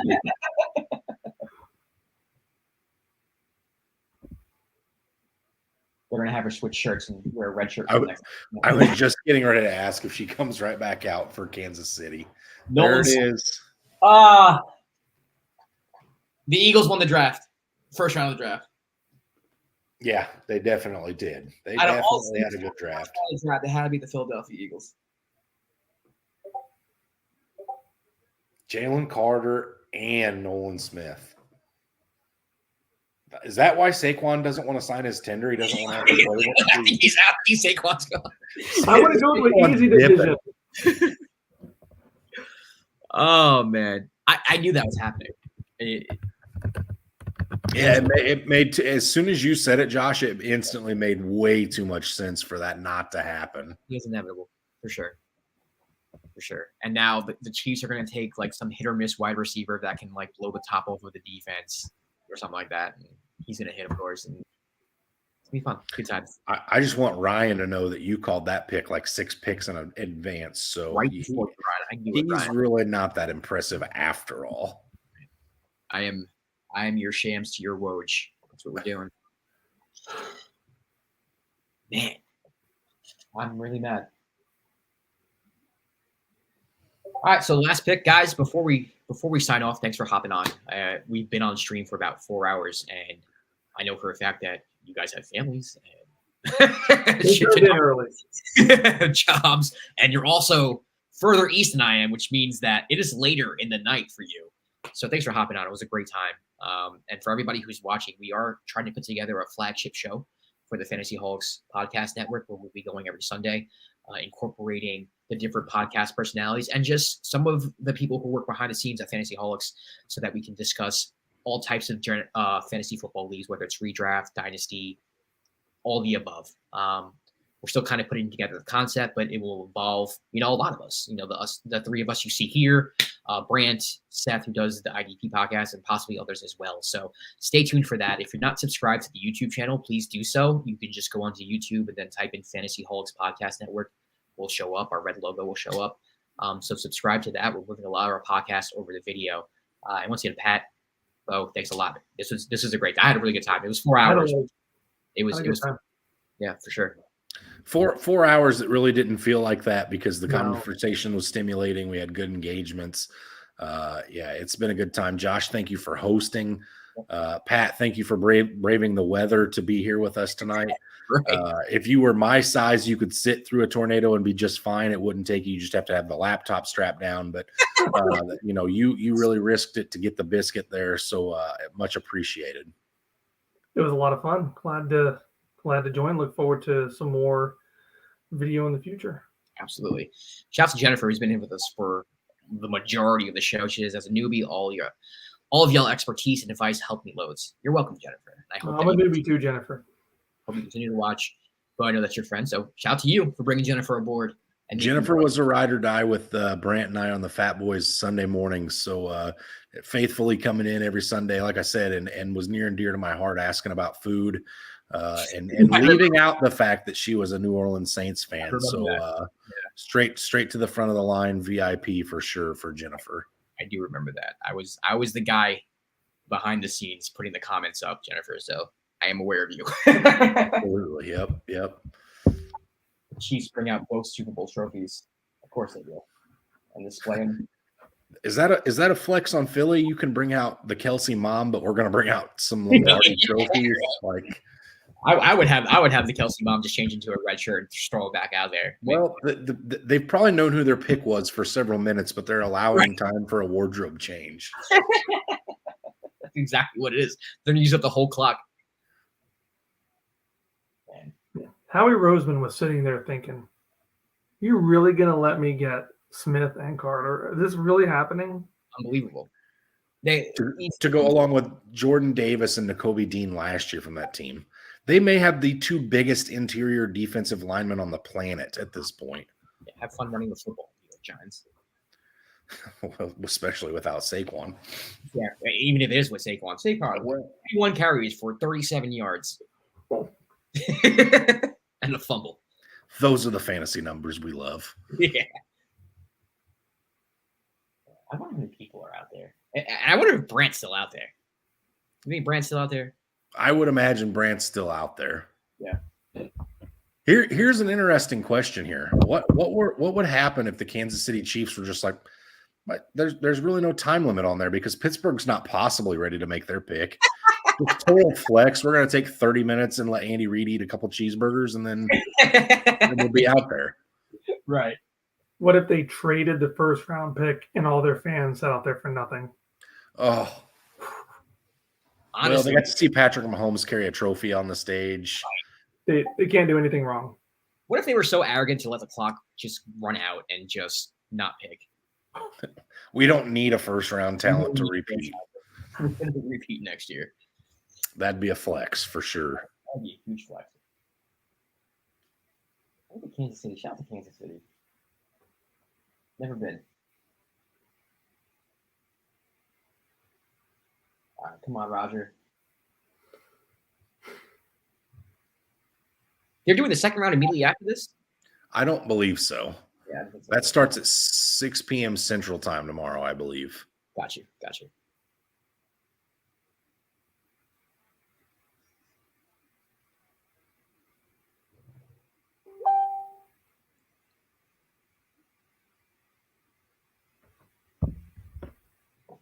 All right, well, while we're waiting for the Chiefs pick, just one more reminder, you can subscribe also to the FantasyHolics Podcast Network on Apple Podcasts, Spotify, if you listen to podcasts. We're not just on YouTube as well. So if you're someone who likes to listen to podcasts in your car or in your vehicle, don't prefer YouTube, we are also on all audio formats as well. Just type in FantasyHolics Podcast Network.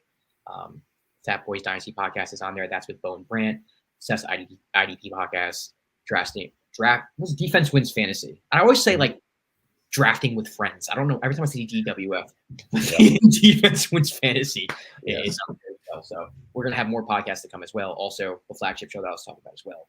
Hopefully we'll have that on there. Yeah, I'm definitely personally excited, looking forward to the flagship program. Yeah, to just get the same player and have 4 or 5 different takes on him is definitely going to be an exciting process over the course of the season. A lot of debate, and also I want to get the fans involved too, and the listener involved as well. Have some listener takes on there. Maybe set something up where they can zoom in. Have a listener here and there zooming in. Joining us. Absolutely. That'd be fun. Also, another plug: the starter sit with Bo and Brant before Sunday's games. We'll be continuing to do that as well. That's been very successful. That's where Bo and Brant, they log on for an hour, and the comment, I'm not lying. I mean, sometimes the comment section was like 200. We had like 200 something comments on a few shows of people just firing at Bo and Brant. Mm-hmm. You guys handled it well. I'm not gonna lie. It's super entertaining. The hard part gets to be at some point you have to answer certain questions and leave some others unturned. Yeah, which is why it's so amazing that the guys on FantasyHolics will jump on that post and just answer it right up until kickoff and then beyond for the afternoon games and the evening games. That those guys are, again, the thumbs, of those guys are just way faster than mine because I can't, I go to reply to that sometimes just to help out and I can't even get there. So behind the scenes, they do the real work. Yes, for sure. Shout out to Ryan. Great show tonight, guys. 5 a.m. is coming early. Well, very well done. Wow, getting up at 5 and you're breaking news like this? That's what time I'll be up tomorrow as well, Ryan. 5 a.m. Oh, you're getting up at 5, Bo? 5. But so I am in my annual cycle training this week at the prison. So I will have my feet up on the desk, sitting next to the only other Falcons fan that works at my prison. So we will just be, again, embraced in sleepy snuggles in class tomorrow. It was a happy day. You can celebrate. It's a happy day. Yes, very happy. We already established it. We talked about it today. We are going to be sitting and watching Bijan Robinson highlights at lunch tomorrow. So that, we already knew it was a thing. All right, here we go. Roger doesn't come out for the last pick, huh? Wow, the audacity.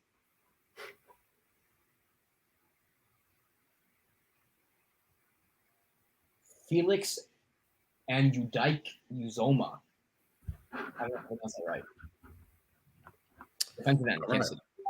All right, so they want defense. I thought they would go wide receiver and try to, just double down on that offense. But defensive end there, and that concludes round 1. Kudos to both of you guys again. This is 4 hours is dedication here. So kudos to you, Josh. You haven't left your chair. There's been several Dr. Peppers consumed. I know where you're heading as soon as we sign off here. But it's been fun, guys. I appreciate both of you getting on here and chatting football with me. Pat, I hope you can sleep comfortably tonight, knowing that you get to watch Anthony Richardson under center next year. And Josh, you as well, knowing that you get to watch the Eagles defense just crush it twice a year. So happy. Thanks, guys. Go ahead, Richardson will improve. It could be rough in the beginning, but yeah. Enjoy Bijan. All right. Well, that concludes our draft coverage. To everybody who watched, even if it was for a little bit, thank you very much. We'll see you next time on the FantasyHolics podcast.